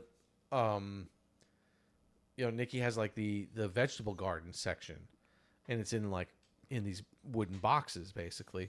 So she walks behind there in the dirt up against the fence, and I'm like, so in order to get her, I have to, because she doesn't hear me, I have to go into there. I have to walk behind into the dirt in behind just so that I can get my hand in front of her face so that she can see me. So that, she knows that I need her. Yeah. Poor girl. Did Nikki leave with her because she was being made fun of? What? I have no idea. I don't know if the dog Do was. you really think that she's that sensitive about that? I have She no probably has idea. to go to the bathroom. That's why. All right. She's probably standing up, staring. That's the thing. So she, in her old age, she has decreased the communications with us when she has to use the bathroom. She used to be bark at us constantly, jump around, go to the door, spin around, all that. She doesn't do that anymore. So when she has to use the bathroom, she usually just kind of stands up in an uncomfortable sense and is just kind of standing there are you gonna let me out? Or Right, more of an awkward silence. Yeah. So bathroom. Oh, all right. See, there you go. She needed water. All right. That's the other thing. Needed the whisper to come in. A lot of Sure where times he's too is that it's funny. We have her medication that we give her in the morning and the evening, so she's gotten used to it. And even in the afternoon, she had gotten used to it, so she expects it. So in the morning and the night, she'll kind of be like, "Where's my medication? I need my medication." Type of thing. And she'll stare at us and she'll bark at us sometimes, and I feel like I'm not too far off from that experience myself. That really is. That's all of us, dude. We're gonna be taking our pill boxes, and I probably should. we're right there, dude. Right, Nikki? Does Mike have a pill box? I don't take medications. Are you kidding? God forbid. What am I? Take care of God myself. forbid he takes medication to Yeah. take care of his body. Screw that. Does this look like the type of body that takes care of itself? And is Hogwarts men's large? It's extra large. Extra. Excuse Oh, I'm me. sorry. If you were taking a large, you would have. I If gotta you were taking the say- pills, you'd have a large. Definitely. I still have some larges in my drawers, and I go to take them out and I put them can't on. throw I'm them like, out. yeah, this I isn't know. working. I do it too. I have a large in there. I'm like, let me try it. No, that's not Yeah, working it's not anymore. good. It's I'm not back good. up to the next cell. It's fine. I mean, if I want to be Nick, maybe, but We can't be Nick though. but Nick had Nick has biceps. That's what I'm saying. Nick at least bulges in areas that other than the stomach. He lifts 300. Dude, I see his workouts because I'm on that workout thread. You know that dude is still pressing over 300 pounds. Could you imagine? I can't. You're good. You're good. That's all you gotta do. That's all you gotta do. You put the weights on the dumbbells, You gotta do 350, and then you're good. 15 times, 3 times a day. You're good. Good. He's such a... He doesn't realize how good he is. Oh, He's very like down on himself. God forbid. I don't even know if I could. I don't know if I could lift 150 at this point. I would struggle. I would struggle with doing 150 right now. Yeah, I remember when I was actually working out and we were going to a physical I'm gonna say therapist. No, you go. No, when we were actually going to the gym and everything like that, the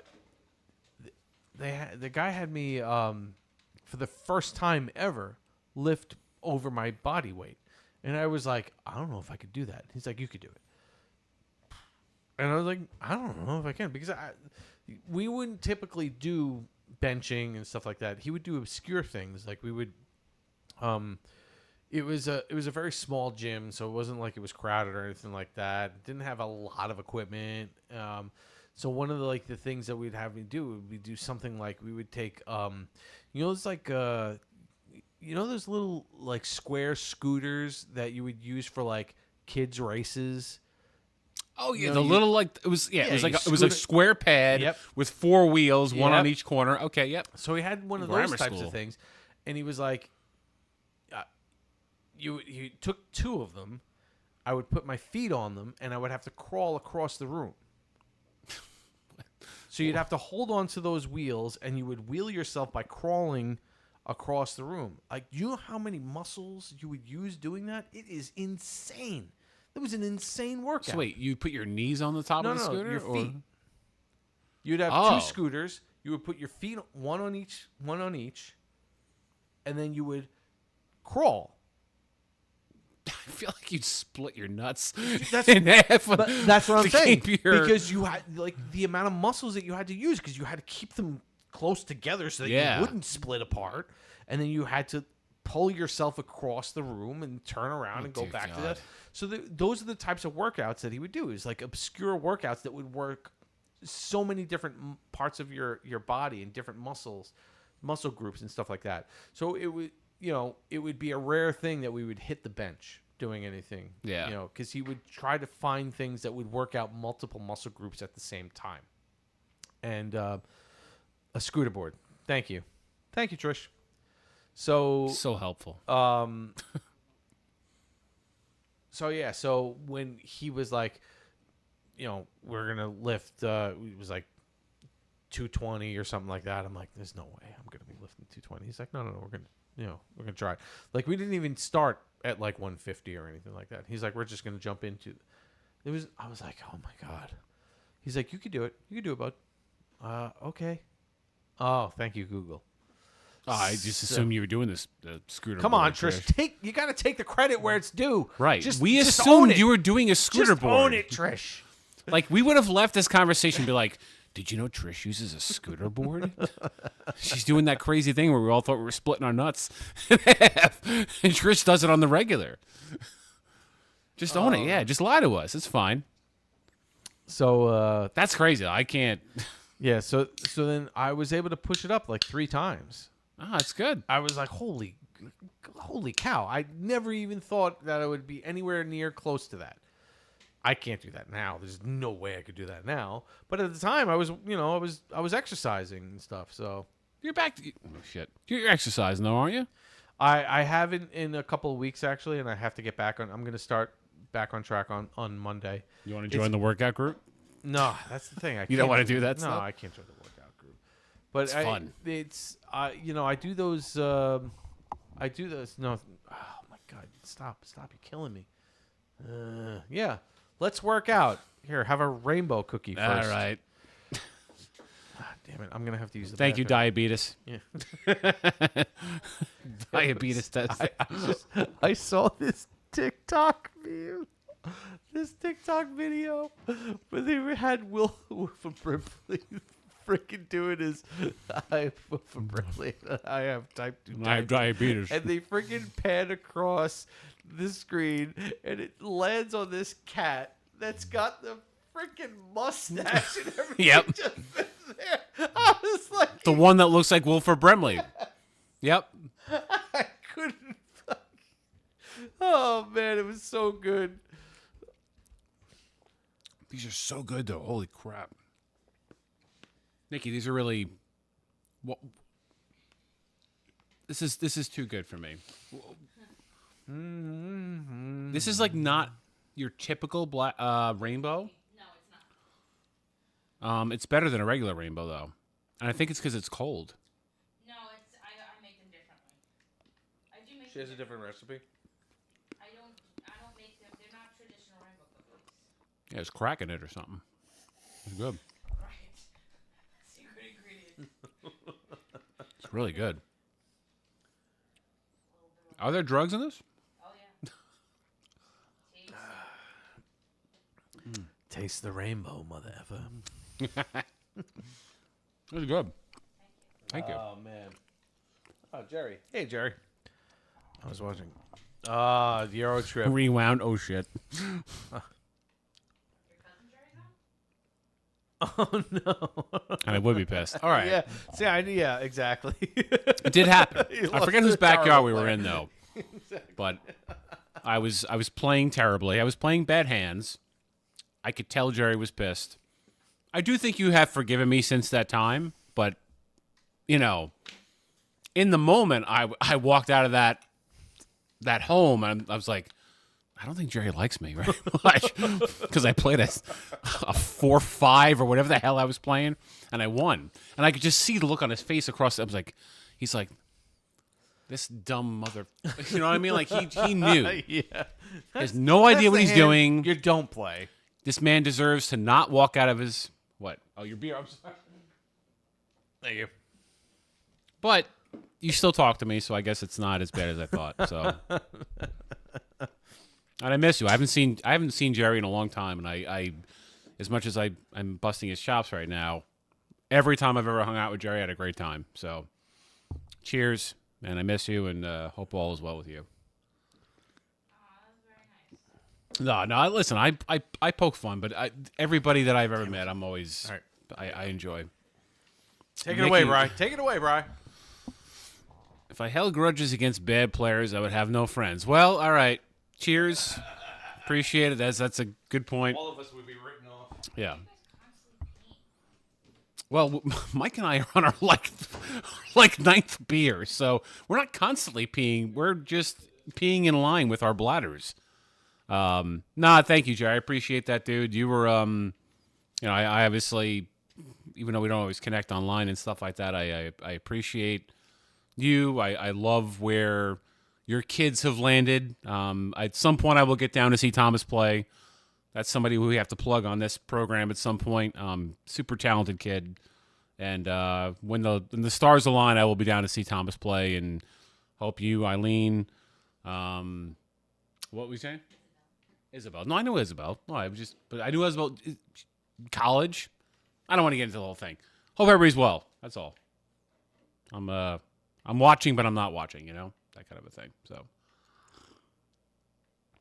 Nikki, what the hell game are you playing right now? Is this Fortnite or something? No, this is called Disney Dreamlight Valley, and basically you're the Disney character's bitch. I just make tasks for the Disney characters. I'm their bitch. All right. Nikki's playing video games to my left, and I don't know what the fuck is going on right now. Now, I see Daisy, but who are you? I'm just a chick. I'm just me. I'm just a girl. Oh, there's Vanellope. Are you playing as yourself? No, that's not what I look like in real life. But I don't know what the... I can take a selfie of me, right? This is Here, look, it's me. in the video game aspect. This game is not a challenging game whatsoever. Thomas is at Mulcahy's. Oh, that's fun. We should have done it by my house. We actually could have walked up to Mulcahy's. No, I was just telling Jerry while you were taking a leak. I would like to go see Thomas play. I know you've seen him a couple of times, but I have not. yeah. I've seen performances online, and the stars have not aligned for me to go see him live. But very, very happy for Jerry, the family, the kids, the whole deal. So Beautiful children. No, it's nice. they do. Thomas They're always does a great job when he's playing. good kids, very good kids, good parents. So that always helps. So Got to get Jerry back in the workout group, though. That's well. At one point, Jerry was one of the original workout group text people, and then I think he did have an injury, which didn't help. And then we didn't kick him out, but we kind of kicked him out. Holy Moses! Tom knows how cutthroat that is. Well, God, I mean, your poor brother, man. He's always injured, but yeah, that's why I don't want to get involved with that stuff. We didn't kick anybody out. All right. Thomas is playing in January. We got to go see Thomas play a gig in January. Absolutely. I didn't kick Tommy or anybody out. People just kind of stopped checking in after a while. And we're like, all right, I don't think they want to do it anymore. Let's just kick them out quietly. It's like quiet quitting. They quiet quitted the workout group, and then we just did them a favor. Just made a new chat group. That's it. We got rid of... Yeah, exactly. We were like... They didn't notice. They didn't respond. Right. We did. We know people like that are in other aspects. Trish, I always owe money. Yes, you did. You can thank me, by the way. This is a true story. Because you owed money all the time. All right, so try to tell the story.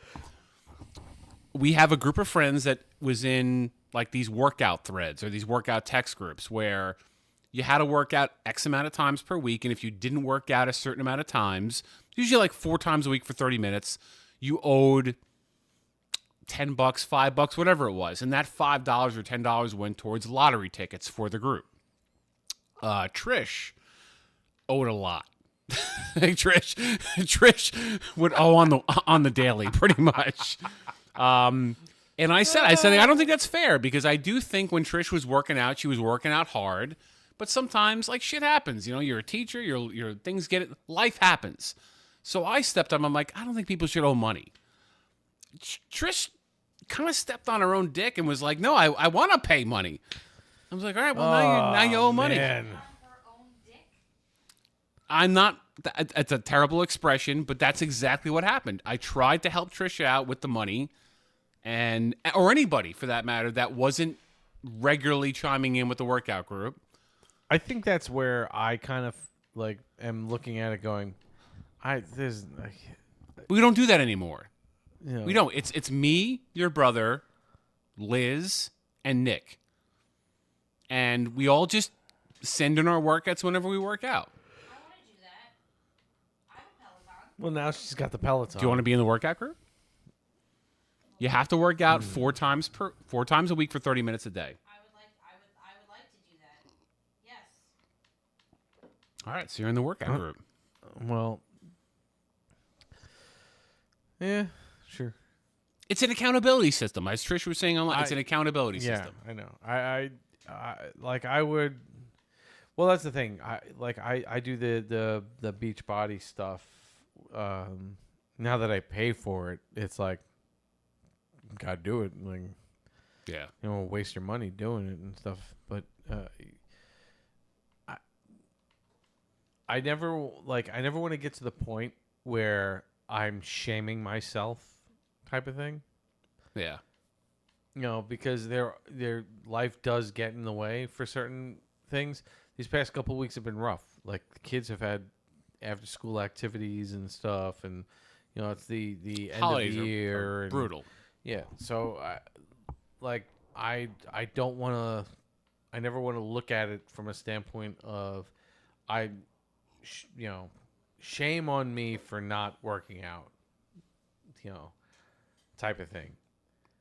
I want to be able to feel good about myself. I know that I put in the effort when I can, and I do it, as much as I can, and as long as I'm happy with the way I feel and the way I look, then I'm okay with that. I mean, feel is a big part of it for me. Like, I know I'm in bad shape when I'm having a hard time getting up a flight of stairs. Yeah. Or, you know what I mean? You know when you're struggling. My body type changes physically a little bit, but I know I'm still at the working my ass off point where, I mean, Nick knows that. People in the workout group know I row, I bike, I run. I still do all the things that I need to do to not get horribly sloppy. And I still feel good. Yeah. I still sweat a lot. No, it's just me. But I don't think that's ever gonna go away. no, I sweat eating Tostitos. I mean, it's like there's nothing that's ever going to change about that. There's just and I've been like that my whole life. Yeah. Whether I was thinner, heavier, I will sweat eating a hot chip. Yeah, it doesn't matter. I'm a sweater myself, but you sweat. It's bad. Yeah, like you sweat crazy. Yeah, I sweat bad. The wings are the worst though. Oh my god. Public. Whenever we're out in public and I get like so wings, funny. and you always look at me like, mild? You all right? Mild? Do you want to go mild? Because it's really bad. It's really bad, dude. It's funny though. It's definitely funny. I thought it was true. Yeah, I'm just spicy foods. It's like Long King Polly.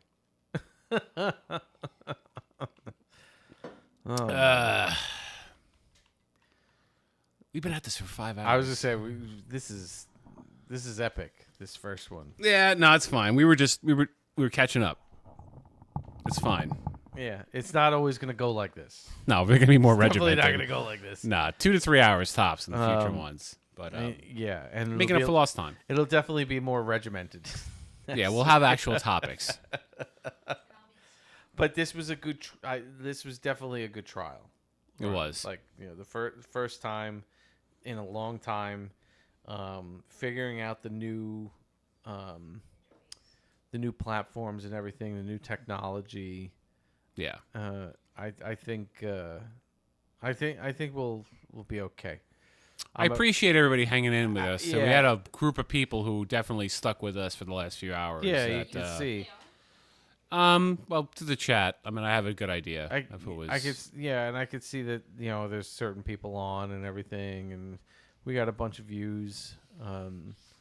So it was really awesome of everybody who came on and chatted with us or just sat and listened to our nonsense. Like anything else, it'll get better over time. Not that it was bad; it was good. Just we had to start somewhere. Yeah, absolutely. And we'll edit this down and put little clips on so people can see highlights, and we'll make chapters throughout it so that way people can jump to just different points and stuff like that. But I mean, this was fun. I had a great time, dude. This was like. As I say, we were expecting it to go a couple hours. Five. We're 5 hours. We didn't even like. Yeah, but it's like just hanging out. That's the thing. Like you and I would be. If we were at a bar right now, that's why we would have had this exact same conversation. That's why That's why I enjoyed this always, because it was always just the idea of like, it's just us hanging out, and we're gonna come up with funny bits and everything like that to keep people engaged and stuff. But I always enjoy, I enjoy being your friend and thank you. You know what I'm saying? Same, dude. Like it's just Same. We enjoy the company. We I mean, enjoy that's why I all did of our it. friends. At the end of the day, I did this thing to keep us all together Yeah. and talking, because there's not a lot of opportunities for that. And I also feel like all of us, you especially, we're talented people, and it gives us a chance to showcase some of that talent in a public forum. So I'm excited for what this will turn into. First night, it is what it is. We're just having a good time, having a chat, getting loaded. It's fine. But I think in the future, it's going to be even better. And I'm super excited for it. I think the fact that some people hung in there with us tells me that we're on the right track. Yeah. You know what I mean? Like, if we sucked, You see a bunch of zeros. Yeah, there would be nobody on here with us. But the fact that Trish hung in there and then Jerry popped on, but people popped on and said hello, and they did. Our friends hung here in there. And with I would encourage everybody who is listening, just you can chime in and say hi. That's we'll say hi back. But share, especially when we get into the rhythm and everything like that. It's we want to engage. We'll have those moments too where we'll be completely engaged with the audience, and people in chat too. So always chime in, and we will acknowledge, because we super appreciate it. Absolutely. Dude, this was awesome. Yeah. You did it. You did it. You put a lot of work into this. People have no idea what this man was doing behind the scenes. I do. And I appreciate it because I was the guy that founded the brand. But the thing that went on to make this come back is like 99.9% Mike. So it was awesome. That's a lot, but thank you. No, thank you. Good stuff. Good things to come from this. So, yeah. Like I said, it all started with your webcast in the first place. So I mean, if you didn't initiate that, I don't know. I don't even know if we would be here doing that. And it's led me to do all those other things too, like the video stuff that I've been doing now has, like I don't know if I'd be doing that kind of stuff, and I find it to be fun. It's a lot of fun. Yeah. To come up with these you're goofy things, and you're way too talented and creative to hold yourself back like that. So if my existence forced you into doing that stuff, awesome. But better days ahead for us, man. This is going to be a good thing. Absolutely. So, all right. So I guess we'll sign off for today, right? For tonight. Wow. I think so. We 5 hours. 5 hours. 5 hours. Like, if anybody stuck with us through the whole thing, God bless you. Yeah, absolutely. Seriously. I you too, Nikki. Thank you so much. Yeah, you did. Yes, thank you, and we'll see you. We'll see in you January. All, yeah, we'll do it in January. All on the next one. Merry Christmas, Happy Hanukkah, Happy New Year, everybody. It was a special moment for all of us here. Yes. So I look forward to keeping this going, and hopefully we will be doing it in a more regular schedule and everything, so that we can all get together constantly and have a drink together. And I encourage everybody too, like you said, like we don't drink alone and everything like that. This is the moment. If you're signed on with us, you're not drinking alone. We'll have a beer with us. 100%. This is the Drinking Buddies, and that just doesn't mean Mike and I. That means everybody who's out there listening. So, cheers, my man. Cheers. Thanks for bringing it back. I love you. Cheers. Love you.